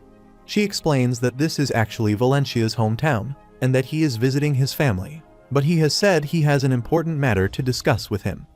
Teobald asks if it is an important matter, and whether it needs to be discussed with him alone. He says no, he wants everyone present to listen, and declares that tonight the necromancers will come to wipe out Aolan village. They are all shocked to hear this. Teobald says he does not understand and asks if he can be more specific. He says he will explain what has happened. After a while, Teobald says that he is claiming a group of necromancers is attempting to destroy not just any dominion in the borderlands, but the Duchy of Nomerlin, which is situated in the vicinity of the capital, correct? He says the story is unbelievable and thinks it is nonsense to suggest the destruction of House Nomerlin. He adds that even if what has just been said is true, he can only mobilize the troops at His Majesty's behest. He states that any independent operation could result in irreparable damage, and he cannot allow that to happen. If any signs of the necromancers are detected, then he will move the army. Valencia says it will be too late by then and thinks that if the army had noticed any signs of them, he would not have been forced to face that death. Elise asks if they might reconsider what Valencia has to say and thinks that, as unbelievable as the story sounds, Valencia is not someone who would make a false statement. Teobald says that Her Highness knows he is here on this expedition, at His Majesty's command, to exterminate monsters, and if these necromancers truly do appear tonight, it will indeed be a matter of grave importance, yet not a single sign of them has been discovered. He says that from what he knows, a group of priests has also arrived here, and they would have noticed something amiss the moment they set foot in the village. However, he adds that he will listen to him now, just in case. He asks how he claims the necromancers will destroy the village. He says it takes a considerable amount of time to summon the undead and asks if he knows that. Valencia says he has already said they intend to summon the undead. He replies that not only that, but it also requires sacrificial offerings as well as sufficient time to perform the rite. Valencia thinks offerings. Yes, the heart. Rihanna certainly had her heart taken. That means, and he recalls the memory. He says he has heard that the necromancers will be using children's hearts as offerings. Teobald says children's hearts, and adds that making an offering with children's hearts could shorten the time required to cast black magic spells, something he has heard before. Valencia is startled and thinks yes, finally he will change his mind and send the magic troops, and then he will not have to go through another time reset, shouting for joy inwardly. Teobald says that even if they use children's hearts, it will still take at least 2 or 3 days before the undead can be successfully summoned, and that span of time is long enough for their presence to be discovered. He says that besides, it will take more than 100 bodies to devastate this village, and it makes no sense that such strong dark energy cannot be felt. Valencia thinks they had no inkling at all of what was happening. If they had, they would have arrived in time, when he was following the necromancers and witnessing everything in the cemetery. Teobald says not to worry and instructs him to go home and get a good night's sleep. Valencia pleads that it will be too late, and insists that action needs to be taken now. Teobald waves his hand and repeats that he will move his troops once their presence is detected, asking him to trust his word. Valencia angrily grits his teeth and thinks there is no point in trying to persuade him any further, as he will never listen. He declares that the fate of the nation is at stake and turns to walk away. Elise calls Valencia as he turns back. Teobald says it is rude, that being Her Highness's friend does not entitle him to behave so disrespectfully, and asks how he dares to disparage the fate of the nation. He angrily orders him to get out at once. Slamming the door open, Valencia quickly runs out and collapses to the floor with a thud. Ivana, frightened, turns to him and calls his name as she sees him sitting on the floor, holding the back of his neck. She goes near him and asks if he is okay. Elise also comes there and stares at him. Inside the room, Teobald says his disrespect toward the imperial family is a serious offense, but considering his friendship with Her Highness, he will let him off the hook just this once. He adds, however, that if Her Highness wishes to punish him later, he will personally carry out the penalty, and he slams the door. Ivana breathes and asks if he is able to stand. He staggers to his feet and says yes. As he feels dizzy, she grabs his arm and says they should leave and that she will help him. He thanks her, and they walk away with her support. After a while, they sit outside on a bench beside each other. Ivana looks at him and says that what he did was a foolish thing, and he knows it. He laughs and says he will admit that. She says there is something strange about him today, something she noticed right away, as it was unlike him, and she asks what is going on. He says there are things he has to do, whether he likes it or not. He says there are things he cannot avoid, no matter how frightening and dreadful they are. He says he has no choice but to confront them because this is his fate, and that is simply what it is. He states he has no other option. She looks tense and thinks about what on earth he is being chased by. She says it seems as though he is suffering. He is startled and thinks he has heard this before. She notices the strange expression on his face and asks what is wrong. He replies that it is nothing. As he recalls a memory, Elise's voice echoes in his mind, asking why he will not even ask her for help when she has already told him that she trusts him and why he insists on bearing the burden alone, telling him that he is suffering. He thinks that Elise had said the very same thing. He looks at Ivana with a faint smile and says it is just that he believes he has heard the same words before. Then, shifting the subject, He asks if she, by any chance, has more items she wishes to test. Ivana looks at him curiously and asks why such an abrupt change of mind has come over him, why he suddenly wants to test them now after having made it so clear that he never wished to do so again. He admits that she may be right and explains that it has only just occurred to him that those items could prove useful for self-defense. She asks if he is still talking about the necromancers. He nods his head silently. She then asks why he is so insistent upon things that are still uncertain. He addresses her directly, calling her Miss Ivana. She responds by asking what it is. He says he hopes his fear will turn out to be unfounded, but he pleads with her to give him some of her self-defense gadgets so that he can protect himself, just in case. Ivana rises to her feet and, with a sigh, says who could possibly stop him anyway, before agreeing. She tells him to wait a minute and walks away. After a short while, she returns carrying a small pouch. Moving toward him, she says, "Here, take this." He thanks her and reaches out his hand to take it, but she quickly pulls it back and, before handing it over, flicks him on the forehead. Shocked, he winces and holds his head. She says she met Elise on her way here, and Elise asked her to punish him for his rudeness. He asks if he can have it now and extends his hand again. She replies that if nothing happens before tomorrow morning, he must come and apologize to Elise before they depart for the monster forest, and asks if that is clear. He feels the throb on his forehead and says, of course, he will, thanking her respectfully as Miss Ivana. He adds that he will make good use of the item, though he does not believe there will be anything to apologize for. She sits down beside him and says she has given the items because he insisted he needed them, but she sincerely hopes he will not have to use them. He looks at her steadily and says that last time, she wanted him to test her creations and give her feedback, but now she claims she does not want him to use them at all. Resting his hand on his chin, he asks why she is so concerned about him. Her face blank with shock, a bead of sweat forming as she asks what on earth he means. Embarrassed, she forces a smile, stammering as she says he is mistaken, that she is concerned, yes, but there is no special meaning behind it. She explains that she only said it because he looked so worried. He smirks faintly and says yes, of course she did. Flustered, she insists that she is serious and demands that he return the pouch to her immediately. He laughs warmly and says he believes her. He truly does. After a while, Valencia opens a box and says it is time. He thinks that since Mother and Rihanna have gone to borrow books from a neighbor who lives on the hill, they will be able to escape quickly once the commotion breaks out, and if the necromancers enter through the village gate, their house will be the first target. Later, he goes to his father, Matthew, who is seated outside on a sofa. Matthew is surprised to see so much equipment laid out on the table. Valencia explains that it is all the equipment from his mercenary years. Matthew says he had kept those items buried deep in the storage room and asks why they have been brought out. Valencia replies that he will need them. Matthew tells him to stop, demanding to know why he is doing this. Valencia answers that he is not strong, but as an ex-mercenary, he knows how to wield mystic weapons and how to fight in battle.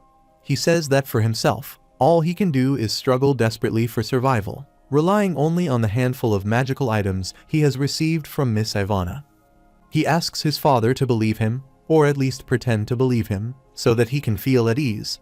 Matthew slaps his thighs and says very well, if that is what it takes to calm his mind and bring him back to his senses, then he will put the equipment on. Later, he puts on the equipment, grips his sword, and says that ever since they settled in this village, he has never touched the blade except for maintenance.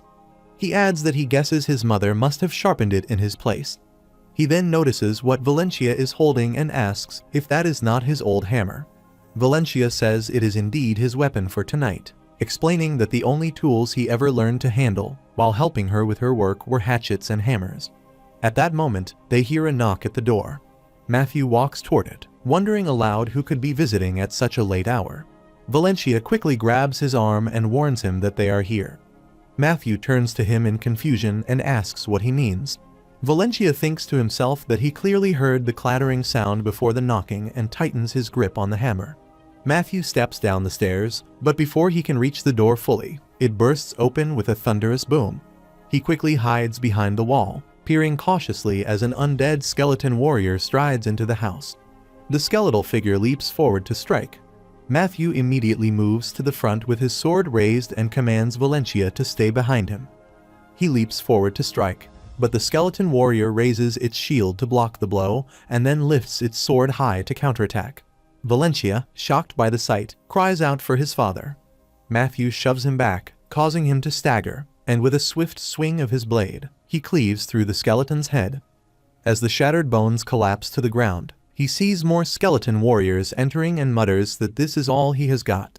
Valencia thinks he has heard stories of his father being an exceptional mercenary, but witnessing him now, he realizes he is even more formidable than he imagined. The skeletal warriors advance toward him with weapons raised. Matthew seizes a shield, muttering in disbelief, and braces himself. He defends against their strikes, though he feels the shield splintering under the relentless impact, and thinks it will not hold for long. He surges forward to strike back, shattering the spear of the skeleton. But the skeleton sidesteps and swings its bony fist toward him. Matthew thrusts his shield up just in time to block the strike. In that instant, several more skeleton warriors surge forward, their hollow jaws snapping as they charge. Seeing them, Matthew exhales sharply and admits that he has not fought like this in years, and that battling multiple foes at once is far from easy. He tells Valencia that skeleton warriors cannot move as quickly as humans, and instructs him to escape through the back door while he keeps their attention. Valencia refuses, saying he cannot leave his father behind. Matthew slashes at the skeletons and commands him again to obey, explaining that it would have been reckless if he were unarmed, but now that he is fully equipped, he can handle this himself. Just then, a desperate voice cries out for help. Matthew turns sharply and tells Valencia to go at once, to find his mother and sister, and to flee with them to a safe place. Valencia, torn, asks what will happen to him. With another swift strike, Matthew severs the head of a skeleton and says he will come to find them later. He urges Valencia to remain hidden until the chaos subsides, promising that he will hold the monsters back for as long as he can in order to protect the villagers. He shouts at him to run. Valencia stands frozen for a moment, shocked as he watches his father cut down the skeletal warrior with unyielding strength. He thinks to himself that protecting his family is the most important thing right now. He tells Valencia that at his signal, he must run straight to the back door.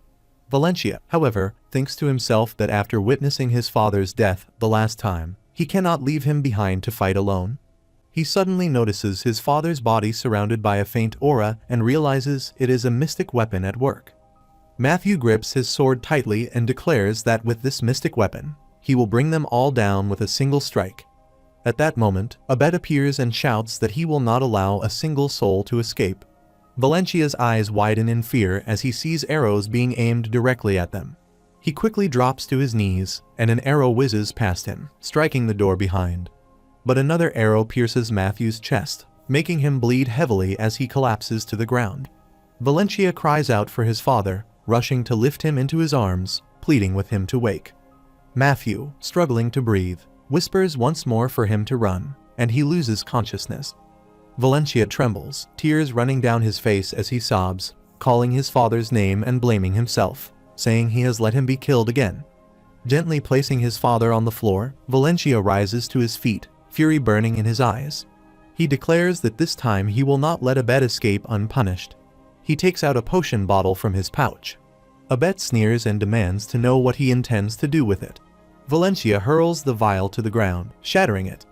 A light-emitting potion spreads across the floor, and in the next instant, a brilliant flash erupts, filling the house with blinding light. The skeleton warriors shriek in pain, and Abed staggers back, clutching his head, crying out in rage and demanding how Valencia dares to use such a shallow trick against him. As the light fades, he sees only a pool of blood on the ground and snarls an order to his minions to find them immediately. On the other side, Valencia staggers through the night, carrying his father on his back. Meanwhile, in the inn, Ivana sits on a chair, crumples a piece of paper in her hand, and throws it aside onto the floor in frustration. She holds her head and says that she simply cannot focus. She thinks that he looks so desperate, as if he is being chased by someone. In truth, necromancers are generally feared as much as demons or devils, but she does not believe that he is one to tremble with fear on the basis of groundless information. She clasps her head with both hands and murmurs in frustration, wondering when she began to concern herself with other people's affairs, and complains that he is such a bother. At that moment, Elise knocks on the door and asks if she is inside. Ivana tells her to come in and asks what is wrong. She cannot sleep. Elise replies that she is not here because of sleeplessness, but because she cannot put the matter of Valencia out of her mind.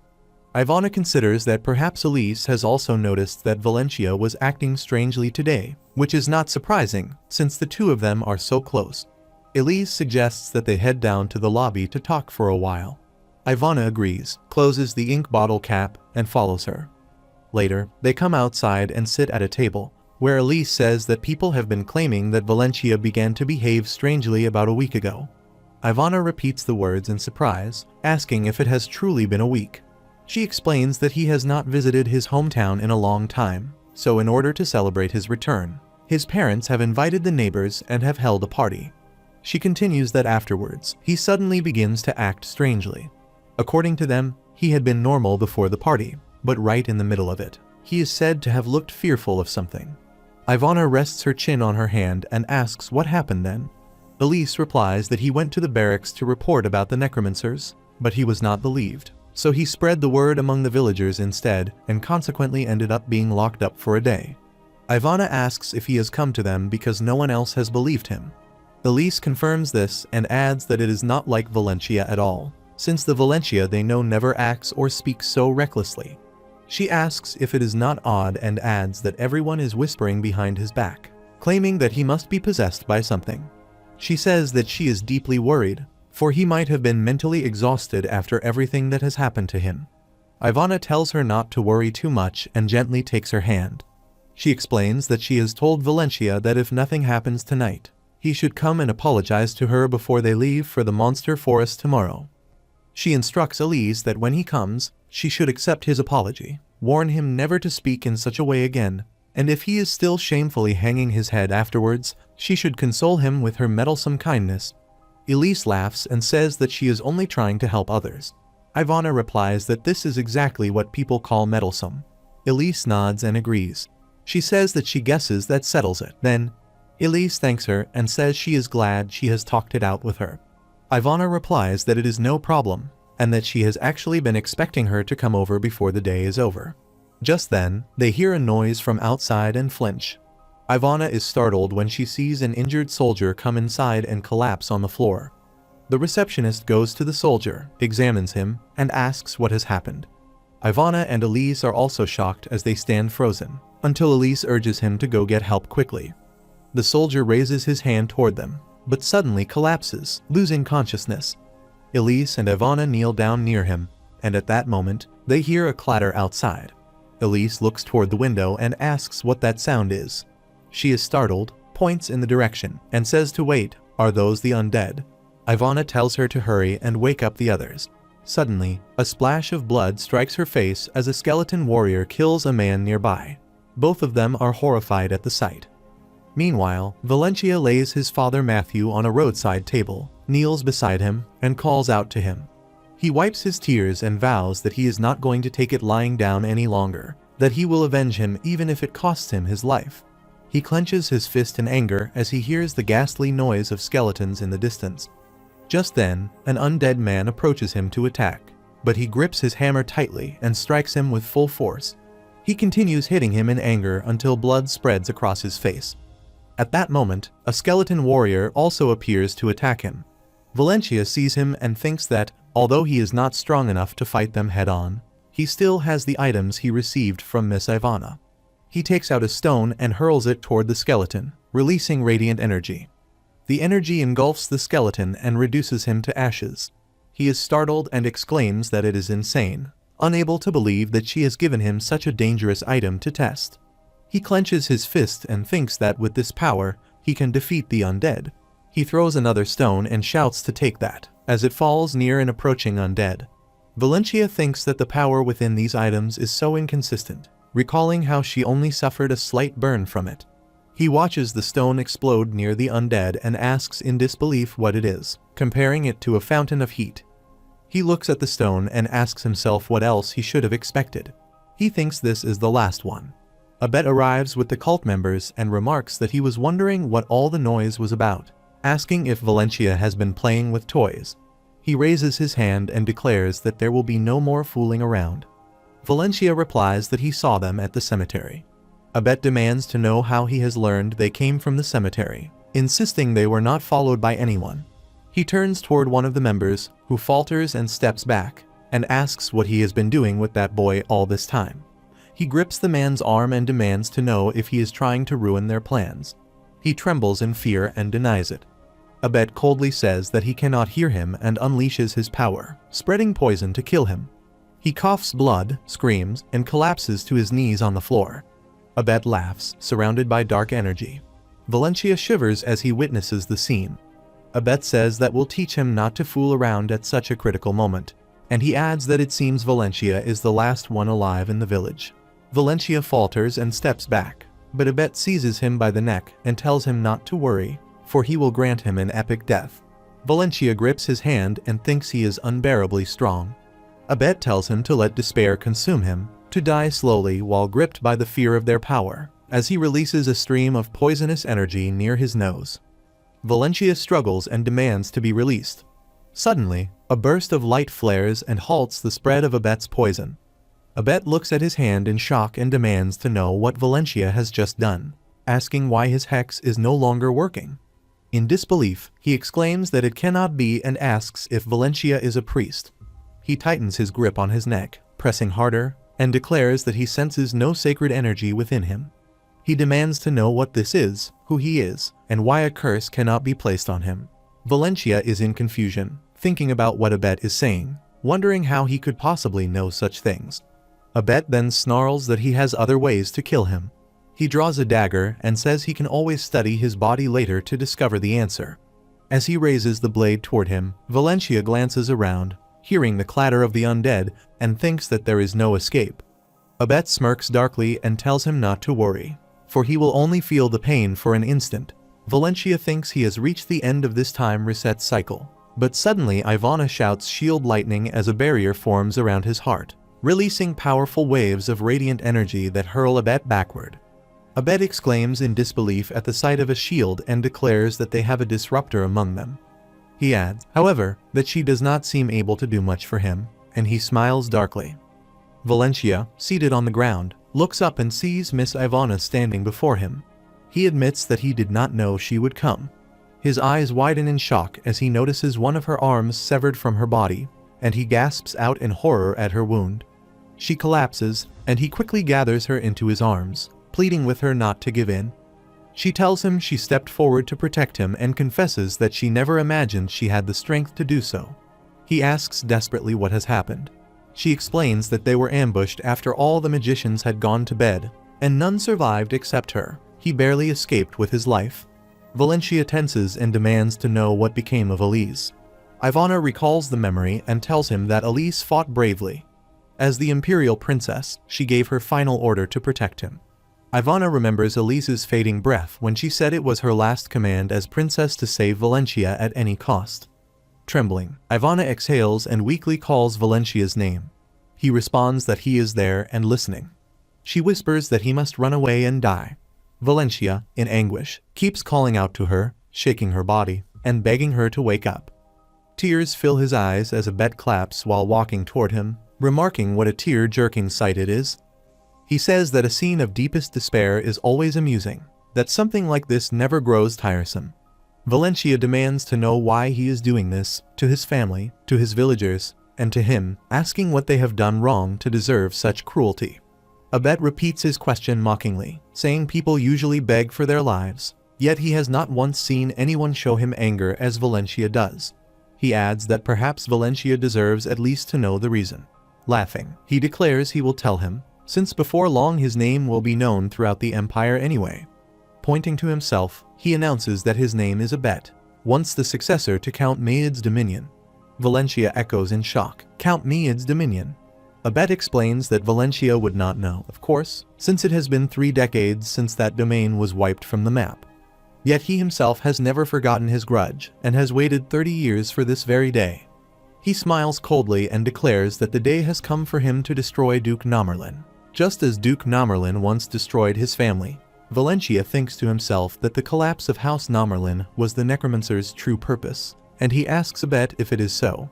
Abed confirms it and then asks if he is now ready to become his eternal servant. He tells him not to worry about his body, for it will be reanimated after some research, and with a cruel smile, he snaps his fingers. He turns at the sound of footsteps and thinks more undead are approaching. He is startled when he sees his father walking toward him as one of the undead. Abet sneers and says that dying at the hands of his own father is a fitting touch, is it not? He steps closer and remarks that in life, Matthew protected him, which makes this all the more exciting. Valencia cries out that he is insane. Abet laughs and admits that he knows he is, asking how else he could have brought about all this madness. With twisted delight, he orders Matthew to go ahead and approach his son. Matthew lurches forward to attack as Valencia shuts his eyes in despair. Suddenly, an explosion erupts. As a cloud of dust rises, Valencia quickly shields his face and demands to know what has happened. The shock wave throws him back onto the grass, and when he opens his eyes in disbelief, he sees his mother standing before him amidst shimmering sparks. He thinks in awe that it is Mana. Sheena, his mother, glares at Abet and denounces him as a filthy necromancer, demanding how he dares. With fury, she declares that she has already lost everything, and now he seeks to rob her of her last happiness as well. Abet turns, asking mockingly who it is this time, and looks toward her. Valencia, stunned, sees his mother enveloped in a radiant aura and asks what in the world she is. Sheena tells him firmly to stay back. Abet scoffs and says a magician in a commoner's family, in this forsaken town no less, is such a rarity. With contempt, he hurls a fireball toward her. Valencia, frightened, calls out to his mother and urges her to watch out. She gathers her power, unleashes arrows of mana toward the fireball, and shatters it midair. Abet observes and scoffs that the spell was nothing more than a simple mana arrow. He counters by releasing arrows of darkness toward her, but she swiftly conjures a shield before herself, blocking the attack.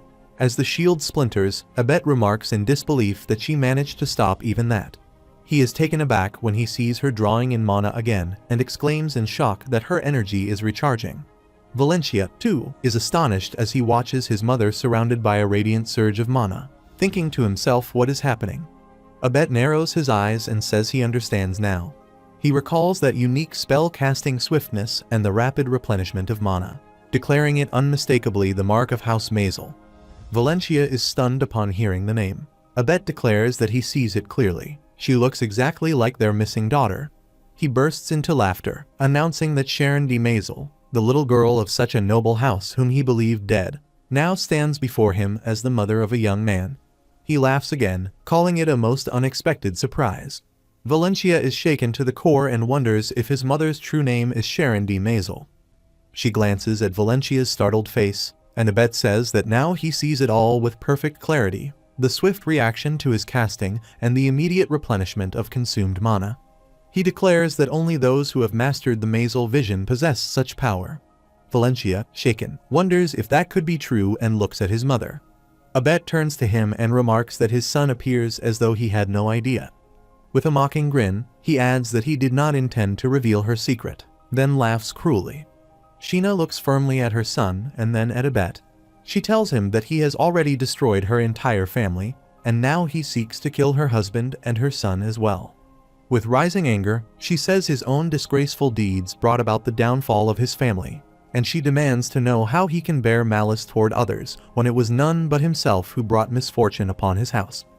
Abet retorts that all he ever did was devote himself to advancing magic for a greater cause, but people failed to understand his achievements, branded him a heretic, and cast him out from the entire nation, grinding his teeth with frustration.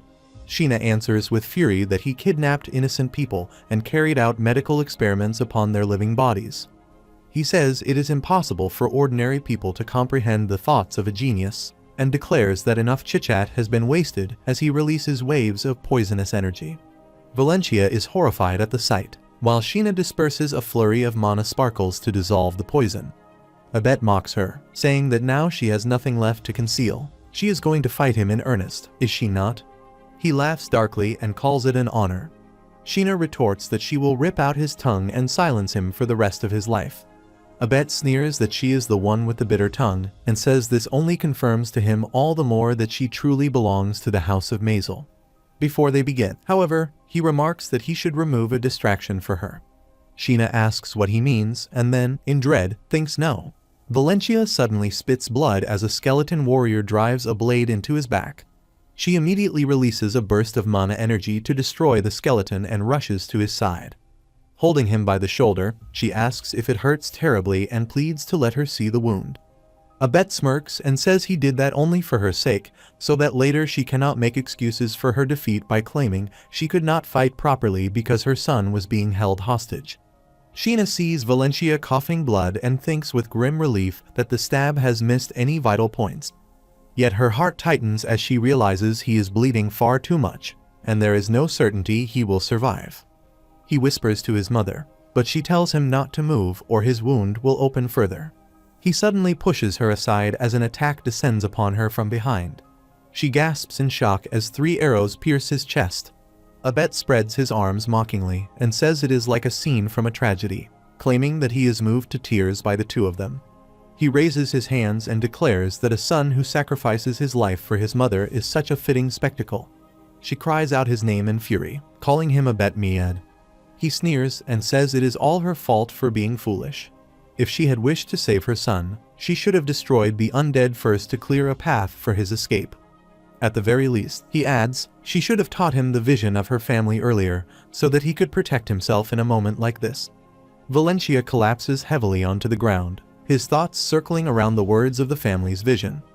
Abet shakes his head with a cruel laugh and says what a pity, he slew both mother and son at the same time. He sniggers with delight at the scene. She, frustrated, grits her teeth and declares that she will never forgive him. Valencia raises his blood-covered hand to reach for his mother, but it falls limply, and he dies. Time resets, and Valencia finds himself standing in the garden. His mother, Sheena, calls out to him, telling him she is over here.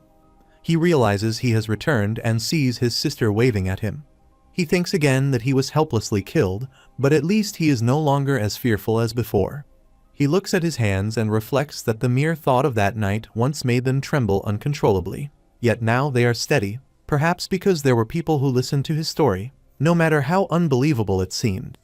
With a bright smile, he waves back at his sister and exclaims that the food looks delicious.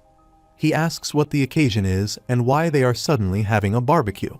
Sheena says that his father actually suggested yesterday that they should have chicken tonight to celebrate his return home for the first time in a year. However, as he knows, they received an unexpected lump sum of money today. She explains that his father buys a pig and invites their neighbors.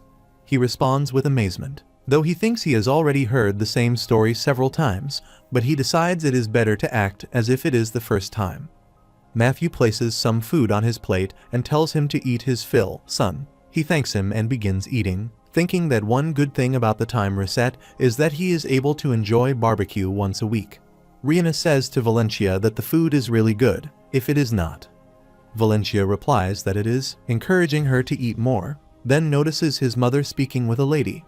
He asks Rihanna why she does not spend time with her friends while he goes over to talk with his mother for a moment. She agrees without hesitation. He calls to his mother, and she turns to see him approaching. A lady remarks to Valencia that, thanks to him, they are enjoying delicious food. He asks his mother if she has a moment. She responds by asking what the matter is, darling. He tells her that he would like to speak with her in private. She agrees and asks him to give her a minute. He replies that it is fine and that he will be waiting inside. After a while, Valencia places tea on the table. His mother notices it and asks if he has prepared tea. Valencia replies that it takes longer than he expects. She then asks what it is that he wants to talk about. He says please tell him. She asks what she is supposed to tell him. He thinks his mother is hiding her past from him, though bringing it up might cause her pain.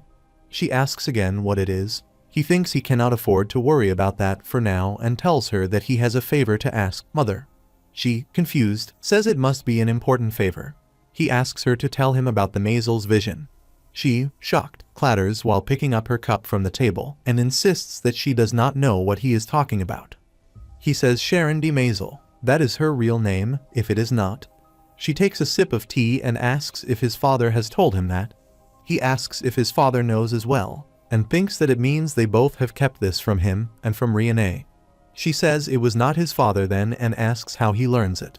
He says she should tell him first, and then he will tell her. She admits that he is right, this may take a while, and says he should promise her first. He asks if she means that he will not tell anyone. She nods and says that, just as he has said, her real name is Sharon D. Maisel. The narrator says that House Maisel governs one of the most influential dominions in the eastern borderlands. They are a family of magicians who maintain amicable relations with the neighboring dominions in that region, except for one family, the Maeads. The narrator says the Maeads have secretly engaged in necromancy for generations, and rumors spread that they are plotting to destroy their neighboring dominions one by one. In the past, wars between dominions are frequent, and many territories change hands in the process. The narrator says that House Maead's efforts to extend their influence are thwarted every time by House Maisel. In response, the Maeads begin to weaken the Maisels from within, and in the end, they successfully win over House Maisel's retainers, which leads to House Maisel's rapid collapse. The narrator says that before long, after losing her father, Count Maisel, and her brother to war, she is forced to flee alone. The narrator says that later, House Maisel's dominion is parceled out among 3 barren families, the Enderks, the Balunas, and the Maddens, and these are the very retainers who have betrayed the Maisels. Sheena says that so many things happen after that. She has no family left and no home to which she can return, so she wanders aimlessly with empty pockets. She says that during those wandering days, she is kidnapped by some of the lowest kinds of mercenaries, and she is almost sold to a brothel before someone saves her. Valencia asks who it is. She replies that it is his father. In fact, her hands are only loosely tied in front of her, so she is able to escape on her own, as the mercenaries are rather foolish. He says he sees and asks if she wishes to re-establish her family. She takes a sip of tea and says that until 10 years ago, she did, but after Rihanna was born, she changed her mind, because she already had the most precious treasures right beside her. He looks at her and thinks he has no doubt that his mother loves both Rihanna and him. But by looking into her eyes, he can see that she has not entirely abandoned that hope. He tries to speak, but Sheena interrupts and says it is now his turn. He wonders if it is too painful for her to continue and tells her that his story is also long, asking if it would be all right. She answers that she has plenty of time. He says she may find his story hard to believe, but he asks her to trust him that none of it is a lie. He begins telling her that in the library, Bonarvar's Book of Magic saves Elise, and a week later, necromancers appear in the village, where she and Abet are fighting. She places her hand on his mouth and says that it is indeed difficult to believe. He says he understands, but urges her to believe him, explaining that if he intended to lie, he would never have told her such an absurd story. She nods and says that if he had fabricated it, the story would have sounded far more reasonable, and she chooses to trust him. He thanks her, calling her mother. She then asks if he has been repeating death in order to resolve all the problems he mentioned, including both the poisoning of the imperial princess and the disturbance at the grand festival. He says yes, and adds that he has also heard Abet say that if she had taught him her family's vision earlier, he could have protected himself. He pleads with her, calling her mother, to teach him how to gain that power, as he wants to be able to defend himself in the future. She asks if he can promise her one thing. He asks what it is. She places her hand on his and tells him not to become too obsessed with power and not to allow that obsession to lure him into necromancy. He replies that he has seen necromancers kill Riene, his father, and the villagers, turning them into the undead. He also places his hand on hers and says that even his family has fallen victim to them, and he has no intention whatsoever of becoming someone who kills without a shred of conscience. She nods her head and says that if her family's vision magic is mastered by him and used in front of others, the magicians around will be the first to notice. She explains that it is not the kind of magic any other magician could acquire even with study, yet some may still attempt to kidnap him in order to uncover its secret. Valencia says that she means he must not reveal this power to others. She confirms it and rises to her feet, asking when he intends to begin. He replies that the sooner the better, since it will take time before he learns it, and suggests starting at dawn tomorrow. She agrees and tells him that he had better rest early, go to bed now, and that she will wake him at dawn. He answers yes, thanks her mother for believing in him. After a while, Sheena stands outside, her mind burdened with thoughts. She has always believed that the vision would perish with her, never once imagining that it would be passed down to her son. She gazes at the 2 moons in the sky. After some time, she enters Valencia's room holding a candle. He rises and greets her, saying good morning, mother. She places the candle on the table and asks if he has not been sleeping. He replies that he tried, but he could not. She drags a chair, sits down, and says that first of all, they must begin with the theory, because no matter what he is learning, the first step is always to acquire the relevant foundation. She explains that since he has already been taught the basics of magic, it will not be too difficult for him to understand, and then she closes her eyes. He looks at her in confusion and wonders if she is organizing her thoughts. She opens her eyes and says that the Mazel vision is very special, and even the method of sensing mana is entirely different. She continues that the speed with which spells are cast and the rapid restoration of mana are, or rather were, its most well-known features. She says that the first step is to replenish mana as swiftly as possible. In theory, since the Mazel vision enables magicians to manipulate mana with far greater subtlety, its practitioners possess far stronger magical power compared to ordinary magicians. Ironically, however, most magicians born into House Mazel have little natural talent for handling mana. She adds that, except for the vision researchers and a very small number of others, the rest display no particular gift at all. She says that, still, thanks to the vision, the magicians in her family are able to raise their skills to at least an average level. And that is the reason the Mazels are known as a family of magicians. He thinks that now he sees, and says that it explains everything. Mother. He recalls that when he took the test to determine whether he was talented or not, the result stated that since his mana gate is too narrow, the study of magic would be an extremely difficult path for him. She replies that even within her family, he is considered a particularly hopeless case. She adds that Rihanna would barely be able to reach the level of an ordinary magician before the age of 30 if she began learning magic now, but as for him, he feels another shock and thinks he would rather not hear the rest of that sentence. She then says that, in any case, to fight in battle, he requires mana, but since his mana reservoir contains so little, he will most likely collapse once it is depleted. She says that with the Mazel vision, it is possible to recharge mana rapidly, which means replenishing his mana instead of exhausting his body. She explains that as long as he becomes comfortable in using that skill, he has the possibility of defeating an enemy who stands on a higher level than he does. He is startled and thinks that he has heard something like that before. She continues, saying that attaining this skill would also broaden his mana gate to a certain degree and, as a result, encourage the natural absorption of mana. She adds that in this way, he can store as much mana as other magicians who rely on mana breathing. And this is the key concept of the Mazel vision, called. Valencia holds his chin and asks if it is the mana engine. She is shocked to hear this and asks how he knows that. He quickly rises from the bed, asking if it truly is the mana engine, and thinks what a strange coincidence it is. He says that he has actually created his own mana engine. She is shocked and asks if that is true, and if so, whether he can remove his shirt and show her his back. He agrees, takes off his shirt, and turns so that his back is visible to her.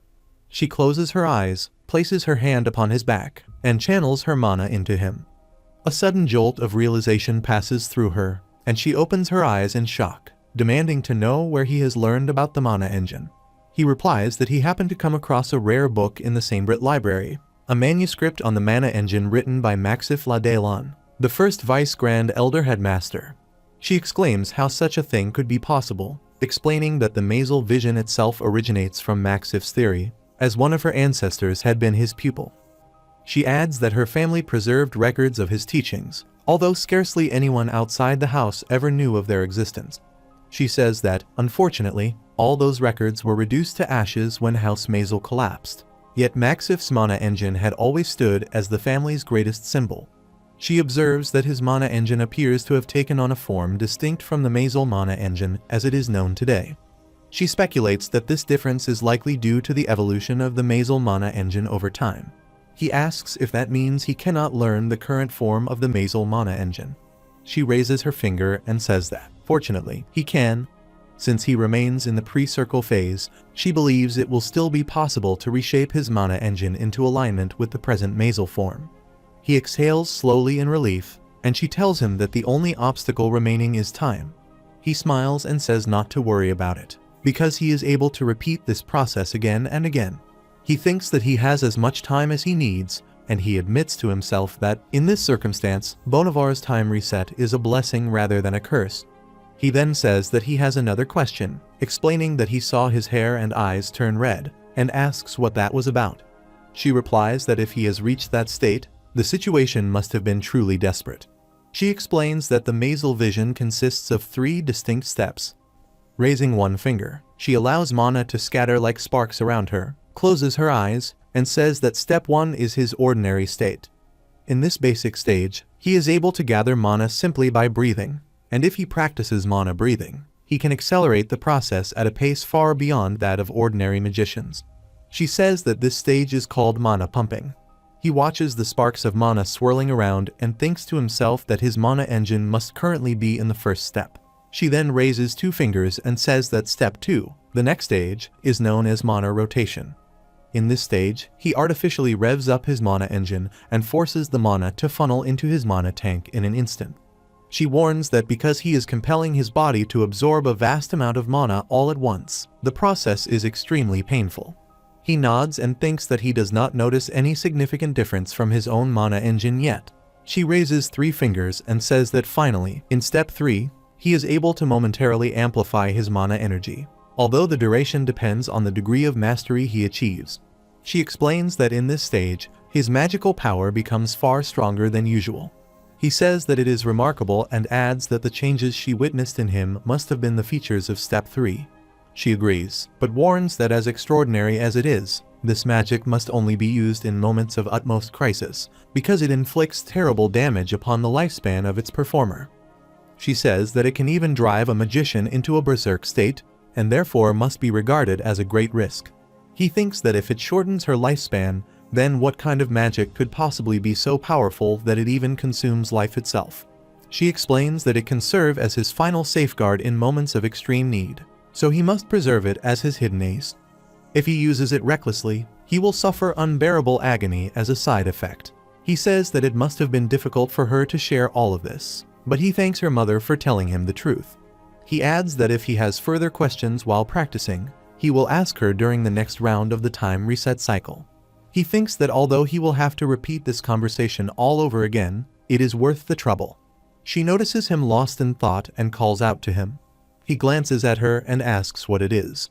She quickly embraces him and says that if he ever needs someone to rely on, she is here for him. He also wraps his arm around her and thanks her.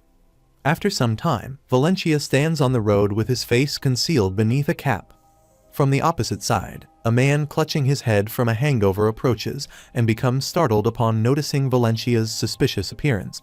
Valencia says to excuse him and asks whether the man is heading toward Rendell. He replies that he is, and Valencia says that it is fortunate. The man rummages uneasily and thinks to himself that this stranger is frightening. Valencia extends a letter toward him and politely asks if he could deliver it to House Nomerlin. The man asks where and takes the letter. Valencia repeats House Nomerlin. He looks at the letter and thinks that it bears no sender's name. Valencia tells him not to worry about the details, but only to make certain that it reaches the Duke. He tries to glance at Valencia's face and says that this is unexpected, while thinking to himself what might happen if something goes wrong after running an errand for such a suspicious man. Valencia tells him not to worry, explaining that he works for the Nomerlins, that he is currently on a mission, and that the information he has just obtained is so critical that he urgently needs someone to deliver it. He begins to speak, but Valencia places a gold coin in his hand.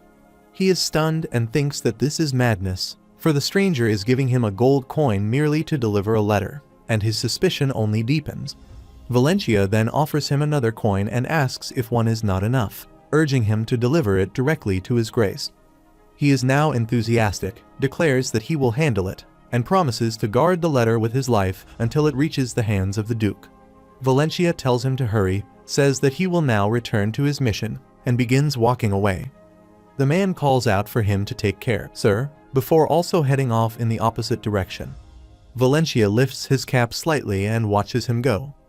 After some time, he enters the house with a smile and says that he is home. Rihanna comes to him and asks if something good has happened. She explains that she is only asking because he keeps smiling. He laughs and says that nothing in particular has happened. He simply feels good today. She asks if it is because he ate a lot of barbecue last night, and says that she wants to eat meat again. He pats her head and tells her that she should eat more vegetables than meat. As delicious as meat may be, it is not good for her health if she eats it excessively. She says that he sounds just like their mother. He replies very well. Then, he will buy her something delicious from the market next time. He says that he has earned a good amount of money, so she should let him know what she wants to eat. She asks if he really means it and begins to think. He asks if anything has come to mind. She replies that it is a secret. Meanwhile, Baron Beric stands beside the Duke of Nomerlin and says that an unidentified letter has arrived for his grace. The Duke asks in surprise, an unidentified letter? Baron answers yes, explaining that the delivery man said a suspicious stranger asked him to deliver it to his grace. He asks who sent it. Baron replies that there is no sender's name, but the letter is clearly addressed to his grace. He asks if this is meant as some sort of joke and demands to know why the Baron did not simply throw it away. Baron says that, as he has already mentioned, the letter is addressed to his grace, and therefore, he cannot destroy it without permission. He then asks if he has any idea who might have sent it. The Duke thinks that he does have men who carry out secret missions, but none of them has ever sent a letter by way of a postman. Baron presents the letter, and he gestures with his hand, telling him to give it to him. He begins to open the letter and reads that a group of individuals, assumed to be necromancers, is plotting to destroy Aelan village. Their leader, named Abet Mihid, bears a grudge against House Nomerlin. The letter recounts that he was overheard declaring that the time had come to fulfill their long-awaited plan. He had also ordered his followers to pour out their fury upon the Nomerlin dukedom, to let not a single soul escape, and to instill terror in them through the certainty of death. The letter warns that their assault is expected on October 19th, and that their method of attack is to summon the undead by using the hearts of children. He continues reading, finding that he further explains he is a resident of the Duke's dominion, and sincerely hopes that his fears will prove unfounded. Nevertheless, he concludes that such a matter cannot be dismissed lightly, and for this reason, he has chosen to send the letter. He says the name Abet Mihid aloud and thinks to himself that he was not the successor to House Mihid about 30 years ago. He folds the letter, places it back into the envelope, and reflects that if the individuals mentioned in the letter were ordinary necromancers, he would dismiss the story as nonsense. However, if Abet Mihid is truly involved, then the matter becomes entirely different. He thinks further that Abet has not been seen since the day he fled, and wonders who in the world could have brought this information to light. He asks Baron if he questioned the postman about the mysterious sender.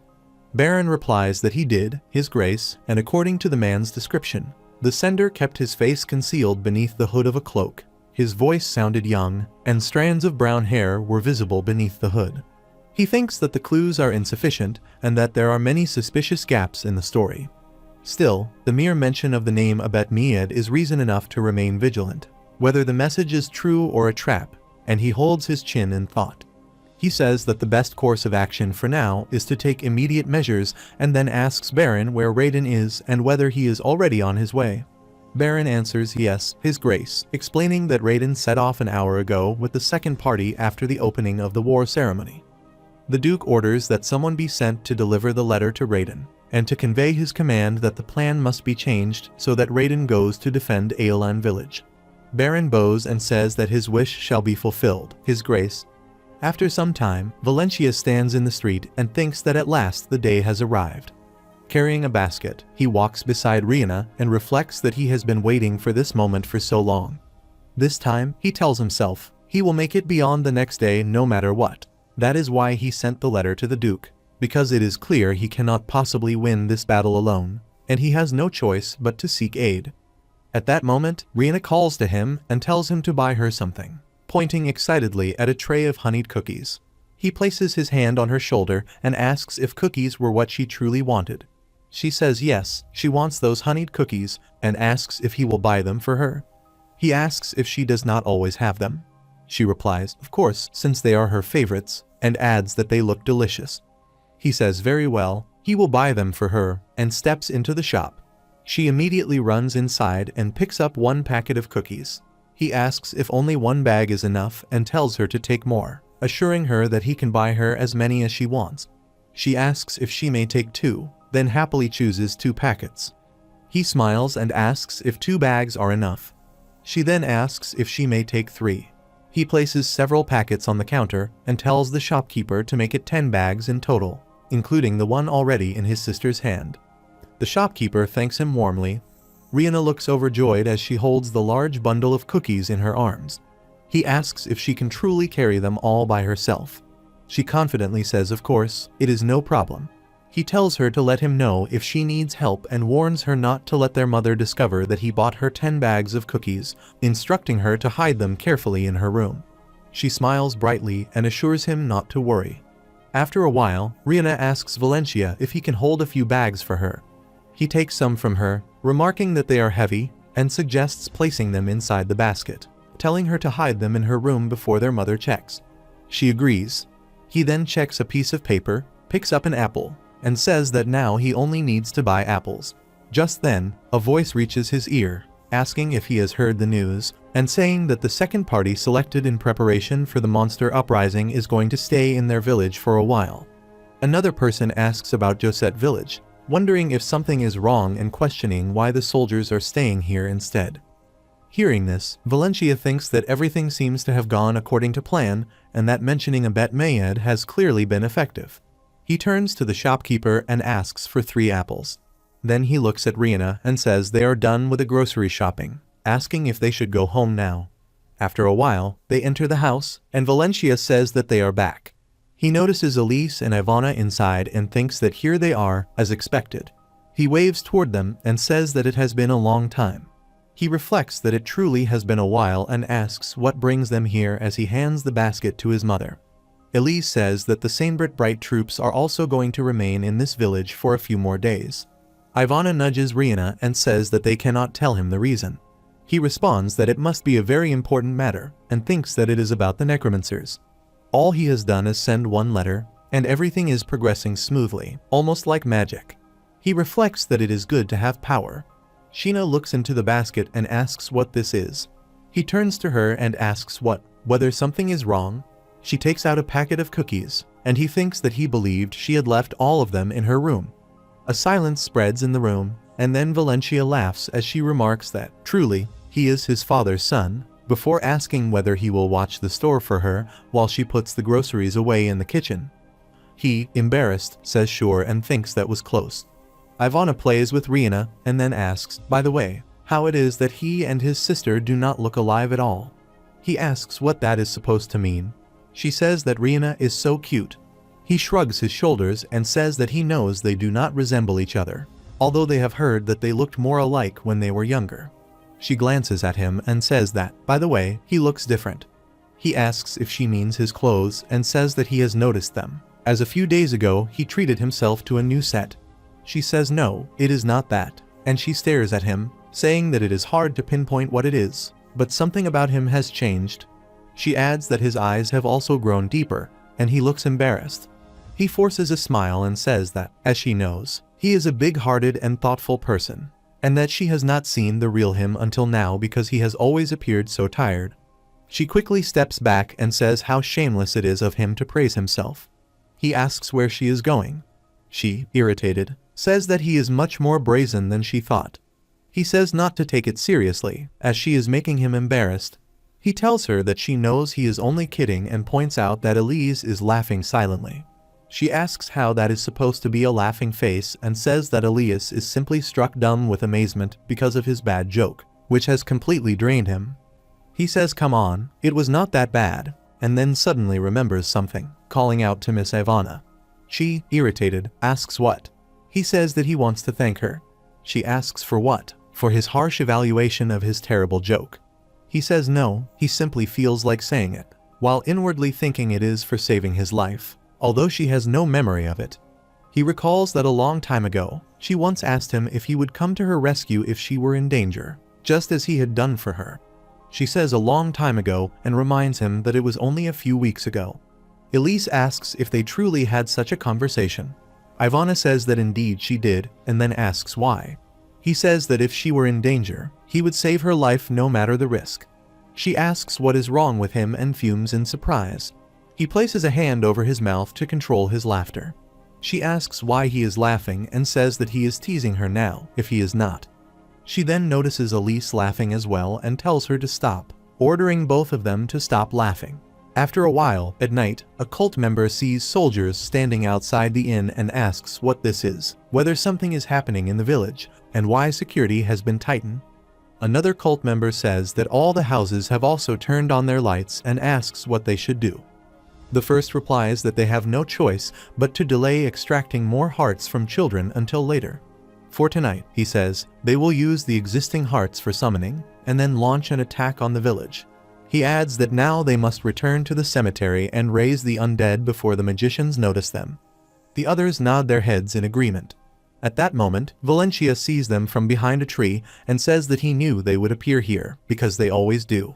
Just then, a cult member hears the noise, turns, and asks who is there. Valencia steps forward and declares that he has been waiting for this day to arrive, reflecting that he has indeed awaited this moment for an astonishing 25 years. He explains that during all that time, he has been forced to relive the same days repeatedly and extends his hand, clenching his fist as mana gathers. He asserts that he has persevered and endured solely for this day, and warns that this will be the last time the cult will be allowed to carry out their rampage.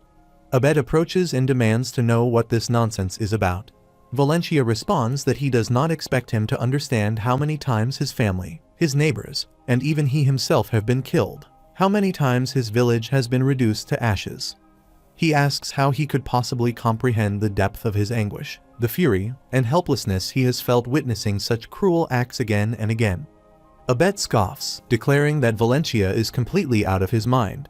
Valencia responds that he has already said he does not expect him to understand, and that he will unleash upon them everything that, until now, he has only been able to enact in his imagination. Abed says that although he may sound bloodthirsty enough, he is merely a puppy. Still, he seems to be one of his kind, so he must ask him who he really is. Valencia points to himself and asks who he is. Abed asks if he is a magician, and Valencia replies that he is the librarian of the Sainbrit Bright Tower. Abed, taken aback, exclaims in disbelief and says that he is the librarian who saved the imperial princess, the very one who has thwarted their plans, and that he can never be forgiven. Valencia asks if he means to say that all the attempts on Elise's life were orchestrated by him. Abed confirms, declaring that from the poisoning to the monster circus attack, every plot was part of their grand design to overthrow the empire. Valencia clenches his teeth in anger and says that it was he who placed him through such relentless hardship, and now he has one more reason to exact his revenge. Abed, his voice filled with arrogance, commands all of his followers to stay where they are and to focus on raising the undead. He declares that he will end Valencia himself, laughing as though victory is already assured. Valencia says that he is grateful to have his full attention, and he thinks that if multiple enemies were to attack him at once, he would stand no chance, but in a one-on-one duel, the odds may lean in his favor.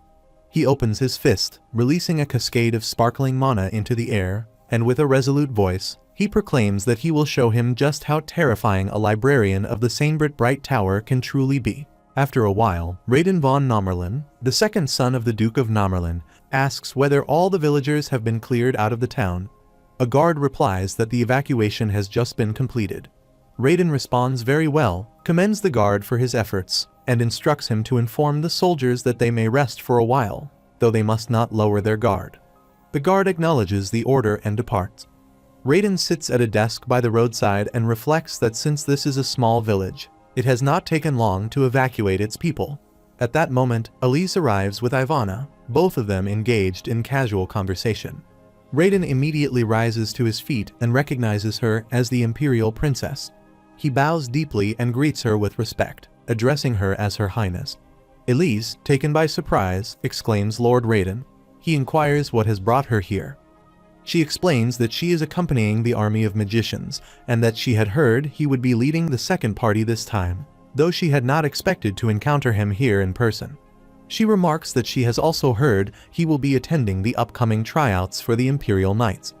Raiden affirms that this is true, addressing her again as Her Highness, and declares that he is fully prepared to dedicate himself to serving the country as an honorable knight.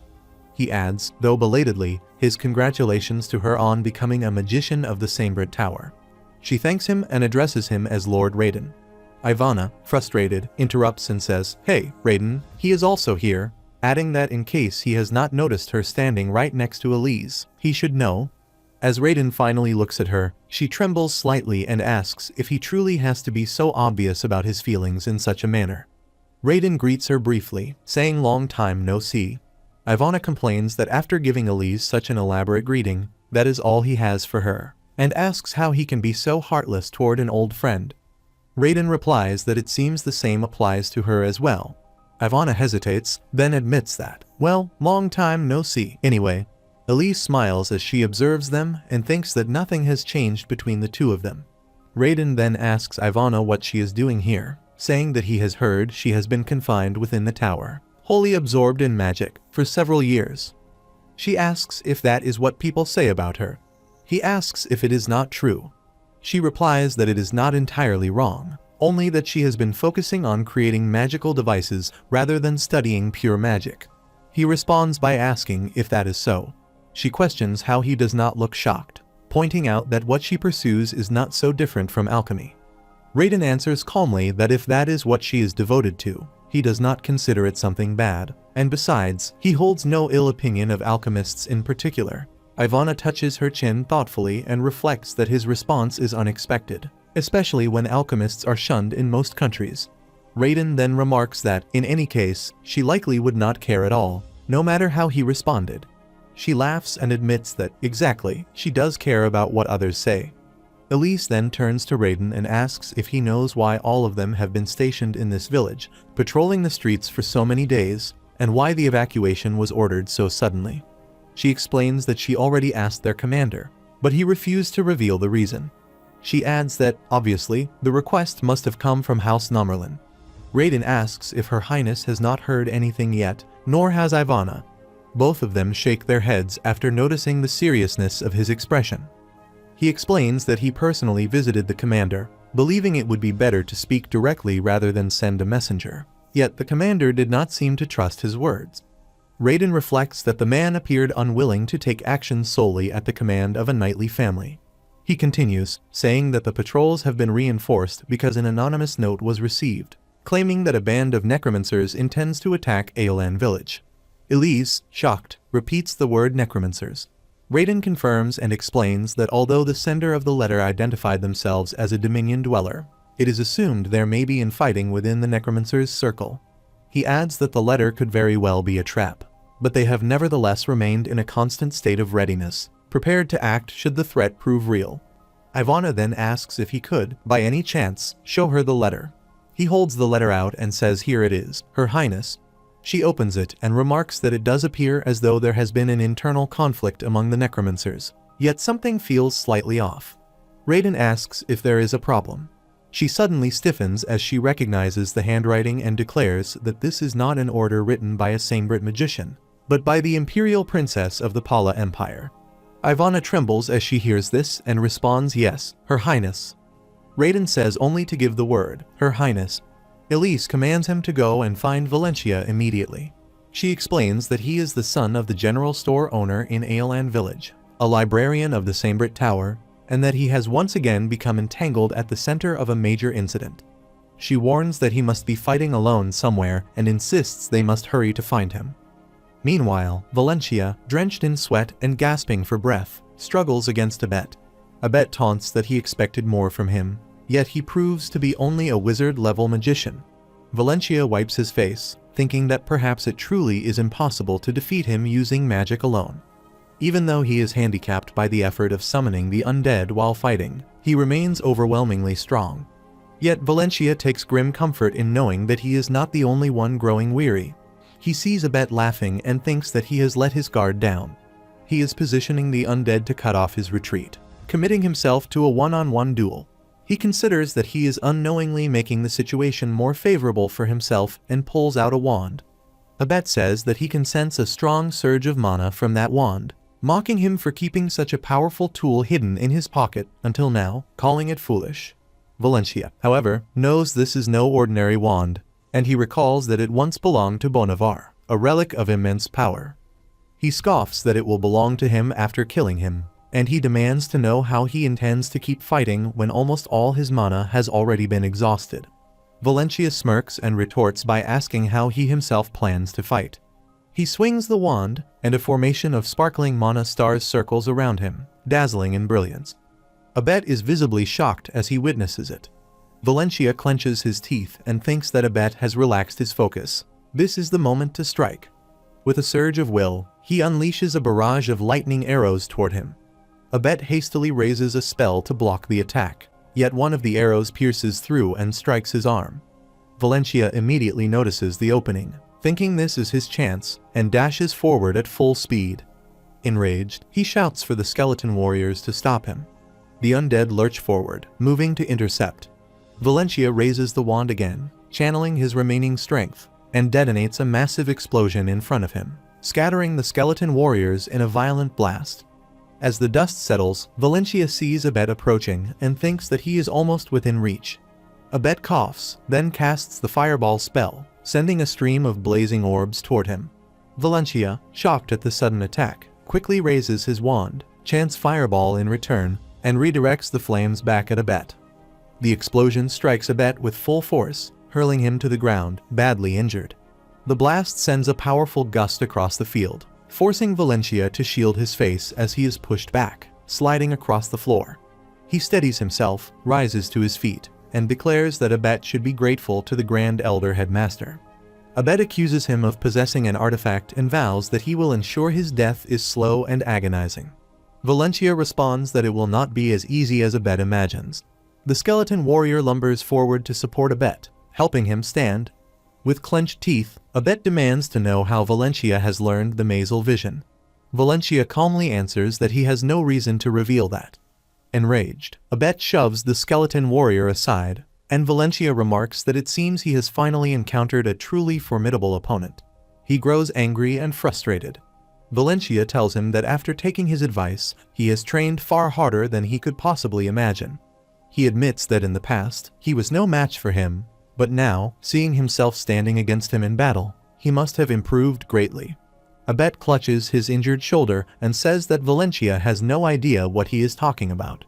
Valencia tightens his grip on the wand and reminds him that he already told him he does not expect him to understand. He adds that he is merely speaking whatever comes to mind, just as Abet does. He says not to mind it and that they should simply continue as they have been. At that moment, the distant sound of horses' hooves echoes across the ground. Valencia smiles and remarks that reinforcements appear to be on their way. He observes that they must have already caused quite a commotion. Abet sniggers, laughs, and says that what an idiot he is, because their goal is to destroy Duke Nomerlin's territory, to completely devastate the damned family's dominion, and if the troops that should be protecting the domain are coming to them, they are thankful for it. Valencia thinks that, still, he does not understand why he appears so full of confidence. He says that in truth, he does not expect his appearance at all, and if he wishes to kill him, then he had better hurry. He says that regardless of who defeats whom in this fight, once the summoning is completed, he is certain to die. Valencia asks what he is talking about, as he is certain to die when the summoning is completed. Abet says that he will let him in on a secret. The quickest way to raise the undead is by sacrificing both the hearts of children and the summoner's life. For him, there is no difference between dying today and dying a month later. And it is almost time, so as he spreads his arms, he begins to use his power. Valencia flinches in shock as he hears this and sees an undead hand emerge from a grave. He thinks that it is impossible to stop the summoning of the undead in the first place. The cult members hold Abet by the shoulders to help him stand. Abet removes his hood and asks if he truly thinks that this is the end. Valencia gulps when he sees his evil face and thinks that finally, he has revealed what he has been hiding under that hood. He thinks that after 25 years, he has finally seen his enemy's face, and at that moment, he hears the clip-clop of a horse nearby. Just then, Elise calls Valencia, and he turns back upon hearing her voice. Smiling, he says, "Elise, Miss Ivana." Elise points to his sweat and asks if he is all right. Ivana asks how on earth he has managed to stall for so long. He replies that he is fine. Elise says that they will take care of the rest, so he should not worry, and just then, many soldiers arrive along with them. He thinks that a troop of this size should certainly be sufficient to end this turmoil. However, in the face of these circumstances, he still appears disturbingly confident. At that moment, Raiden arrives and declares that Abet Mead has used forbidden magic and has challenged House Nomerlin. He steps down from his horse, draws his sword, and says that he will punish him in the name of Radia von Nomerlin. Abet smiles and asks if he is truly a Nomerlin. He says that it is right, that cursed, devilish-looking jet-black hair and those purple eyes, the Nomerlin blood always breeds true. He laughs and says that one of the Nomerlins, the very ones he has cursed all his life, has appeared before him to die, and he has never felt so grateful. Raiden asks how he dares to liken his family to the devil and declares that he must be out of his mind.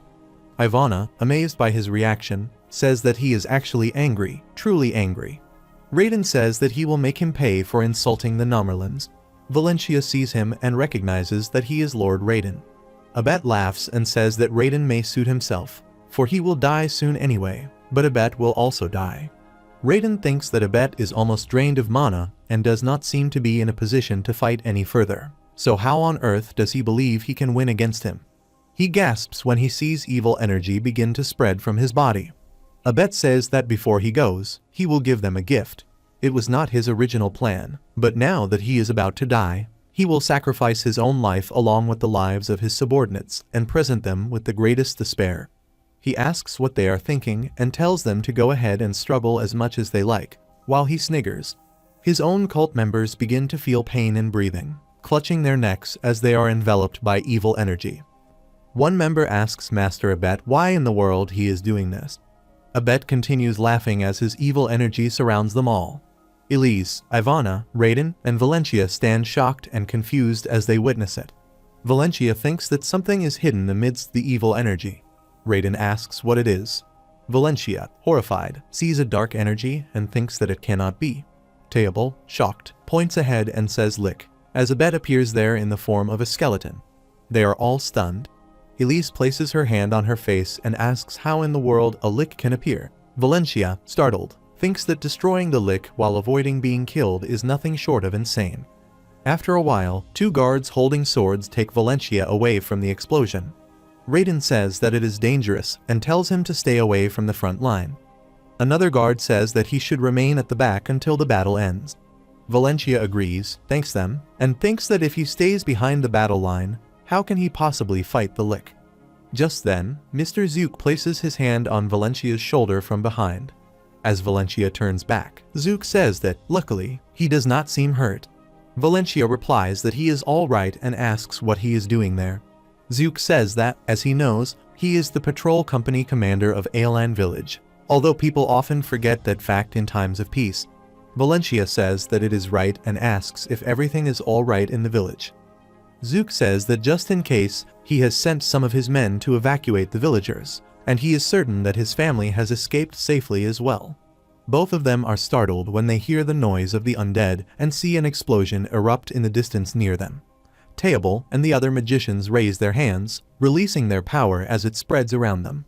Teobald says to hold on, reminding everyone that since the lick has no intellect, it does not take their mana into consideration, and he commands them to focus on defense. They form a huge sphere with their mana, scattering shimmering sparks of light. On the other side, Raiden orders the Baron to remain there and lead the troops. He responds with yes, sir. Raiden then commands the cavalry of the second platoon to follow him and to hold their shields firmly behind the magical barrier in case the undead charge. They all move their shields forward while the magicians construct a mana shield before them to reinforce the defense.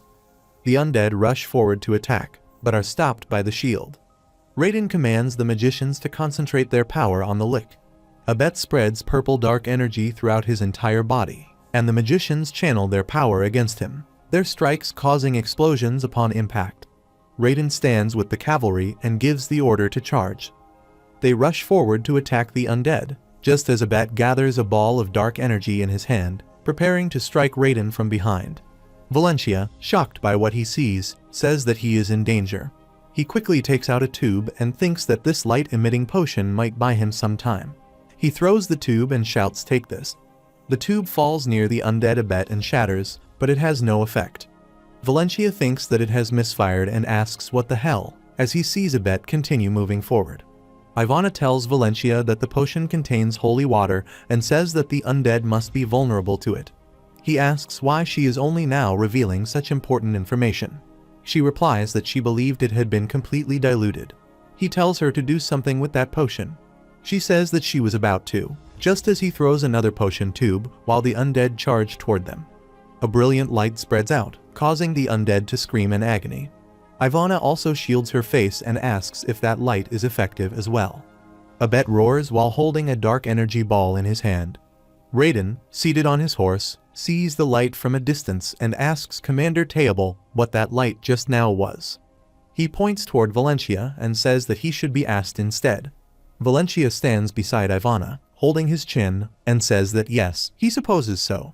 She says that perhaps it has worked on the lick as well.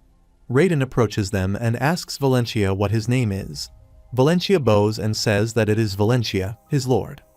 Raiden says that he is the one who has saved the Imperial Princess several times before. He dismounts from his horse, places his fist on his chest, and introduces himself as Raiden von Namerlin, the second son of Duke Namerlin, the one who has warned the Duke of the looming threat. Valencia flinches in shock when he hears this. Raiden says that Valencia has fought bravely to ward off the danger, and he pays his respects to him for his courage. Valencia thinks that an aristocrat from the most prominent noble family in the Pala Empire has saluted him. Raiden then asks, by the way, what the light that has just gone off was, and says that it seems useful in combating the Lick, so he would like to make use of it. Valencia points to Ivana and says that it is Miss Ivana's invention. Raiden turns to her and asks if that is so, then says that he needs her help. He asks if she can provide more of that potion. She clenches her fist and says of course, after being overlooked for so long, her magical devices are finally being recognized. She brings out the potion tubes and asks if these are all of them. He replies that no, this is a rare opportunity to demonstrate their excellent performance. She asks if these are sufficient. He takes one and says that he will use this one. Moving quickly, he says that they will rush forward, and if the Lick tries to attack them, the other two should be used to distract it. Ivana asks whether he is saying that she should throw those at that creature, and adds that she is not a skilled thrower. Valencia points to himself and asks if he may throw them for her. She asks if he can and thanks him. He takes the tubes and tells her to let him know when it is time. Raiden rides on his horse and agrees. Spreading a dark aura, Abet, holding his spear, moves to attack. Valencia gulps, grips the tube, and steps forward, while Raiden commands the army of magicians to concentrate all their power on the Lick and hold it back. Abet casts a spell that forms a shield around him, blocking the magician's attack. Elise exclaims that the Lick has just double-casted a shield. At that moment, the undead spell shatters the magician's protective barrier as Ivana tells Valencia it is time. Valencia hurls the potion toward the undead, and it breaks near its feet. Suddenly, a bright light appears, causing the undead Abet to scream in pain. Raiden declares that they only need to defeat the Lick now. Blinded by the flash of light, Abet covers his eyes and hurls fireballs at them, leaving everyone in shock. Raiden commands the army of magicians to unleash the full range of defensive magic and orders everyone to raise their shields. The shields are raised, but the fireballs strike them, causing cracks to spread across their surfaces. The soldiers are also shaken by the attack.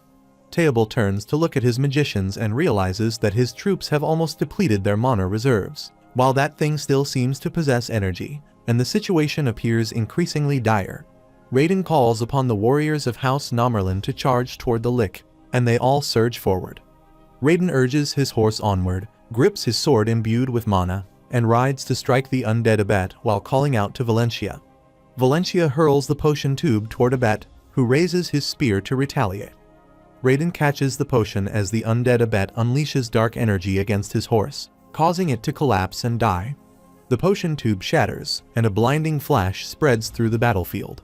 Raiden drops to one knee, then pushes forward toward Abet with his sword in hand, but he is stunned to see Valencia rushing in from behind Abet. Elise cries out to Valencia, begging him not to go. Abet releases a surge of dark energy, causing a massive explosion to erupt. In the dust and haze of the explosion, Valencia swiftly circles around. Elise, Ivana, and Teobald watch the sight of the blast in alarm. Ivana asks if that is mana, as she sees Valencia releasing glittering sparks of energy. Valencia thinks that this is the last chance, that he will end it this time with all his strength, and he unleashes the Firestorm mana skill to engulf Abet in flames. Surrounded by fire, Abet screams in agony, and Valencia realizes he has succeeded in interrupting his magic, though his own mana is nearly depleted. He grins as he watches him burn, while Raiden advances, swings his sword, and slashes through Abet's body, causing the skeleton to collapse onto the floor. Valencia gasps for breath, falls to his knees, and declares that they have won. Raiden also exhales in relief, places a hand over his face, and says that it is finally over. He, too, kneels down and admits how reckless Valencia had been to charge forward so suddenly. Valencia humbly asks for his forgiveness, addressing him as his lord. Raiden replies that he is not trying to reprimand him, for they have secured victory thanks to him. Had it not been for Valencia, he would have been in great danger. Once again, he offers his gratitude and respect, smiling toward him. At that moment, Ivana rushes toward them with Elise, calling out Valencia's name. She anxiously asks if either of them is injured, and turning to Valencia, she demands to know how he performed that magic. Valencia explains that he possesses a single-use artifact. She asks what it is. He smiles and tells her that he once found a ring in an antique shop. When he noticed it gently releasing particles of mana, he realized it was an artifact and purchased it immediately. Ivana and Elise exchange glances upon hearing his words. She asks if that ring is the reason he dared to act so recklessly. Valencia admits that she is right, acknowledging that he was indeed reckless. Elise scolds him, calling it foolish, and says he risked his life for something so uncertain. She pinches his cheek and demands whether he acted based solely on that. He says it hurts, and covers his face with both hands. Inwardly, he thinks with relief that, fortunately, he has completed the quest. As the sun begins to rise, he realizes he has finally moved on to the next day. Looking around with Ivana, he notices Abet's skeleton disintegrating into ashes. He asks her why she is watching the lick. She touches her chin and replies that it feels like a shame to see it vanish into dust, admitting that she wishes she could have had the chance to study it. He asks whether it would not be better to leave that research to others.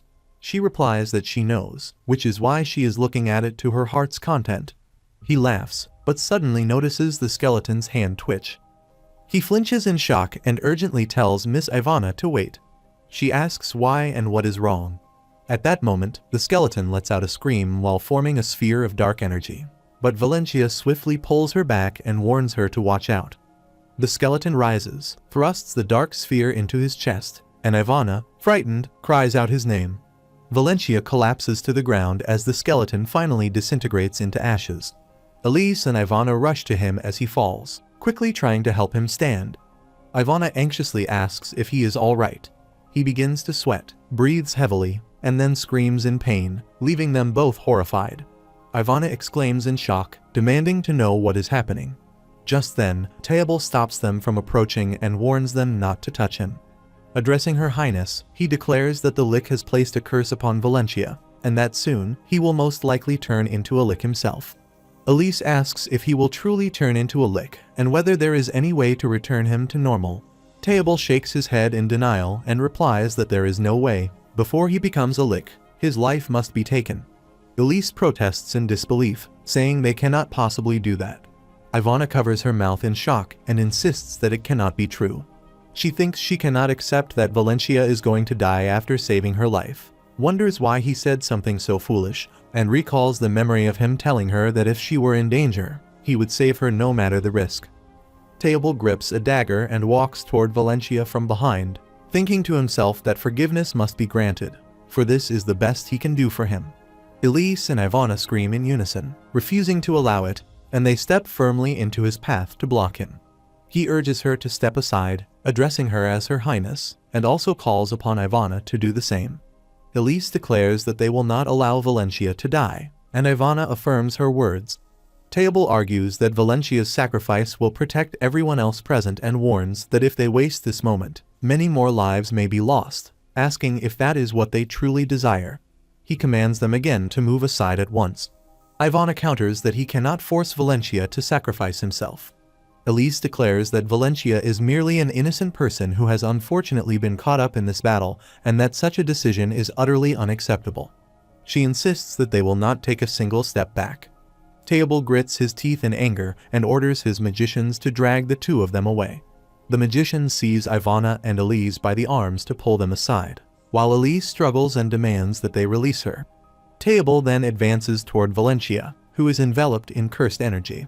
He raises the dagger and remarks that, as a commoner, Valencia has fought bravely and has earned his respect. At that moment, Raiden seizes his hand to stop him. Stunned, Teobald asks Master Raiden what he is doing. Raiden instructs him to look more closely, pointing out that the malignant energy surrounding Valencia is gradually fading. Teobald stares in disbelief and exclaims that it is impossible, yet he can clearly see the energy weakening. He asks if it is truly diminishing. Valencia coughs, turns toward them, and assures them that he is fine now. Ivana and Elise, shocked, cry out his name and rush to his side. They help him to his feet, supporting him by his arms. Valencia takes a wand from his pocket and wonders if it has just saved him, before staggering and collapsing into unconsciousness. Elise urgently calls for a stretcher, saying they must hurry. The scene shifts to a barracks near the village, where Valencia sits by the fire and remarks that his peaceful vacation has slipped away, realizing he has entirely forgotten that he was supposed to be on leave. He reflects that he understands why he has been confined in this room for 4 days, given that he nearly became a lick, but wonders if it is truly necessary for him to be watched so closely. He recalls how one man constantly glared at him in the meantime, even while he was in the toilet or during his showers, and he remembers saying in irritation that the man should leave once he was finished washing. Another memory surfaces of the same man glaring at him as he lay in bed, and he thinks that he could not sleep properly at night because the guards on duty kept entering and leaving his room every hour to check on him. With a sigh, he muses that they are working diligently and thinks they ought to be paid overtime for their trouble. Feeling the warmth of the fire, he reflects with relief that the bishops of the Artenia order in the capital have confirmed he is completely free of the curse and that he has finally been released from surveillance as of this morning. He thinks with relief that he can finally return home this afternoon. Thanks to Mr. Zook, his family believes he escaped safely to a temporary shelter. Resting his chin on his hand, he reflects that the real problem is the rumors about him, which will inevitably spread before long. He had asked Mr. Zook to do something to contain them, but there must have been more than 1,000 people who witnessed him confront the necromancer and nearly transform into a lick. He scratches his head, places a hand on his neck, and wonders how he will explain everything once he returns to Sainbrit Tower. Although his powers enabled him to defeat the Lich, the Grand Elder Headmaster will immediately recognize that he has now become a wizard. Exasperated, he collapses upside down onto the bed. Reaching into his pocket, he takes out the wand and thinks it is a relief that no one has seemed to notice anything unusual about it, nor about the changes in his eyes and hair color. He thinks that the wand certainly absorbed the curse, but it could have at least given him some warning about what it was capable of. Just then, he hears a knock at the door and Elise's voice asking if he is there. He quickly sits up, slips the wand into his pocket, and calls for her to come in. She enters with Ivana, waving her hand, and says that it is the two of them. He greets her politely, saying hello to Miss Ivana, and she returns the greeting. Elise tells him she is glad to see that he looks well.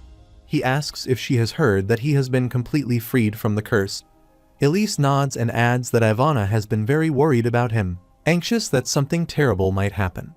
Embarrassed, Ivana hastily covers her mouth with her hand, trying to quiet her. She looks at his face and asks who is worried about him, telling him not to listen to her because that is not true. She says that the day after he is cursed, she sees him walking around in perfect condition and asks why he acts so recklessly anyway. Valencia looks at her and then lowers his head to suppress his laughter. She asks what is so funny. He raises his hands and says it is nothing, while thinking that she is so obviously worried that he cannot hold back his laughter. He asks Elise whether she did not say that there is a sure sign of a monster uprising if the magic troops are still being sent to the monster forest. Elise says no, her father has learned about the necromancers and what has happened in the village, so he orders them to remain there until everything is settled, and they are heading back to Sainbrit today. He asks how many magicians will be sent to quell the monster uprising. She says the entire army will return to the capital without going into battle. She explains that the size of the uprising is said to be smaller than expected, and that her brother Aruz has already joined forces with others to capture the leader of the monsters, so all that remains is to round up the stragglers, and it will be over soon. He smiles and says that it is good news, since the people in both Aeolon and Josette no longer have to fear that monsters will descend upon the village. She stretches, thinking that he can finally relax, and asks how skilled Master Raiden is with the sword. He says that, seeing how he delivered a fatal wound with a single strike, he must be a great swordsman. She tilts her head toward Ivana and says that he is on a par with Aruz, or perhaps at a slightly lower level. He says that Raiden is indeed an excellent swordsman and places his hand on his face, thinking that he is surrounded by geniuses. Elise is a brilliant magician, Master Raiden is an expert swordsman, and Miss Ivana, well, let them just say she is an inventive genius. He lowers his head, feeling gloomy, and thinks that he is so envious of talented people, since he has been able to reach this level only after decades of practice. They are both confused as they watch his behavior. After a while, Valencia enters the house and says that he is home. Matthew, standing with a plate in his hand, sees him and says that he is glad his son is back. Valencia replies, "Yes, father," and asks where mother is, pointing out that it is her day off at the store today. Matthew explains that they had to evacuate so suddenly that the store was left open, and she is there closing it up. He drags a chair over, sits down, and nods his head. Matthew asks if everything is all right at the shelter. Valencia picks up a glass and says yes, they are all very kind and spare no effort to ensure that he can make himself at home under their constant watch. Matthew says how thoughtful of them, and that he should go and thank Zook sometime later.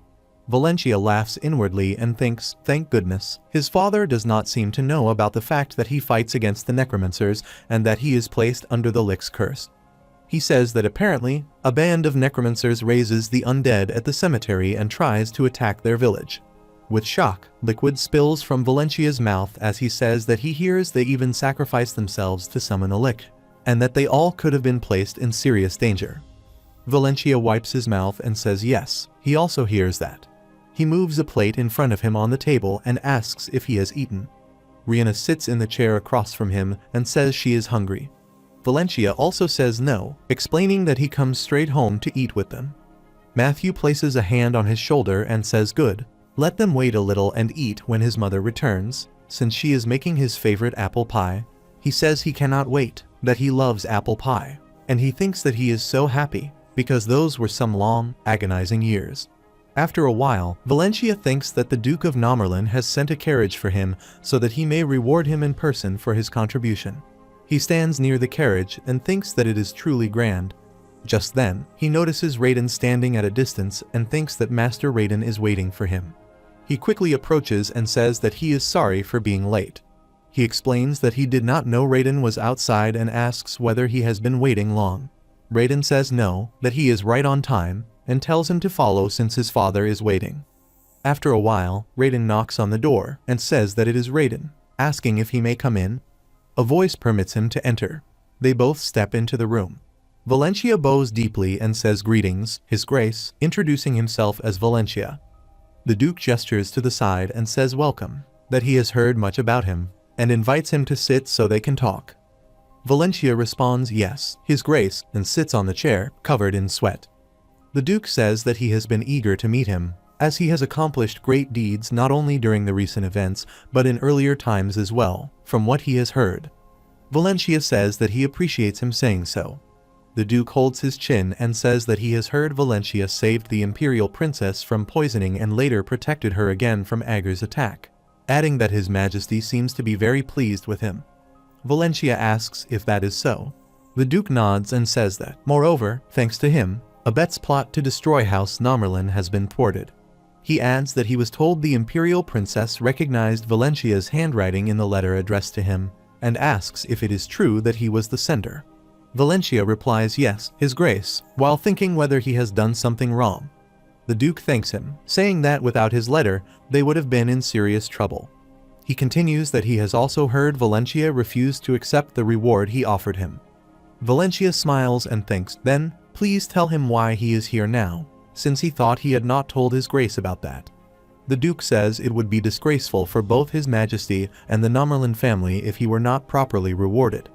He then declares that His Majesty has ordered him to grant a dominion to him. Valencia, surprised, asks a dominion. He says that, right before the Meade family collapsed, there was a dominion left without anyone to rule, one that had originally belonged to a family destroyed by the Meades. He explains that he was intending to return it to any survivors of that family, but since no one has come forward to claim ownership of the land, it appears that no survivors remain. That dominion has therefore been temporarily governed by Baron Endirk, Baron Baluna, and Baron Madden. Valencia thinks that those are the 3 families who betrayed the Maisels, so it must have been the House of Maisel's dominion. The Duke then says that he would like Valencia to govern the old dominion of House Maisel. Valencia thinks that although it should rightfully belong to his mother, he says that he understands His Majesty and His Grace intended as a great honor, yet he is not the right person to rule a dominion. The Duke laughs and says that no one is skilled from the very beginning, and that he can learn the duties of a lord day by day. Valencia says that it all feels too sudden. Raiden then asks what about this and suggests that he hire a steward to manage the estates for him until he is ready to take over and administer them himself. The Duke holds his chin and says that a steward is a good idea, for while the steward works for him, he can learn the ropes from them. Raiden says that if he cannot find the right person, he can help him search for someone. Valencia thanks him, saying that would be nice, while thinking that things are getting out of hand. He then says good, there is something else he wants to discuss with him. Valencia thinks in dismay that there is more. The Duke explains that Raiden speaks very highly of him, which is rare, as it is unusual for Raiden to hold such a strong opinion of someone. He adds that he himself agrees with Raiden's assessment. He then asks whether, by chance, Valencia is interested in learning swordsmanship, and says that if he is willing to support his training under his family's name. Valencia says that he appreciates the kindness of His Grace. However, he is currently studying magic under the Grand Elder Headmaster. Although he does hold an interest in swordsmanship, he has already devoted himself to the pursuit of magic. The Duke asks if that is so and says it is a pity that he is learning magic instead. Valencia apologizes. He then picks up a cupcake and says that, nonetheless, he hopes Valencia will form close ties with Raiden and become a companion who can be relied upon in times of difficulty. Valencia asks pardon. He clarifies that he means he hopes they become friends, as having a wise person like Valencia as a friend will be good for Raiden. Valencia thinks that he is not as great a person as they might believe, since all he has ever done is repeat the same efforts until something fortunate happened, and he wonders how he could be considered otherwise. The Duke says that he has heard Valencia speaks informally with the Imperial Princess in private, and that there is no reason he cannot do the same with Raiden, asking if he does not agree. Valencia thinks that it makes sense, but still, and he smiles, saying well. The Duke then asks Raiden what he thinks. Raiden says that it would be wonderful to have Valencia as his companion, father. Valencia is surprised to hear this. Raiden stands, walks toward him, extends his hand, and says that he wants them to become friends. Valencia stammers in confusion and says well. Raiden asks whether he does not wish to be friends with him. Valencia quickly rises to his feet and says no, that is not it. Raiden says, then there is no need to hesitate, and he swiftly grasps his hand, to which he responds Master Raiden. Raiden tells him that he may simply call him Raiden in private, and to feel free to seek his help whenever needed. Valencia says okay and thinks in amazement that he is forming tremendous connections, not only with the Imperial Princess, but also with the most renowned family of magicians and the greatest family of knights in the Pala Empire. He wonders if this is the glorious life Bolivar has promised. After a while, Valencia picks up his luggage and says that 3 weeks have passed so quickly. Although it has not been a short vacation, he is sorry that he has to leave again. Sheena hands him a pouch and tells him that if he becomes hungry on his way back, he should eat this. He thanks her, calling her mother. She wishes him a good trip back to Sainbrit and tells him not to skip his meals and not to lose himself in books too much. He replies not to worry. Matthew tells him to try exercising once he returns, since without physical strength, he cannot develop mental power either. He flexes his biceps and says to look at him, that thanks to regular exercise, he is still healthy and strong at his age. Valencia says okay, he will try. Rihanna waves and tells him to come back soon and buy her snacks next time as well. Seeing her eyes sparkle, he says that if she behaves and listens to their mother and father, when he returns, he will bring her an armful of gifts. She agrees happily. He then says that he had better get moving if he is to catch the coach. Valencia starts to leave but turns back and calls for his mother. She asks, yes, son. He thanks her. She asks for what, and he replies that he is just saying so, while thinking that it is for believing his absurd story and supporting him. He then says that he will be on his way. She wishes him a safe trip and tells him she will see him soon. He also thinks that hopefully one day he will be able to explain everything to his family, and he starts walking. After a while, Valencia knocks on the door and says that it is Valencia, addressing the Grand Elder Headmaster. The headmaster tells him to come in. Valencia enters, sits on the sofa near him, and asks how he is. He says he is well and mentions that he hears from the head librarian that Valencia comes straight back to work after traveling in a carriage for 2 days. He tells him to relax for today and that they will resume their lessons tomorrow. Valencia agrees. The headmaster points toward the tea and tells him to have some while they talk. Valencia reaches for the tea, thanks him, and takes the cup. He observes him lost in thought and thinks how awkward the silence feels, wondering what he is about to say and whether he has called him in to scold him for not presenting himself on his first day back. The headmaster then thanks him. Valencia, confused, asks pardon. He explains that he thanks him for saving his granddaughter, saying that he hears Valencia saved her from the lich and that he has his deepest gratitude. Valencia replies that it is nothing. He only does what he has to do, and besides, he is merely returning a favor. The headmaster asks if she saved him, then says that in any case, he knows his granddaughter has not fully expressed her appreciation, but he is certain she must be very grateful to him. He says he hopes he can understand, since she is not the type to freely speak her mind. That is simply how she is. Valencia tells him not to worry, as he knows that.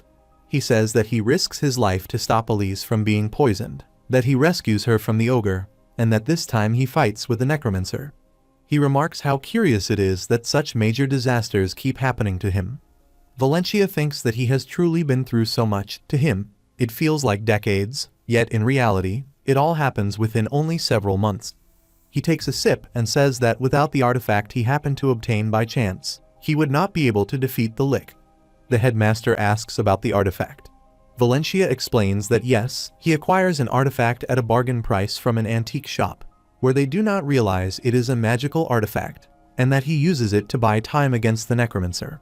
He adds that it is also thanks to that artifact that he is able to block the lich's attack, while thinking that, since there is no way to confirm the truth, he will believe him as others do.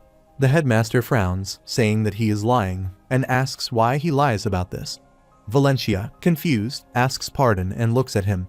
As his tea sloshes, he thinks that he wants to avoid his gaze, but he cannot, because if he does, the truth will surely be revealed. He says that as he has accumulated mana within him, he must have noticed a sharpening of his senses, which causes subtle changes in his facial expressions. Valencia realizes that he has indeed been caught in a lie by the change in his expression. He says that when he first sees him today, his eyes appear different, deeper, and wiser, as though he has lived decades longer than he actually has. Valencia thinks that this is exactly what Miss Ivana once said to him. He says he does not believe that Valencia uses the artifact against the lich, and he asks how he truly fights it. Valencia answers that he happens to receive special help.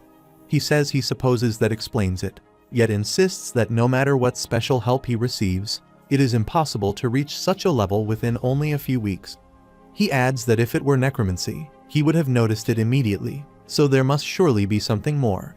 Valencia lowers his head and says forgive him, Grand Elder Headmaster. He says he cannot reveal what it is now, but he harbors no ill intentions, and he pleads with him to believe it.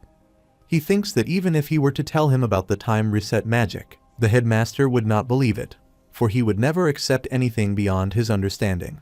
He says very well, and asks if he can tell him later then. Valencia replies yes, though he is not certain when that time will come. The day will surely arrive when he can tell him.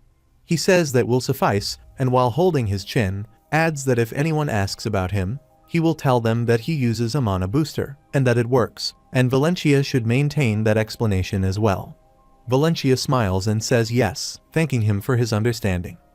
After a while, Valencia walks into the library, returning books to the shelves while Jafe is mopping the floor nearby. Valencia says to Jafe that he has been assigned to spring cleaning as soon as he returns from his vacation, and it feels as though he has been on the go for days now. Jafe replies that at least he has had some rest. Valencia laughs and agrees, saying that it is true. Jafe remarks that it seems they are almost finished.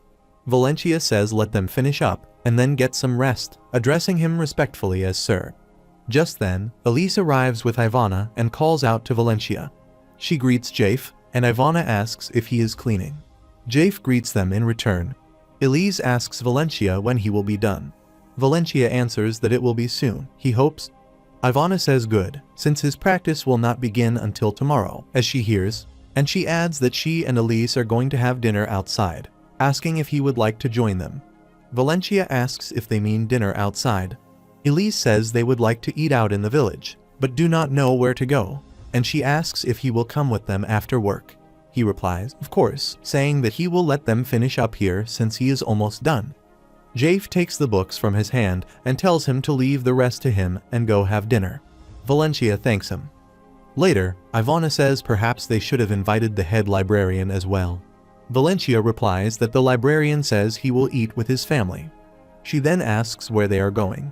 Valencia says he knows a place that serves excellent beef stew and asks what they think. They both say it sounds good. He asks why they suddenly want to eat out. Elise answers that tonight's dinner is potatoes.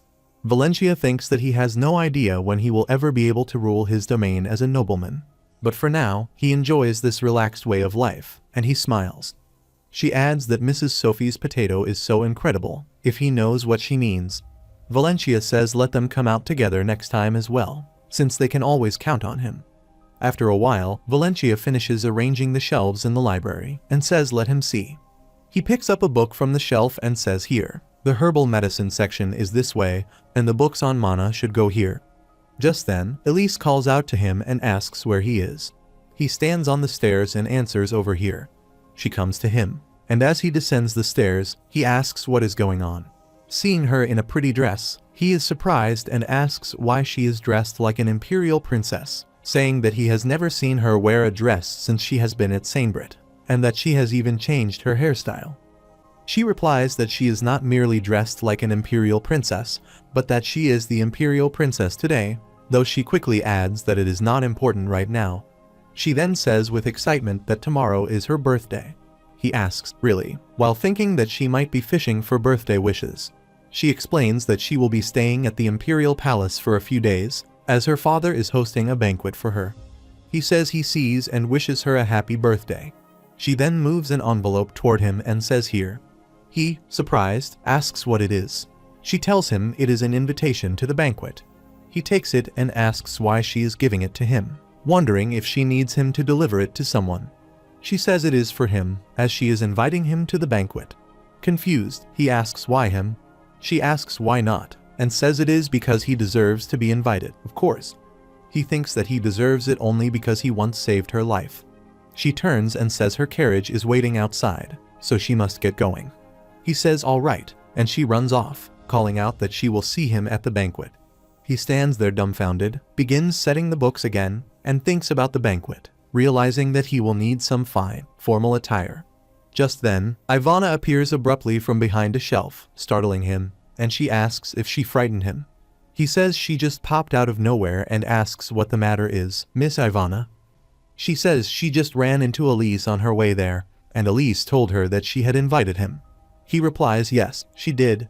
Ivana smiles and says her grandfather has agreed that he can ride with them, so he should get ready and meet them at the gate tomorrow evening. He asks if she means the Grand Elder Headmaster, and if he can truly go with him. She replies why not, and says she will see him tomorrow, waving as she leaves. He stands confused once again and thinks it feels as though a storm has just swept through, wondering what he should wear to the banquet. The next day, at the gate of Sainbrit, Valencia stands with his arms wrapped around himself, shivering from the cold, and says it is freezing. Just then, Ivana calls to him from behind and arrives with the Grand Elder Headmaster. He turns and greets them, saying good evening, and asks if they are not cold. Ivana replies not at all.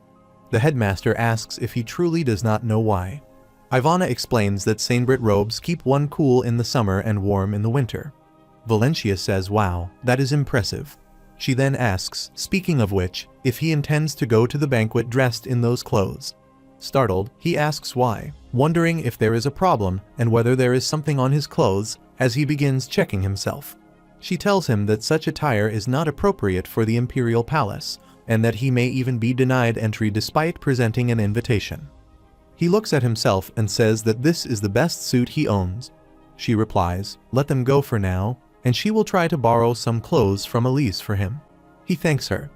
The headmaster says the carriage is waiting, so they should get moving, and begins walking. Valencia thinks anxiously about what will happen if they truly refuse to let him in. He tells him not to worry, saying they will not turn away a guest who is invited by the star of the banquet herself. And even if they try, he will persuade them to let him in. Valencia scratches his face and thanks him respectfully. They walk toward the carriage. When Valencia sees it, he exclaims in surprise, asking if by carriage he means the imperial carriage.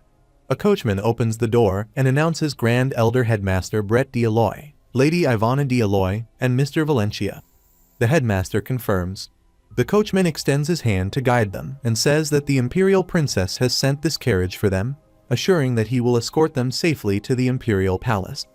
Valencia thinks what a luxury this is for merely a 20-minute ride. As they move to step into the carriage, the coachman stops Valencia and calls his name while holding a box. Surprised, Valencia answers yes, and the coachman hands him the box. Valencia asks what it is. The coachman replies that it is an outfit prepared for him by Her Highness. Ivana says it seems she has arranged it for him in advance. Popping her head out from the carriage, she adds that he can change into it once they arrive. Valencia says how thoughtful she is, and that he will be sure to thank her when he sees her later, smiling as he speaks. After a while, at the imperial palace, they all step down from the carriage. Valencia looks around in amazement and notices the long line of carriages stretching ahead. Ivana turns to him and says, "Come on, let's go," and he replies, "Okay." She smiles and asks why he is gawking, as if he has never been there before. He explains that it is only his second time, and he has never seen so many carriages arriving at the imperial palace. He thinks it was a different season last time. The trees were lush and green back then, but now they are bare, with most of their leaves having fallen. He adds that he does not see Elise. Ivana says of course not and asks if he really expected her to be waiting outside. She explains that Elise is probably busy getting dressed by her maids right now, as life as an imperial princess is not always easy. They see 3 servants standing in front to welcome them. One servant says good evening to Grand Elder Headmaster Brett D'Aloy, Miss Ivana D'Aloy, and Mr. Valencia. Another servant tells Valencia that she will escort him to his room. He thanks her and glances at Ivana, who waves to him. Valencia thinks that whenever he is at the imperial palace, he always gets nervous. He begins walking behind the servant, holding the gift box. After a while, the maid bows and says that he can change here, and asks him to let her know when he is finished. Valencia smiles and says okay. He changes into the outfit and, later, inside the room, announces that he is ready. The maid opens the door and says all right, they are coming in. He feels awkward seeing them. The maid asks if he is comfortable in the clothes. He replies that he is, thinking that they fit perfectly, including the shoes, though he is not quite accustomed to the style of the outfit. Both maids gaze at him, then look at each other and nod. One maid drags a chair over and asks if he would please sit here. He says okay and sits in front of the mirror. She places an apron around him, holds a pair of scissors, and says she will trim his hair a bit. He freezes at this and asks pardon, but she begins cutting his hair. He thinks he is too embarrassed to say anything. After finishing, she styles his hair, removes the apron, and smiles at his new look. She says it is all done and asks him to let them know what he thinks. Looking at himself in the mirror, he says he looks completely different. Both maids are satisfied seeing his transformation. After a while, Valencia enters the hall, amazed by the grandeur, and says this is so magnificent. Just then, Ivana approaches and explains that every year the palace hosts banquets on a grand scale like this, usually to celebrate the birthdays of the imperial family. She adds that the largest banquet is held on the anniversary of the empire's founding. Valencia is surprised to see her in a different dress, and she asks why he looks so astonished, if he has never seen her in a dress before. He shakes his head in denial and says no. She elegantly places a hand over her mouth to laugh and says he is right. She then asks what he thinks and how she looks. Shocked, he thinks she seems to be speaking differently than usual. Well, she certainly is, and he replies that she looks good in that dress. She asks if she does, glancing at his face, and comments that he looks very nice himself, noting that the maids in the imperial palace have a good sense of style. That is for sure. He asks if he is not the only one who feels that way. She confirms and says yes, fine feathers make fine birds, as he knows, even he looks stylish in those clothes. He asks whether that is meant as a compliment or an insult. She says he understands and smiles.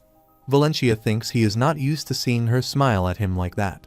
She smiles again and beckons him to come closer. As he leans toward her, she warns him to watch his speech and behavior, explaining that at banquets like this, all eyes and ears are ready to pounce on any bit of gossip. He nods, thinking that this is why she is acting differently. Since he is here as Elise's guest, he must be careful not to embarrass her. She begins walking forward and says she was only worried that he might get too excited and make a mistake. He follows her and says he is not that foolish. Since the other Samebrit magicians are all from noble families, they must have been invited, right?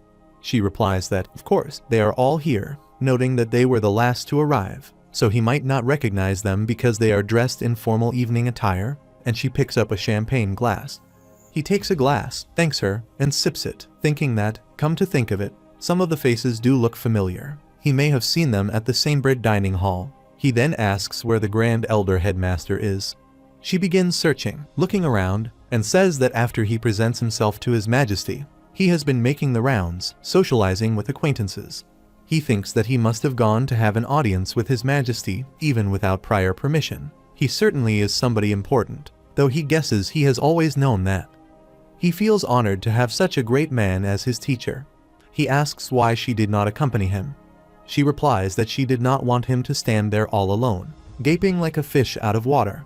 He bows, placing his hand on his heart, and expresses that he is very grateful for her consideration, his lady. She freezes, finds him cringeworthy, and says never to do that again, as it was very awkward. He feels embarrassed and says that he thought he performed quite a good imitation. She shakes her head and replies, not at all. Just then, they hear the clatter of a group of people entering the hall, and someone begins playing the violin. Valencia startles upon seeing Marcel Drihan and recalls a memory as Marcel introduces himself as an aide to His Imperial Majesty. Marcel addresses the crowd. He thanks them for coming all the way to the Imperial Palace to celebrate the 21st birthday of the second Imperial Princess, Elise von Paula, and welcomes them to the capital of Samebrit. All the guests begin clapping. Just then, a door opens and Marcel announces the entrance of His Imperial Majesty, His Imperial Highness Gabel von Paula, and Aruz von Paula, and the star of tonight's banquet, Elise von Paula. They all walk into the hall to the sound of applause. Elise enters in a beautiful dress and sits on the chair beside His Imperial Majesty, who also takes his seat and welcomes everyone to Samebrit. He says that this year not only marks Princess Elise's 21st birthday, but also her entrance into the Samebrit Magic Tower, the premier magical institution in the Empire. He continues that, as everyone knows, admission to Samebrit Tower is so difficult that even within the Imperial family, only a few members have been accepted. Valencia thinks that he has heard His Majesty usually keeps his speeches short, but today he seems to have much to say on Elise's birthday. Prince Gabel gives a speech in celebration of Elise's birthday, followed by Prince Aruz, who also speaks in her honor. Valencia notes that after the heartfelt speeches of Imperial Prince Gabel and Imperial Prince Aruz, it is finally Elise's turn. She stands and thanks everyone for attending her birthday banquet that evening, wishing that the grace of Artemia may be with them all. Everyone claps upon hearing her speech. His Majesty raises his hand to quiet them and says once again, welcome to all, and that now the banquet may begin.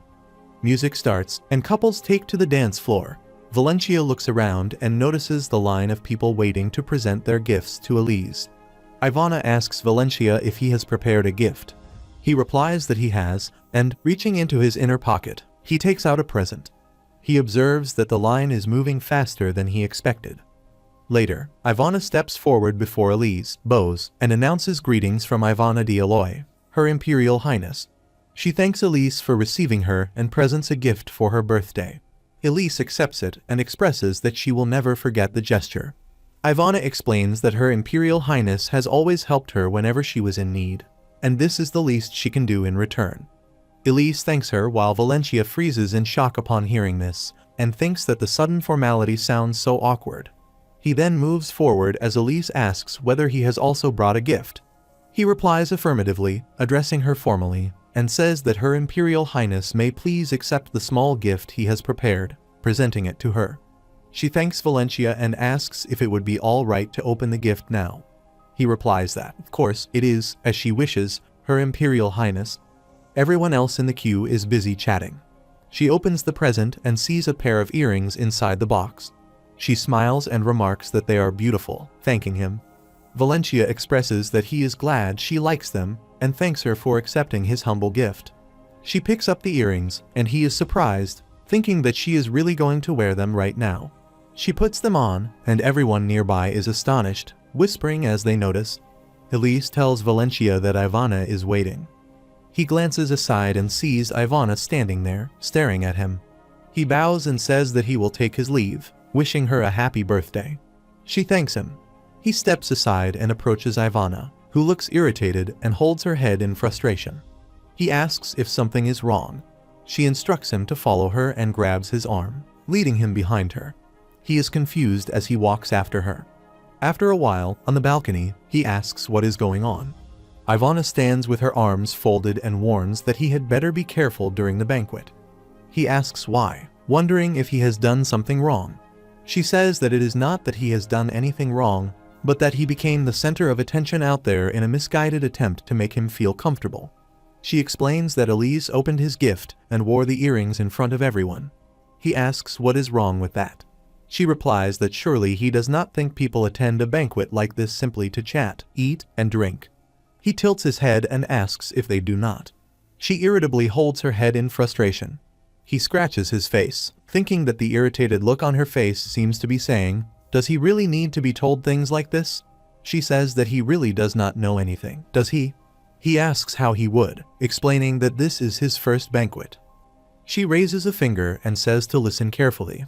Although noble banquets appear splendid and elegant on the outside, they are, in fact, very much like a battlefield. He asks her to explain. She continues that banquets are attended by aristocrats from many families. Some of them are friends, but others may be enemies. She points and says to look over there, and he will understand what she means.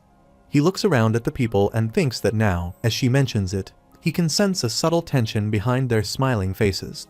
She explains that behind their easy and graceful manners, everyone is silently calculating each other's intentions. For young people, such gatherings are also an opportunity for courtship. He observes that many young aristocrats are indeed talking in pairs. She adds that sometimes one could receive a confession of love from more than one person, which can lead to rivalry among the admirers. He holds his chin and says that now he understands what she means, then asks what this has to do with the relationship between Elise and him. She asks if he still does not understand, pointing out that it is natural for sons of noble families to be interested in Elise. She emphasizes that aside from her position as the imperial princess, she is the most beautiful bachelorette in the empire. She continues that if people notice her attention focused on him, he can imagine what will follow. Valencia responds that they will begin scrutinizing him. She nods and says that there it is, he is in the spotlight now because of Elise's careless behavior. He thinks that he seems to be in a tricky situation and reflects that although he has saved her life several times before, he is merely a commoner and a librarian, and he doubts that they will take him seriously. He adds that perhaps they will simply assume that he and Elise have become friends after all that has happened. She advises him not to be so sure, explaining that while it is true he is a friend to Elise and to her, people are not necessarily interested in the truth, as he knows. He considers that even if they pried, nothing particularly significant would emerge. Instead, he worries about his family. He wonders what would happen if they discovered his mother's family. He is confident that his parents have kept that past hidden from the neighbors in the village, just as they have from Rihanna and him. He thinks he knows that his parents would be able to handle their secret, but he does not feel completely at ease. Remembering something, he says Miss Ivana, and she replies, yes. He asks if he is truly her friend, and she confirms that he is. He reflects that in truth, they both know each other personally. She slaps him lightly and asks why he took so long to answer, questioning whether he did not consider her his friend. He smiles shamelessly and says that, of course, he considers her his friend. It is only that he did not know what she thought of him, and in any case, he thanks her for saying so. She pokes his head and says that she knows he is lying. There is no need for him to lie on her account. She adds that it makes her feel even worse. He feels embarrassed and thinks that he is not sure when he will feel as comfortable with Miss Ivana as he does with Elise, but he is very grateful to her for being someone he can talk to and for helping him so much. As she moves to leave, he waves and says, "Wait, Miss Ivana." She looks at him, confused. He shows her wine glasses, and she asks what they are for. He explains that he thought he would like to make a toast to their friendship. She remarks that this is rather forward of him, and he laughs. She finally agrees, saying that he may go ahead this time, smiling. He thinks that perhaps he should have expressed this sooner, but thanks her nonetheless, Miss Ivana, and they clink their glasses. Just then, some other ladies arrive, laughing and chatting. Valencia observes them and thinks that it is really crowded. Ivana suggests that they get out of there. He nods and follows her, but inside, even more people are dancing and enjoying themselves. They both startle, and he thinks that there are far too many people. She suggests that they find a quiet place and asks if they should. He agrees as she begins walking and instructs him to stay close, explaining that the hall is very crowded and that if they get separated, it will be practically impossible to find each other again before the banquet ends. She turns to him and adds that, in case that happens, he should come to the balcony they have just left. He nods and thinks that he feels as if people are staring at him, perhaps because of what happened during the gift presentation, as Miss Ivana had warned him. Just then, a prince greets Ivana, saying good evening, lady, and asks if she would like to dance. She raises her hand and apologizes, saying not right now. Another prince then asks if she would dance with him, and she again apologizes. A third prince asks if she would like to dance, and she replies maybe later. Valencia asks Miss Ivana if she is refusing to mingle with the other aristocrats because of him. She reassures him that she has always been this way and tells him not to worry. She adds that, besides, if she left him alone and danced with one of them, someone might intentionally try to approach him. He asks if she is not being a little too suspicious. She admits that perhaps she is, but says that it does not hurt to be careful as she walks beside him. Just then, his hand brushes against hers. He quickly pulls back and thinks that he should maintain some distance so that people do not misunderstand their relationship. She takes his arm and slides hers through his, and he is shocked by her action. She reminds him that she told him to keep close to her side. He begins to protest, but she interrupts, admitting that she is embarrassed too, and instructs him simply to remain silent while continuing to walk, her hand resting on his arm. They both glance around awkwardly as people begin whispering. Later, they find an empty spot, and Ivana remarks that it is empty and suggests they stay there. Just then, Vinos Andapolin approaches Ivana, bows, and greets her with good evening. He asks if she is, by any chance, Ivana Dialoy. She confirms that she is. He explains that he has heard much about her and introduces himself as Vinos Andapolin, an envoy from the kingdom of Segir. She startles, repeating that he is an envoy from Segir.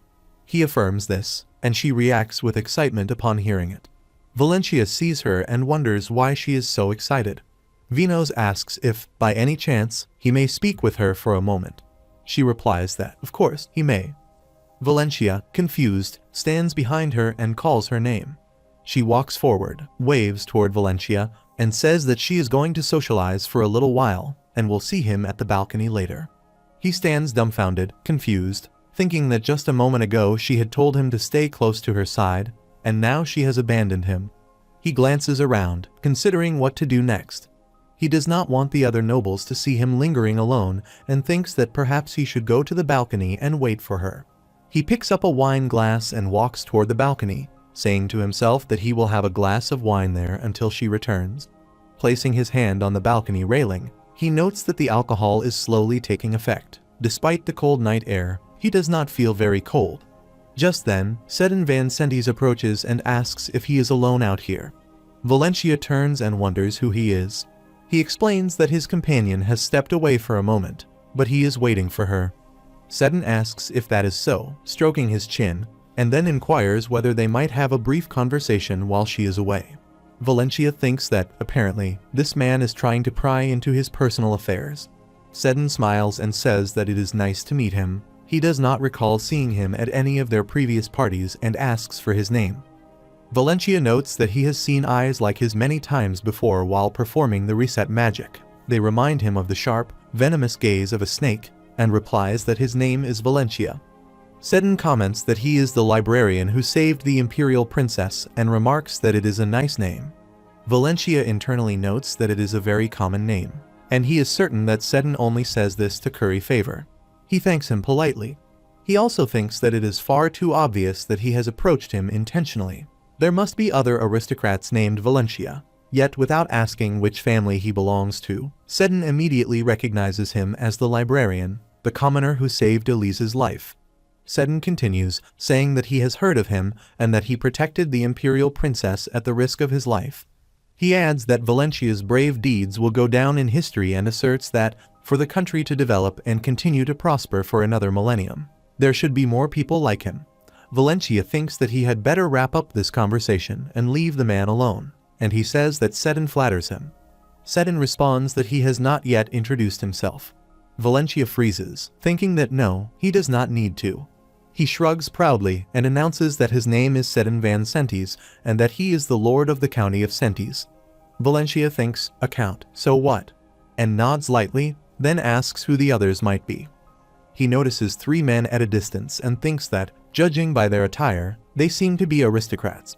Seddon points toward them and says that they are lords with their own dominions nearby, and calls, asking the gentleman to come over.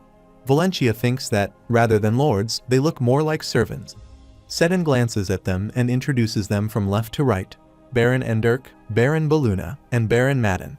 Valencia is shocked and thinks, what? They are Baron Endirk, Baluna, and Madden, the 3 families that betrayed his mother's family. He never imagined that he would encounter them here. Extending his hand toward them, he says that it is nice to meet them, introduces himself as Valencia, and thinks that he will remember their faces. Seddon remarks that Valencia seems to be quite close to the imperial princess and asks whether he has a special relationship with her. Valencia assures him that it is nothing like what people might assume. They are simply friends and smile. Seddon grins and asks if that is so. Valencia wonders what he is thinking as Seddon laughs loudly and adds that it is a relief. Valencia flinches, noticing a fleeting murderous glint in his eyes. Just then, Raiden arrives, calling out Valencia's name. They both turn toward the voice. Raiden says that he did not expect to see him there and asks whether Her Highness also invited him as a guest.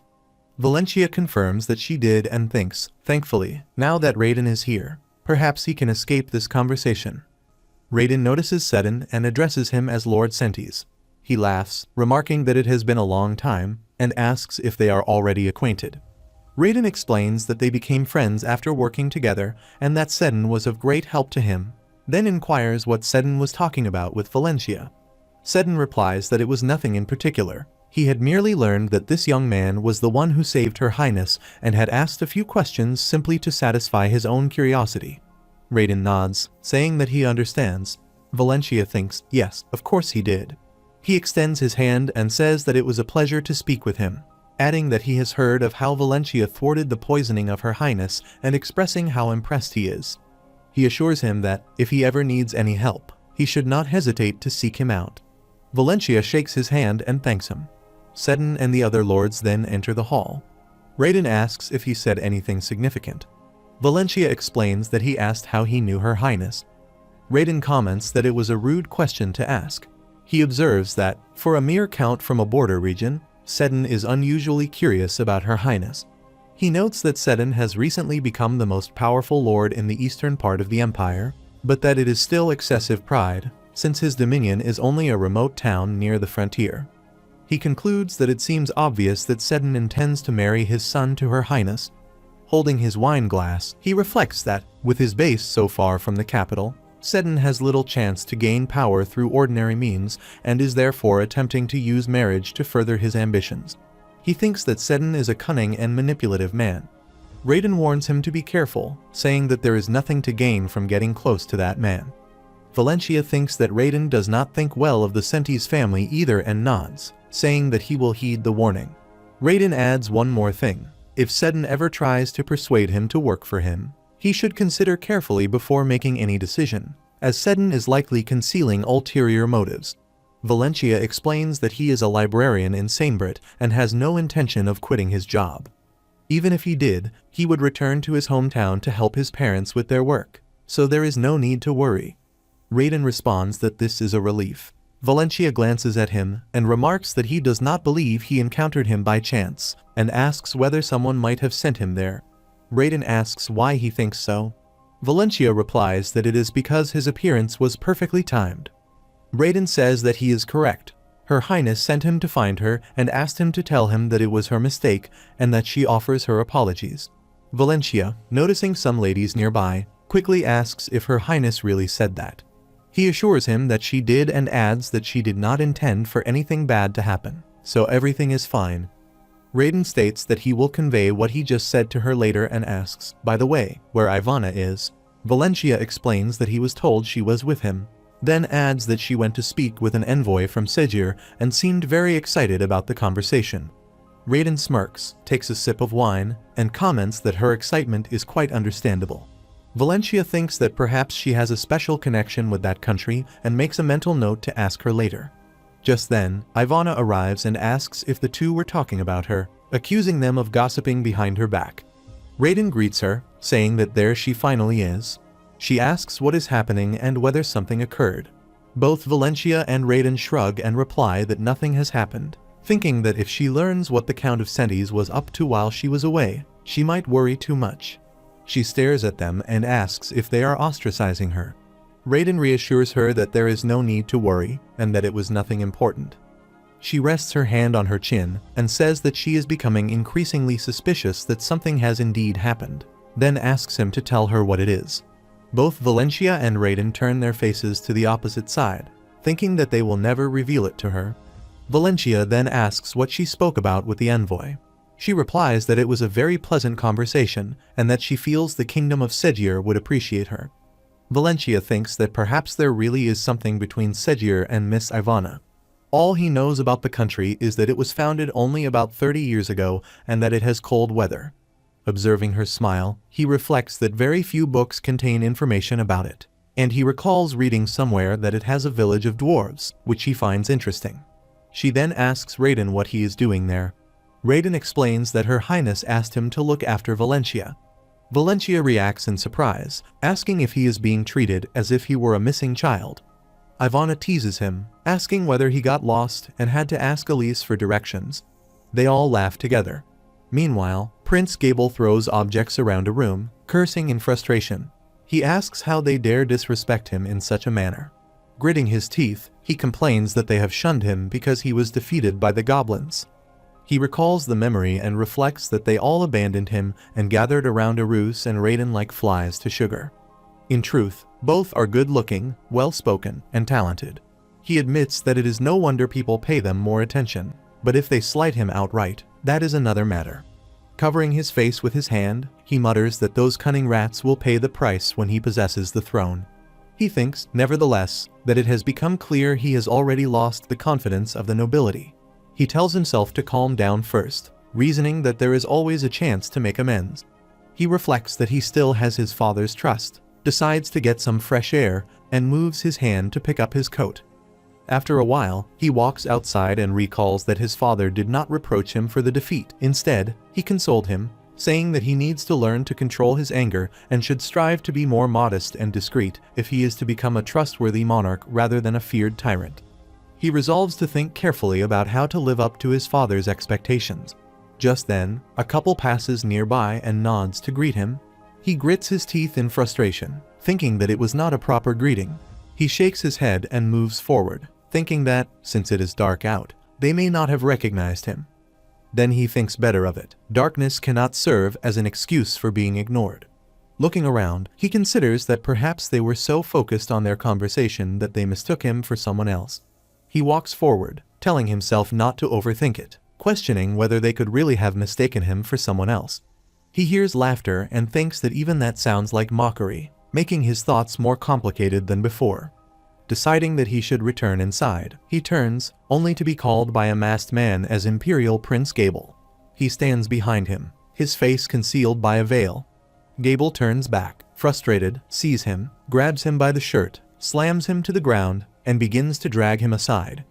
Once they are away from prying eyes, he glances around and demands whether the man is out of his mind. He angrily scolds him for daring to appear where others can see him and remarks that he has a lot of guts. The masked man explains that he approached him because no one else was around. Gable seizes him by the collar, pressing close, and says how insolent it is, reminding him that he should know who and where he is and speak with proper respect. He adds, asking rhetorically, whether he does not know that he could have his head chopped off with a single word. He says that if his head is chopped off, he will lose his greatest asset, and he asks if he has considered that. Gable grits his teeth in frustration, jerks his hand free from his collar, and says that he has heard the news. He asks if Gable really committed such a serious blunder while quelling the monster uprising. Gable asks if he is here to mock him. He says that he wishes he were, but now is not the time for that. Gable, angry, says that this implies he thinks he deserves to be ridiculed. He stares into his eyes and realizes that, although his mouth is covered, his eyes are clearly laughing at him. He truly hates this idiot. Gable asks what brings him here this time. He slides a letter toward him and says that his master sent it. Gable takes the letter and asks what it concerns. He says that he does not know, he only said to trust him and follow his orders. Gable asks if that was truly all. He asks why he would lie and insists that those were the only instructions he received. Gable stares at the letter and says that he cannot understand it. He asks what he cannot understand. Gable says that he cannot comprehend the reason his master is helping him. He does not even know who he is, yet he is willing to work with him. He asks if Gable is complaining. Gable slips the letter into his pocket and says that, not at all, he has nothing to lose, but it strikes him that his master is planning something. He says that indeed, his master hates to lose. If he has decided to support him despite the loss, there must be a reason. He will achieve what he wants if he simply trusts him and follows his instructions. Gable asks whether he would be so naively grateful to a stranger who appears suddenly and offers unwavering support without explanation. He says that although he fell for the goblin's shallow trick, he is not entirely foolish. Gable says that he must have a death wish. He should not expect him to observe proper decorum indefinitely, but he must not assume that his rudeness will be tolerated forever. He thinks that he should not provoke him any further, and that it would be best to leave now. Gable insists that he answer his question. He says that he knows the answer. Gable asks why his master chose him, and he thinks that a ruse would have been a far better choice, as he has already secured his power base, though he hates to admit it. He says that, as he mentioned, he is merely following his master's orders. He has never questioned why himself, nor has he doubted his master's decisions, because they have never been wrong, and then he departs. After a while, Gable returns to his messy room and irritably reaches into his pocket to take out the letter. He stares at it, wondering what on earth it is about. He opens the letter and reads that he will be made emperor, and that his reply must be sent through his man within 4 days. The scene shifts to the second day of the celebration, where everyone stands in elegant attire. A lady exclaims in surprise and asks if he means to say that this man is the one who saved Her Highness and fought the necromancers. Raiden confirms that this is correct, explaining that although Valencia walks the path of a magician, he is his dear friend and a teacher from whom he has much to learn. Valencia laughs awkwardly while standing beside him. Ivana remarks that he has accomplished so much, and each of his achievements already exceeds what one person could normally achieve. The lady says how impressive that is. Valencia smiles, thinking that he does not understand why the conversation is taking this direction. A person asks if they may inquire about which family he comes from. Valencia says that he is not from the nobility, he is a commoner. He is surprised and asks if he does not mind answering what he does for a living. Valencia explains that he works at the St. Brit Library as a librarian. He says that he has heard St. Brit does not hire just anyone for its library and remarks that Valencia is remarkable. Valencia smiles, thinking that he feels uncomfortable with all the attention focused on him, and notices that his throat is beginning to ache. Raiden glances at Valencia and asks if they would excuse them for a moment. Later, Valencia stands with Ivana, watching them from a distance, and says that he is thankful to have finally escaped their attention. Ivana smiles and comments that he looked excited. He replies that he is not, really. Just then, Marcel Drihen calls Valencia from behind. Valencia turns toward him as Marcel says that the second Imperial Princess is going to hold a private forum at noon today, and His Majesty has ordered his attendance. Valencia, confused, asks what a private forum is. Ivana explains that it is a meeting attended by one of the imperial family members and several aristocrats, where they sit together to discuss the future of the empire. He asks why he is required to be present and wonders what he is supposed to do while they debate, questioning the purpose of it all. Ivana explains that, in fact, the forum only begins formally. Later, the participants focus more on building personal relationships with members of the imperial family. She adds that the competition for their attention becomes quite intense. Valencia asks if he is expected to attend a meeting like that, sitting at the same table with numerous aristocrats. Marcel confirms that he is, addressing him politely as Mr. Valencia. Valencia waves his hand, thinking that this banquet has already been uncomfortable enough, and there is no way he will attend this forum. Then he realizes that it is by order of His Majesty, which means he has no choice, and he feels frustrated. Marcel Drihen leans closer and whispers in his ear that, in fact, there is a secret order from His Majesty. Valencia, surprised, asks him to repeat it. He then asks Ivana if she would excuse them for a moment, and she says it is no problem. After a while, Valencia stands with Marcel Drihen and asks what the secret order means. Marcel repeats that His Majesty has issued a secret order to him. Valencia asks what the order is. Marcel explains that he is to prevent the sons of the nobles at the forum from approaching the second imperial princess. Valencia, taken aback, asks for clarification and thinks that he does not understand. Stop the sons of the nobles. He says that many of them are quite eloquent and will naturally try to dominate the debate in order to keep Her Highness's attention fixed on themselves. Therefore, his role in the forum will be to ensure that every participant is given an equal chance to speak. Valencia holds the back of his neck and asks why His Majesty is assigning this task to him. He replies that His Majesty has chosen him because he is a close friend of the imperial princess and also possesses a way with words. Valencia asks if there are no other candidates who could meet those requirements. He explains that until last year, Lady Ivana fulfilled that role, but each time she lost her voice for several days after speaking too much during the meeting. Valencia thinks that this means he will have to speak extensively. He says that, in His Majesty's judgment, he is trustworthy, and his eloquence is well known, which is why the responsibility of maintaining order and balance by guaranteeing equal participation in the forum has been entrusted to him. Valencia smiles and thinks that now he understands. His Majesty wants him to prevent the young nobleman from stealing the attention of his precious daughter. After a while, at the party, everyone is engaged in conversation.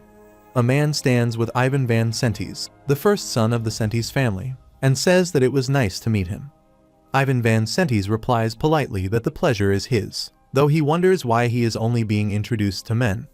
He notices the young ladies gathered around Arus and thinks that they are all flocking to him. He walks forward, holding his champagne glass, and thinks that they should watch him. One day, he will marry the second imperial princess, he will win her heart by all means, and he will become a political figure to be reckoned with. Just then, Seddon calls out to Ivan as he approaches. Ivan turns to him and greets him as father. Seddon places a hand on his shoulder and asks if he is enjoying the party. Ivan answers that he is. Seddon asks if he has spoken with the imperial princess yet, admitting that he himself has not had a proper chance. Ivan replies that he has not. Seddon tells him not to worry, assuring him that there will be plenty of opportunities during the private forum. Smiling, he reminds him that it is imperative to capture her attention. Ivan grins and assures him that he can be counted on for that. After a while, everyone sits down at the table for the forum. Valencia, surprised, thinks that so many people have gathered here for the debate. He drags a chair to sit and tells himself to go for it. Then, confused, he notices the others staring at him and wonders if it is because a commoner is seated among them. Just then, Ivan asks if he is Valencia. Valencia, uncertain who he is, glances at the nameplate in front of his seat and realizes that he is Ivan Van Sentes, the successor of the Sentes family. He thinks that he does not like him very much and answers that yes, that is his name. Ivan says that he has heard much about him, and that what he did was truly brave. Valencia thanks him. Ivan then asks what he is doing there. Valencia replies that, by His Majesty's order, he has been granted the honor of attending the meeting. Ivan repeats His Majesty's name in disbelief and thinks that he cannot believe such an order was given. Until last year, Lady Ivana had been placed in his way, and now a commoner is being used to restrain him. He leans back and thinks that this time he has made a poor decision. He thinks that it is already difficult enough for newcomers to have a voice at these meetings, and he is not only a newcomer but also a commoner. He concludes that His Majesty has made a poor decision this time, and it seems that today will be his trial. Just then, a man announces that everyone should rise and welcome the second imperial princess. The door opens, and they all stand and begin applauding as Elise enters the room. Valencia notices her earrings and realizes that she is still wearing the pair he gave her. He smiles and continues clapping. Elise sees him and wonders what Valencia is doing there. She takes her seat and asks everyone to be seated. Once they sit, she thanks them for attending this year's forum and says that, as the future leaders of the country, they will be discussing a topic chosen by His Majesty: protecting their nation in times of war. Ivan looks around and thinks that everyone seems excited by the subject. After all, who does not hold opinions about war? A lady raises her hand and says that she would deploy their troops to fight the enemy. Another man raises his hand and explains that his family's fiefdom lies very close to the border, so his highest priority would be to protect the lives and property of his people.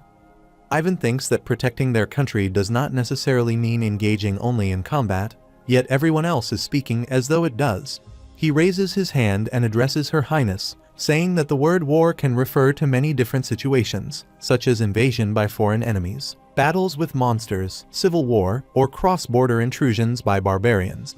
He asks if she could please clarify the context more specifically. She replies that His Majesty did not specify one particular type of war, and she believes that he used the term in its comprehensive sense. Ivan says that if that is the case, then he will first present his views on invasion by foreign enemies. He explains that although it is imperative for the lords of the border regions to evacuate their people swiftly, what is even more urgent is to deliver news of the invasion to their neighboring dominions. By doing so, he argues, an escalating situation can be approached with agility, ensuring that supporting regions can supply resources effectively, while the forward areas are not left to suffer shortages in a protracted war. He observes the reactions of the others and thinks that they have clearly never considered war from this perspective. He concludes that this is too easy and very good, and decides that his strategy for the forum will be to consolidate victory whenever the opportunity arises. He says that he believes, for this reason, therefore. Another participant begins to add that what should be done next is. A different person remarks that with an effective counterplan, he believes certain results can be achieved. Just then, Valencia rises and thanks them for their opinions, saying that now he would like to offer his own views on the subject. He continues by outlining his plan, explaining that as a result, and in that process, to this end, what must be done is. Ivan nods, thinking that he is a fluent speaker. He reflects that he has been silent for too long, perhaps because he has been so focused on him. Ivan raises his hand and says that, first of all, he agrees with their points, and he adds his own, suggesting that this step would be in the right direction. He thinks with satisfaction that he has successfully redirected Her Highness's attention toward himself. By now, he is certain the imperial princess must be watching him. Valencia continues, saying, for example, and then adds that this is precisely why the outcome is predictable. Ivan, irritated, flinches and thinks, when did this happen? It could occur once, but twice. What is going on? Valencia then says that he would like to conclude his point, and now he wishes to ask for their opinions on his proposal, placing a hand on his chest. Ivan seethes inwardly, thinking what the hell that commoner is doing. He delivered such an eloquent speech, and is now even offering the other participants an opportunity to speak. He thinks that last year it was Lady Ivana, and now it is this commoner, who also happens to be a better speaker than her. He cannot back down, so he decides to wait for another chance to seize the lead in the meeting, glaring at him in anger. He raises his hand and says that, as he sees it, in that aspect, such a result can be brought about. He thinks that if he manages to capture the second imperial princess's attention, then the opportunity will certainly fall in his favor. Valencia laughs and says that it is a fresh perspective, admitting that it makes him realize he still has much to learn. Ivan thinks in frustration, wondering how he continues to take control again and again, even though Lady Ivana had never managed to achieve this. Valencia then says that, as he mentioned earlier, once more, he realizes how much he can learn simply by listening to the variety of opinions shared in the forum. Ivan thinks that he is acting overly modest while giving everyone else equal chances, and he wonders what this man is trying to accomplish. He grows increasingly irritated at Valencia's smiling face. After a while, Ivan slams his fist onto the table and exclaims that this is ridiculous.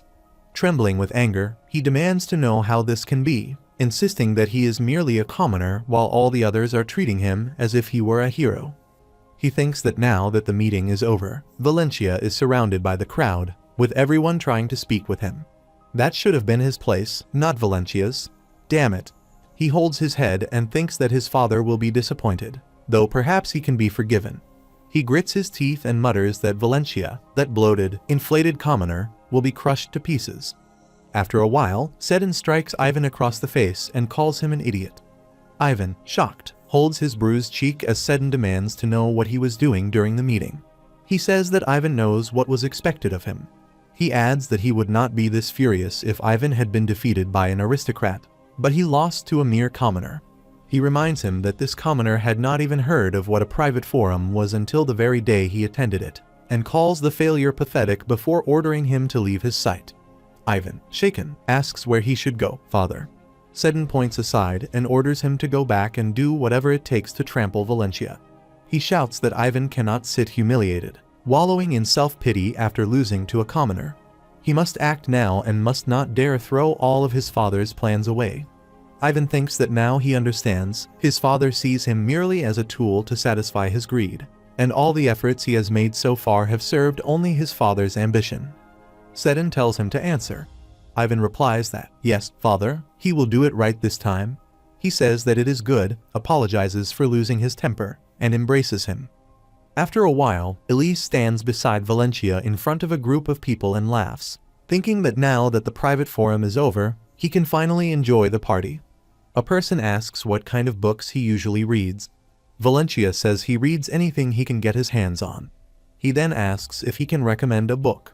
Valencia says he would like to recommend The Woodcutter by Sedinar, a story about how war changes the life of a simple, honest woodcutter. A lady says she is reading The Wetlands of Para by Macy and asks what he thinks of that book. Valencia says it is a great story and explains that many people give up on reading it because of its dark atmosphere. But if one keeps on reading, one eventually becomes deeply absorbed in the narrative.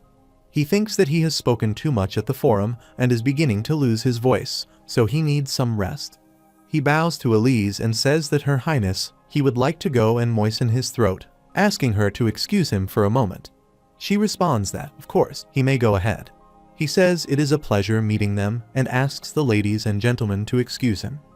A man replies that the pleasure is his and that he looks forward to another conversation with him soon. Valencia thinks he is finally free and decides to find a quiet balcony as he begins to walk away. Ivana notices him leaving. After a while, Valencia stands on the balcony with his hand placed on the railing and thinks that he is utterly exhausted, wondering how the aristocrats manage to do this every year. Just then, Ivana arrives and says that he has become quite a celebrated figure. Valencia turns to her and asks if she has been watching him, adding that he thought she was speaking with the envoy from the kingdom of Segir. She explains that he was supposed to return home today, so they did not have enough time to converse at length. She says that after he left, she went to look for him, but she chose to leave him alone because she knew how tiring it was to continue speaking after the forum. He laughs, and she adds that Her Highness has told her what happened at the forum, and she admits she was surprised that he fulfilled his role far better than she had expected. He smiles and says he is glad she has said so, though he thinks that he did have a hard time when the son of the Sentis family kept trying to dominate the debate. He was so persistent in his attempts to seize the floor and stand out that he truly got on his nerves, but he could not allow his irritation to show in the forum. He says he never knew that simply speaking could be so exhausting, and after the meeting, his throat became sore, though it feels better now. She tells him not to be a crybaby. He replies that even so, he is relieved to be getting through the banquet without any trouble, though he feels so uncomfortable being there. She pats him and says she knows how he feels. Just then, Ivan comes to the balcony and says there he is, as he has been looking for him. Valencia thinks Ivan Van Sentis is the last person he wishes to see tonight, for he fears his irritation will burst out.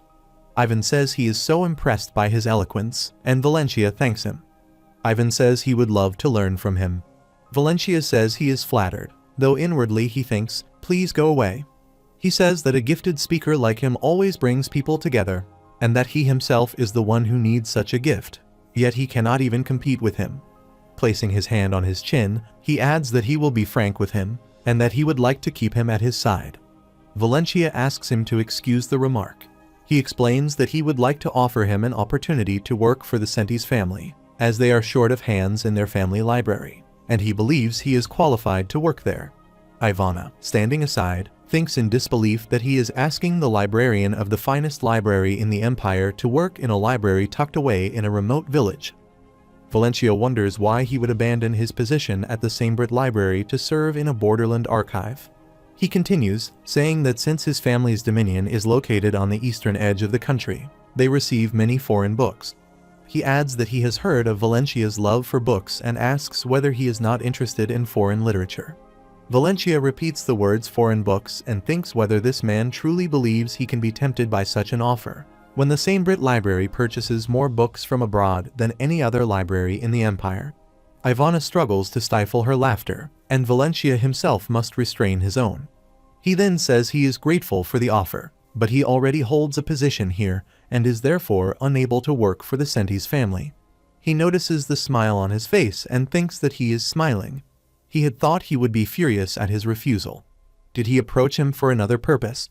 Ivan asks if a mere commoner like him has truly refused his offer and steps toward him.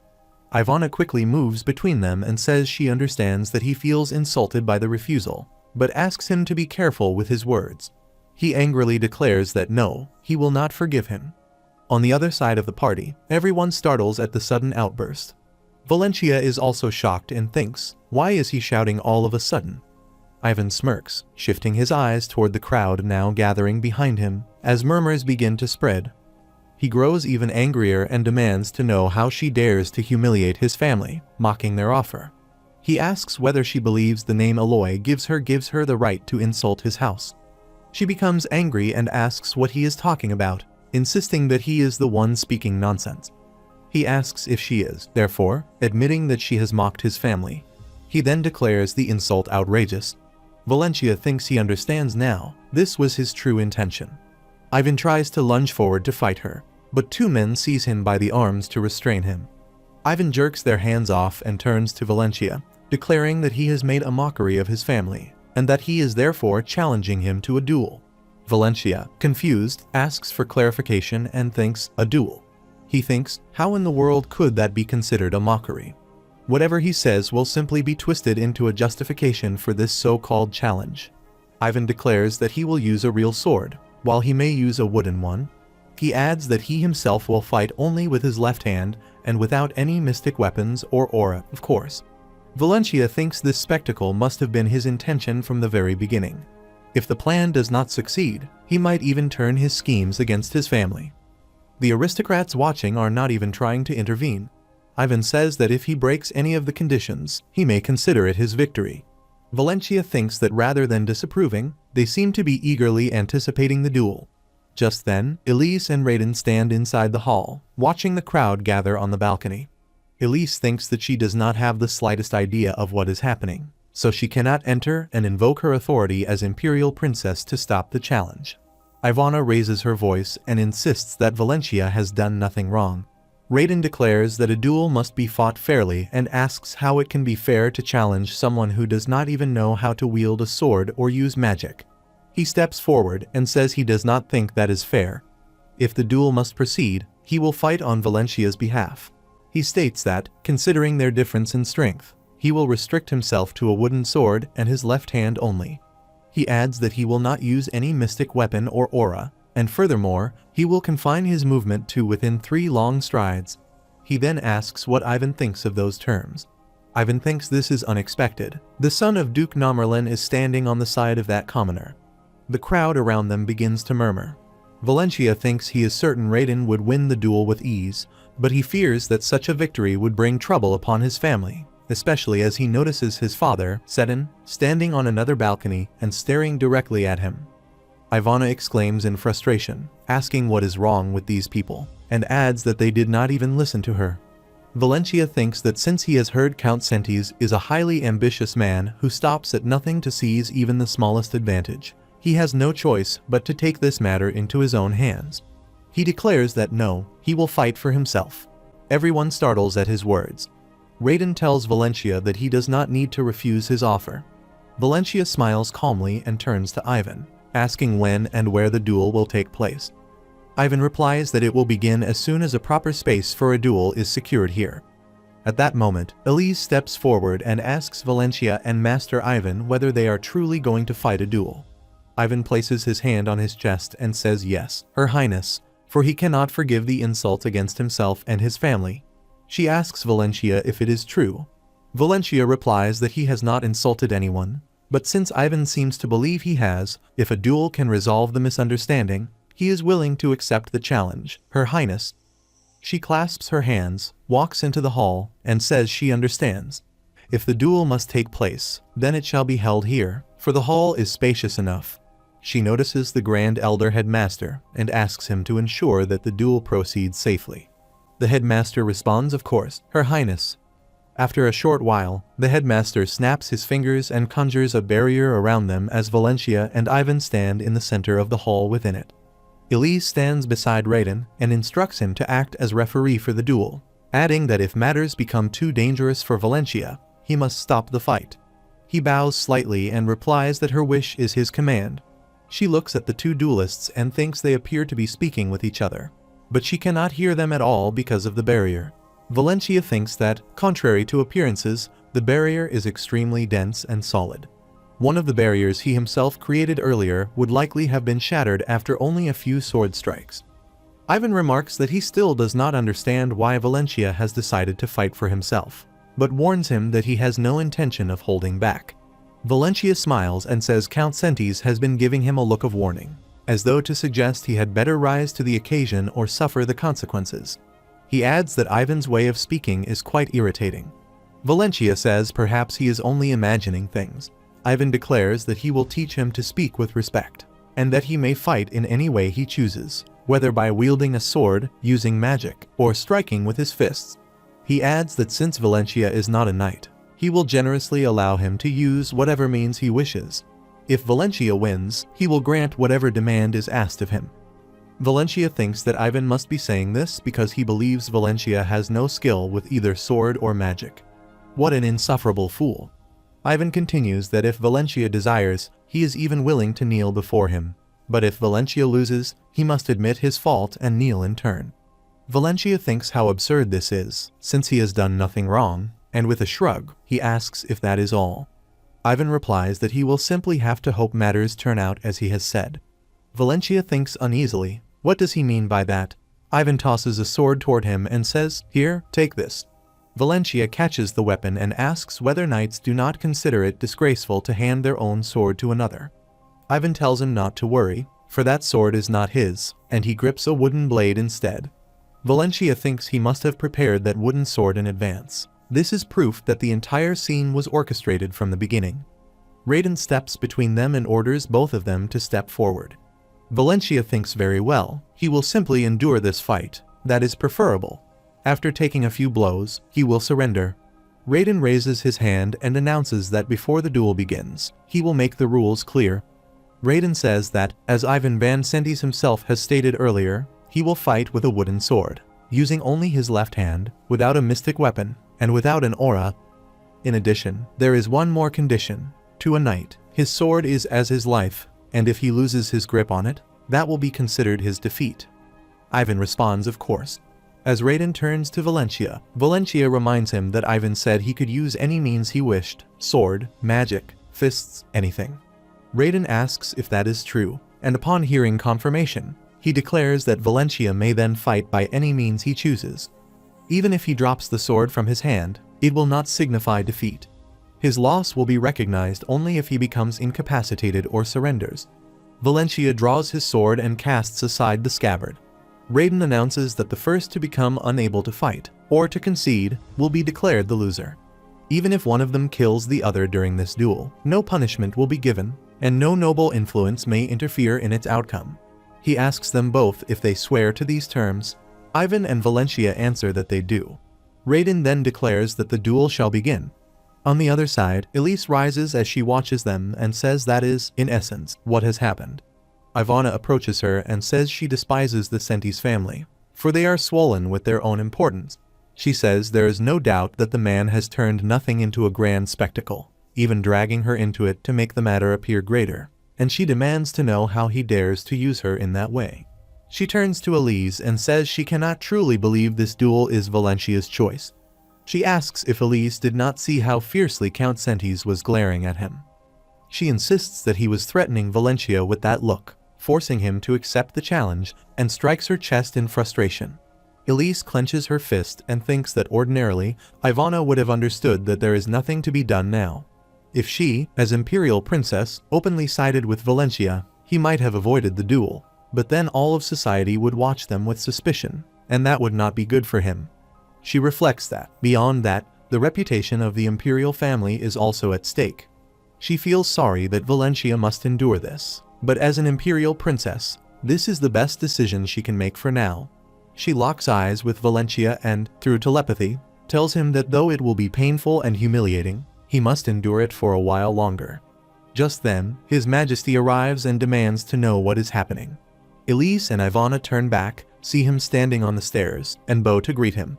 He says there is no need for formality and asks them to tell him why so many people are gathered there, and what has happened during the time he was gone for a stroll. He notices Valencia and Ivan standing with swords in their hands and asks if that is Valencia, and the other, the heir to the Sentes family, and whether they are preparing for a duel. Elise answers yes, father. Ivana's face brightens with sudden thought, and she asks His Majesty if she may offer a full account of what has taken place. He grants her permission, and she recounts the events in detail, and after finishing, she concludes that this is how the duel has come about. He says he understands. She smiles with satisfaction and thinks, finally. The Majesty declares that even so, they are already fighting for their honor, and no matter the cause, nothing can stop them now. He adds that who is right and who is wrong will be determined only by the outcome of the duel. She is shocked and thinks in frustration that when it comes to matters of honor, whether it concerns a knightly house or the imperial family, they are all unbearably rigid. Her whole body trembles as fury rises within her, and she wishes she could scream. On the other side, Ivan thinks it is clear that he has never learned swordsmanship, though he fumbles at an attempt. Needless to say, this will be an easy victory for him. He tells him he will allow him to make the first move. Valencia advances and swings his sword, but Ivan strikes his hand with the wooden blade, forcing the sword to fall.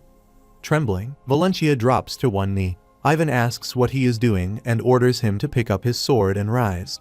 Valencia watches his movements, reaches for the weapon, and stands again, gripping it tightly. He rushes forward to attack, but he thrusts at his thigh, strikes his arm, and delivers a blow to his back that sends him crashing to the ground.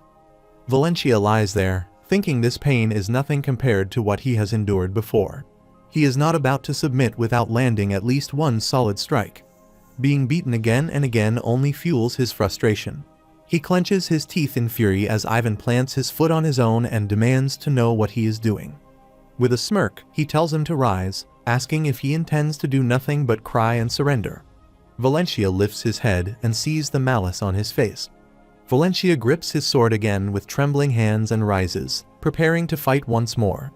Raiden watches Ivan strike at him and thinks he had expected a one-sided contest, but this is nothing less than a merciless assault on an unskilled opponent. Ivan is deliberately toying with Valencia, prolonging his suffering to delay the moment of surrender. Ivan swings his wooden sword to strike and thinks he cannot understand why Valencia refuses to yield, unless he is waiting for some opportunity to counterattack.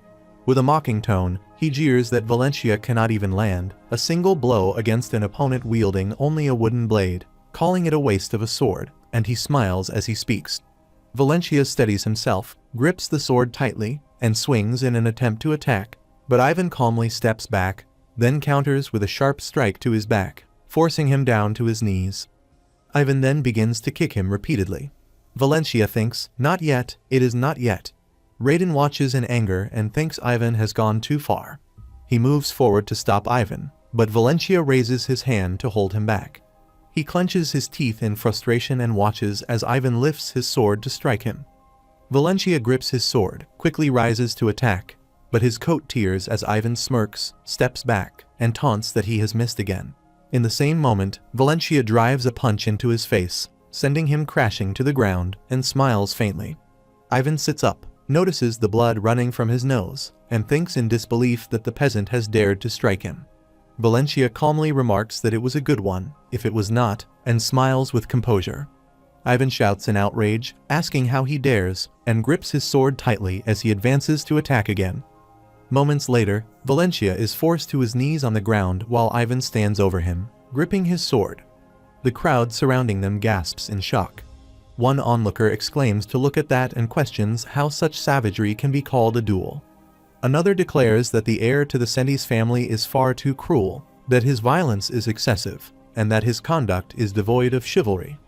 Seddon glares at them, and they, shocked, quickly move to leave. Baron Enderk, Baron Baluna, and Baron Madden also arrive and stand behind him.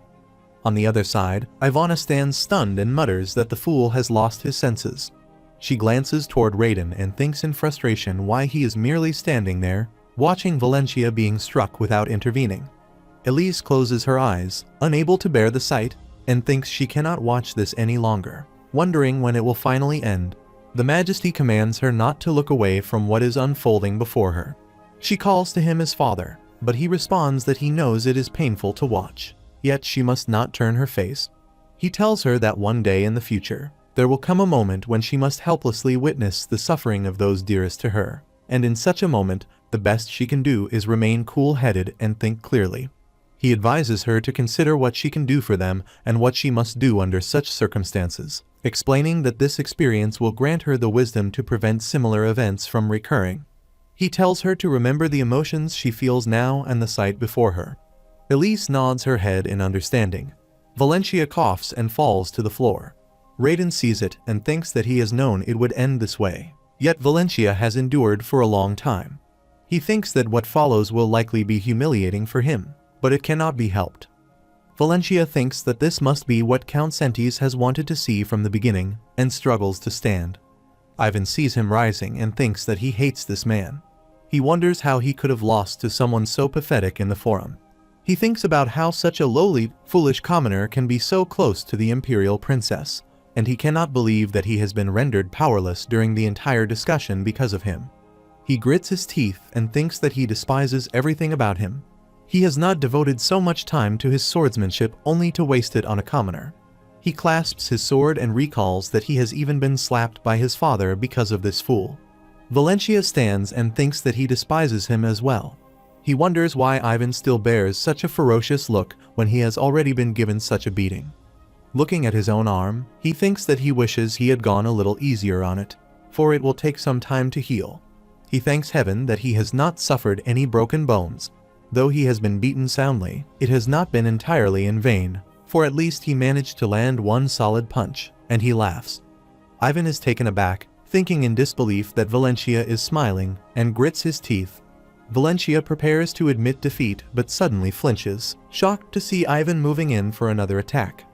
Raiden is also shocked and thinks that Ivan intends to attack him while he is in the middle of surrendering. He calls out, warning Valencia to watch out. Valencia notices and thinks that he will die if the strike lands. He channels mana, releasing spark-like energy, and forms a shield around himself to block the sword. The blade clangs against the barrier, and Ivan, startled, steps back and demands to know what that was. Raiden, equally stunned, thinks that Valencia has somehow created a shield and wonders about the strange look on his face. Surrounded by shimmering mana particles, Valencia advances toward Ivan, who recoils in fear and quickly retreats. Valencia raises his hand, scattering the sparks forward in an attack, but Ivan dodges aside. The floor shatters where the strike lands, and he, horrified, thinks that he has just used Wind Cutter, a spell of wizard-level magic. He studies Valencia intently and thinks that he had believed him incapable of magic. Perhaps it had been an artifact, yet no, those swirling mana particles reveal that it is genuine magic. Valencia realizes the gravity of the situation as he catches their astonished expressions and thinks that this cannot be. Ivan, trembling, notices that Valencia's eyes and hair have reverted to their natural color and steps back in terror. Baron Enderk, Baron Baluna, and Baron Madden are also shaken by what they witness. Seddon, observing closely, thinks that the change in his eyes and hair must be linked to Maisel, yet insists to himself that such a thing cannot be true. Valencia turns his gaze toward the barons and thinks that he has just revealed vision magic in front of them when he should have been far more careful. He narrows his eyes and thinks that they must have already realized the truth, glaring at them with rising anger. Valencia sees Ivan and thinks that he is clearly attempting to kill him. He reflects that he has concealed the fact that he can wield magic from everyone except the Grand Elder Headmaster. Yet now the truth has been exposed to all. He steps closer and declares that this is all because of Ivan. Ivan, terrified, thinks that his expression has completely changed. Valencia then turns his gaze upon Seddon, startling him as well. Seddon thinks that even if those 3 betrayers are set aside, there remains the question of why Count Sentes has singled Valencia out. What connection could there be? He realizes that the Count will now stop at nothing to dig into Valencia's background and past. Still, he reassures himself that nothing of significance will be uncovered. Since his mother's family collapsed nearly 2 decades ago, it will take considerable time before anything useful is discovered, and thus the truth, that Sharon de Maisel is his mother, will remain hidden. Valencia then declares to Ivan Van Sentes that from this moment forward, he will fight him in earnest. Ivan, shaken, wonders in disbelief whether Valencia has been feigning weakness all along. Valencia gathers large mana particles in his hands and challenges him, asking if he is ready for round 2. He hurls the particles toward him, and Ivan, trembling with fear, quickly retreats, thinking in despair how he could possibly fight against such power. After a while, Ivan collapses to the floor, covered in blood and wounds, and demands to know how a commoner like Valencia can wield such magic. Raiden is equally astonished and thinks that this is unmistakably the same magic Valencia used against the necromancers. At that time, he had claimed it was nothing more than an artifact. Observing him now, he realizes that what he sees is wizard-grade magic. Ivan spits out that it is despicable, accusing Valencia of concealing his true power. Valencia responds with sharp disdain, asking whether despicable is the right word. He reminds him that he was the one who declared that the fight could proceed in any manner, whether through the sword, through magic, or even through bare fists. He tells him that he was the one who so generously permitted him to use any means he wished, so he used magic. What, then, is the problem with that? The headmaster raises his hand, releasing mana sparks to investigate. Valencia surveys the hall, his gaze pausing on Elise and the others. He thinks that they all appear utterly stunned, for even the Grand Elder Headmaster has never known the full extent of his magic. It is no wonder that every face in the chamber reflects shock. He fixes his eyes back on Ivan. Ivan, trembling, asks what he intends to do. Valencia places his hand upon his chin, repeating the question with measured calm, and replies that, frankly speaking, what he truly wants is to kill him. He adds that, were he so inclined, he might show him the same mercy that Ivan himself would have offered in his place. He says that there is no need to worry, for he does not truly intend to kill him. As the victor of this duel, however, he declares that he will demand that Ivan fulfill his promise. Ivan rises unsteadily, and Valencia orders him to apologize before everyone for the trouble he has caused, and to extend the same apology to Lady Ivana. Ivan protests, muttering about the condition of his arms. At that moment, Ivana and Elise descend the stairs and approach Valencia. Valencia insists that the state of his arms is no excuse to avoid apologizing, for a sincere apology must come before any treatment. He commands him to apologize immediately. Ivan utters that he is sorry, admitting that everything that has transpired between them is entirely his fault. Valencia accepts it. He then turns to Lady Ivana, bows, and pleads for her forgiveness for his discourteous behavior today. Ivana responds that she has no real desire to forgive him, but witnessing Valencia extend forgiveness even after being beaten until he bled leaves her with little choice but to do the same. Still, she warns that if he ever bears a grudge for what has happened and dares to harm Valencia again, she herself will deal with him. She commands him never to show his face before Valencia again. Ivan asks whether the matter is finally concluded. Valencia replies that it is not, for he has one last demand. He tells him to answer honestly why he created such a scene. He says he still does not understand his behavior, and that is what he wishes to know. He adds that if he himself has made a mistake and unknowingly offended him first, he will apologize in return. Ivan finally concedes, giving his assent. After a while, at the Artemia order, a priest examines Ivan's hand, channels his mana to heal him, and says that it will not interfere much with his daily life. Seddon and Ivan relax upon hearing this, but Seddon notices a strange expression on the priest's face and asks what that look means. The priest hesitates, yet Seddon urges him to speak. He explains that even though the wounds will heal, Ivan may never regain full use of his arms. He will not be able to hold a pen for a long time. He adds that exercise or lifting heavy weights will be impossible.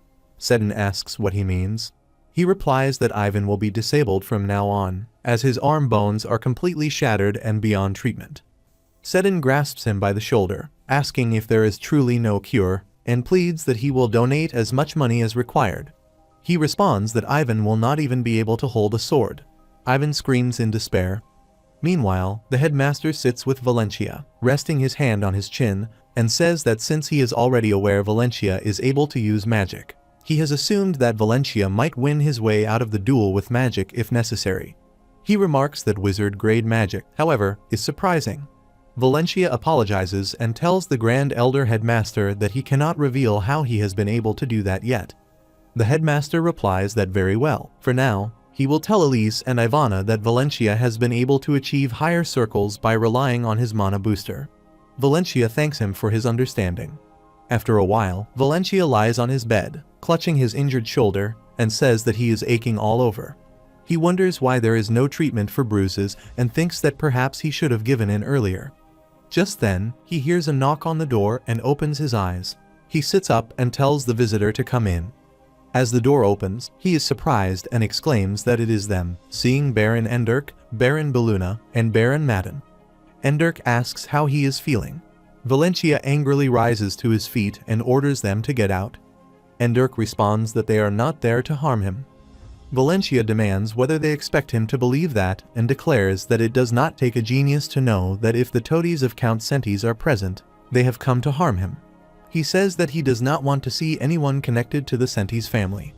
Madden replies that very well, they will leave if he confirms one thing for them, and asks how he is related to the Mazel family.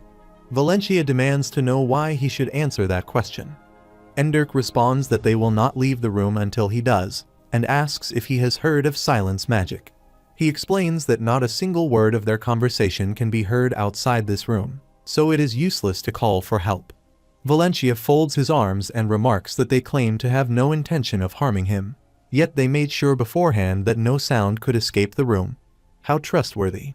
He places his hand on the back of his neck and says that when he was younger, he once encountered a wanderer on the street who was wounded in a monster attack, so he treated her. He says that she told him her name was Sharon D. Mazel, and in return for his help, she taught him how to use vision magic.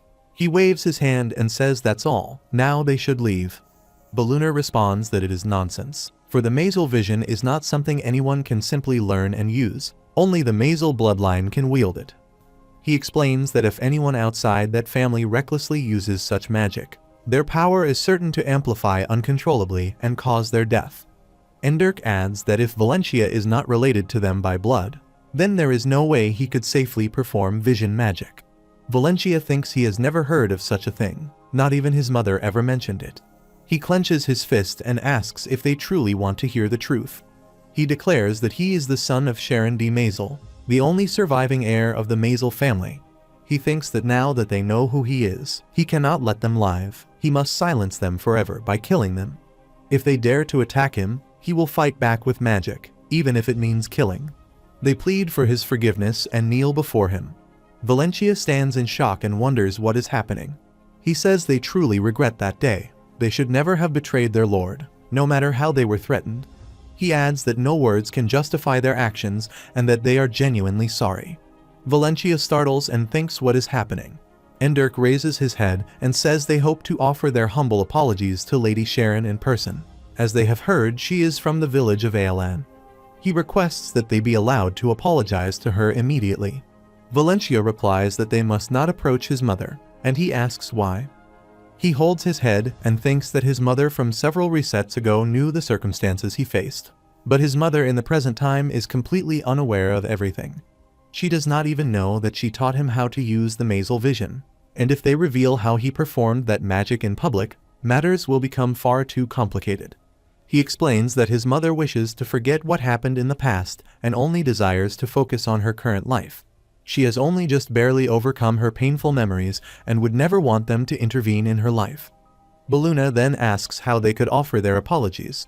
Valencia asks whom these apologies are truly for, his mother or themselves, and questions whether that is what they call loyalty. He accuses them of having turned their backs on their lord so long ago and asks if they have all forgotten the meaning of loyalty. He adds that they should have considered their lord's circumstances before offering any words.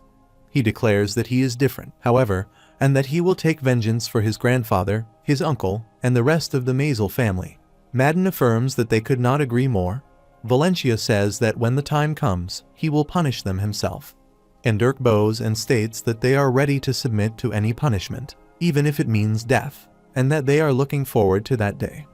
They all stand, and Enderk declares that from this moment on, their allegiance is no longer to the Sentes family, but to Valencia, their true lord and heir to the Maisel bloodline. They are ever at his back and call.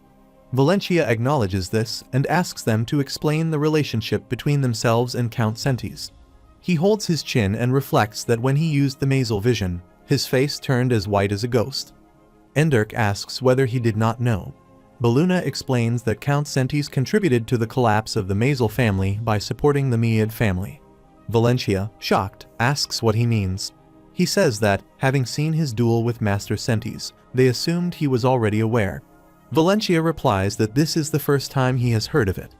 Madden adds that when the Mead family fell, Count Sentes approached them and demanded their obedience, claiming that he knew of their betrayal of the Maisel family, and even threatening to reveal the truth to the Duke of Nomerlin.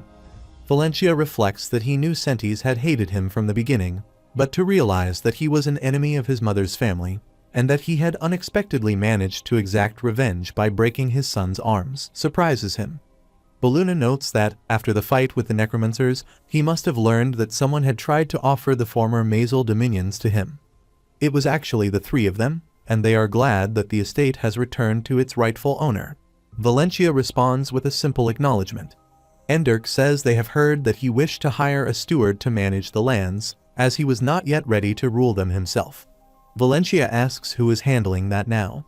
Enderk explains that, following his grace's opinion that old shoes have the best fit, they are still holding lordship over the lands and are ready to return the dominions to Lady Sharon at any time. Valencia laughs and says that the matter can wait until later, when his mother has a change of heart and wishes to rule them herself. Enderk responds, "Of course, sir." The scene shifts to several days after the banquet in the Imperial Garden. Guards walk their patrols dutifully, and Gable stands leaning against a pillar with his arms folded. He suddenly hears a rustle, sees a masked man, and comments that he is late. The masked man replies that security has been unusually tight around here, and he had to take extra precautions while sneaking in. Gable explains that guards patrol more frequently after banquets, because that is when security is most threatened. With annoyance etched on his face, he thinks that, despite everything, he has successfully infiltrated the palace and should be given credit for that. The masked man asks for his answer. Gable responds that he has done a great deal of thinking and cannot deny that his people have helped him on numerous occasions. He adds that, thanks to their assistance, he has come this far and has therefore decided to join hands with them. He acknowledges that he has no reason to decline when someone promises that they will secure the crown for him. The masked man affirms that he has made the right decision.